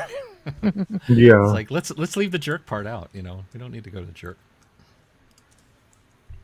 Well, thank you for subbing. Thank you so much. If you haven't subbed to the channel, please make sure there should be a little red sub button on the right hand corner. I looked at that last night and it showed that it's working. But if not, just hit the page and go and sub. And with 12 gauge, I would hit that notification bell because you never know when he's going to pop up here too on a whim. Yeah, So I'm more like I have to calculate my timeout. I'm not like that. I can't just, you know. But yeah, I do. Oh, that's why you call 12 gauge, right? So every 12 hours you put out your live. See, I was on this morning at like 2 a.m. over here doing a live. Oh wow! What did I comment on that video? Yeah, you said now you're keeping Brian's hours or something like that. Yeah, I mean, sometimes I can't sleep, and the stuff that I presented this morning had been stuff that I've been holding off to for weeks, and I like to get the stuff out. I'm tired of, I was tired of thinking about it, and I doubt anybody's up at this time, and there was people up. It just really shocked me. Yeah, hit the like button also if you enjoy what we're doing. I say we because I have some awesome panel guests today, and I haven't had a bad panel guest at all, and that says a lot. And I'm not just trying to brag or anything like that, but usually, I'm kind of leery of what people are going to say, but I haven't had a bad panel guest, so I'm happy. Yeah, and 12 gauge is taking off for the weekend. Not. Yeah, some of my community posts at the moment, I'm thinking, well, I'm going to take the weekend off, and then I'm diving into research at work or other places, and I'm like, I need to present this. That's what I'm saying. Turn on that notification for 12 gauge for sure. Probably your bag. Did you guys know that there's also a smiley face on one of the windows? I have never seen that smiley. Oh no, I think they're talking about that photo you posted on your community tab. It looks like a kind of a ghostly image. The one reflection. that I said was Xana, yeah. I bet that that's the one. one they're talking about. Oh yeah. The image of the lady's face. I mean, that was creepy in so many ways. I mean, Mhm. it's so high up, you would think, well, how did that get up there? How did they reflect that to get up there? It's almost like it's floating in the air. Yes, exactly. Hmm. Exactly. Did Well, you I put can't. another pickup, Yeah. Jeff, or are we good? No, I'm not finding. I did see the picture of Nancy Grace sitting at the table, and I flipped it upside down so we could see what her notes said. Come on, Jeff. Wait, do you want to see what her notes say on the table? Yeah, of course. So this You're ping pong nosy. or this ping table, is it against the window, you would think, with this beer bottle? Because it has the view like it's closer to the good vibe sign, but I But would there's think, but the staircase is right there, so it's Yeah, the moved up a stairs. little bit. Yeah. yeah, Yeah, I'm thinking it's more towards the middle of the room, maybe. Yeah. okay. Let's see. I Boom, thought you boom. were going to say we're going to look up Nancy's, never mind. Yeah, so here's What do her notes say? Nancy, and then if you zoom in. Oh, Cell phone Oh, there's the ping. roundabout route. have you been able to decipher what's on that scratch pad there? Yeah, it says have something DNA at the top. We drove his escape.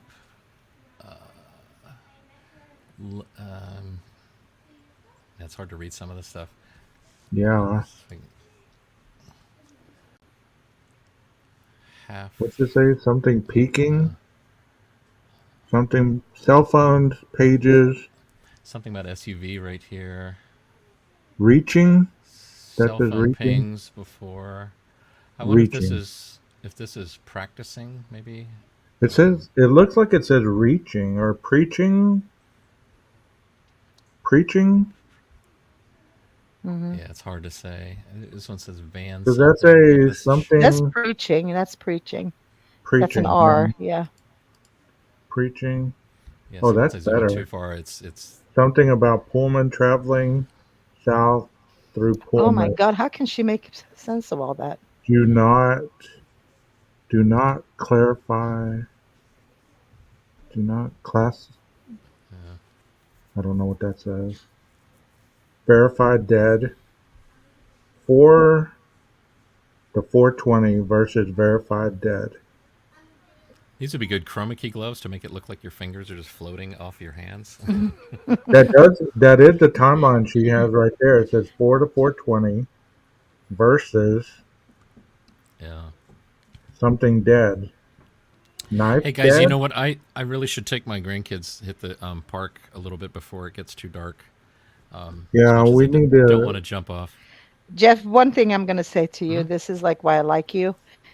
Just what we just saw right now. Like your mind goes there. Let's turn her upside down and see what she has on her Yeah, nose. I appreciate it. Yeah, no, yeah. I looked at that and I thought, I saw just a picture of Nancy. It's like, wait, she's got notes. Yeah. Hey guys, before we sign off, let's infiltrate the chat with hearts. They got the roosters. Let's put some hearts in our chat. All right. I'm not trying to Yes. compete, but let's put hearts in ours. Let's do something different. Come on, Or let's see you ought the to heart. do XII, like Roman numeral for 12. Oh, that would be cool too. Yeah. Yep. XII. Well, guys, I've loved it. I mean, it's been very very good panel. Jeff, golf. It's always a pleasure. Um, Thank you, Hopefully this is Twinkies. the Thank you, last Golf. live of Saturday. If you guys are in the area tomorrow, I try to do a serene Sunday when it's not about true crime. It's about just, kind of unloading your mind and talking positive and giving you some self-help tips and stuff like that. So if you guys are in the area, um, let's, hop on by. Be sure to hit the like button and the subscribe button on your way out. If you guys on panel want to stay a couple seconds once I log off, I'm gonna just remove you from the panel as I do Bye, everybody. Good to the see you too, outro. the Richard and everybody else in chat and Golf. 12 You gauge. too. You too. This was great. Bubbly. I see bubbly. Thank you for calling them Twinkies. That is a perfect way to describe those buildings. I love when something can be just like, it's just, you can explain it with one or two words and it's like clear what you're talking about. All right. Spaghetti and Twinkie. Yum, yum, yum. Maestro, cue the music.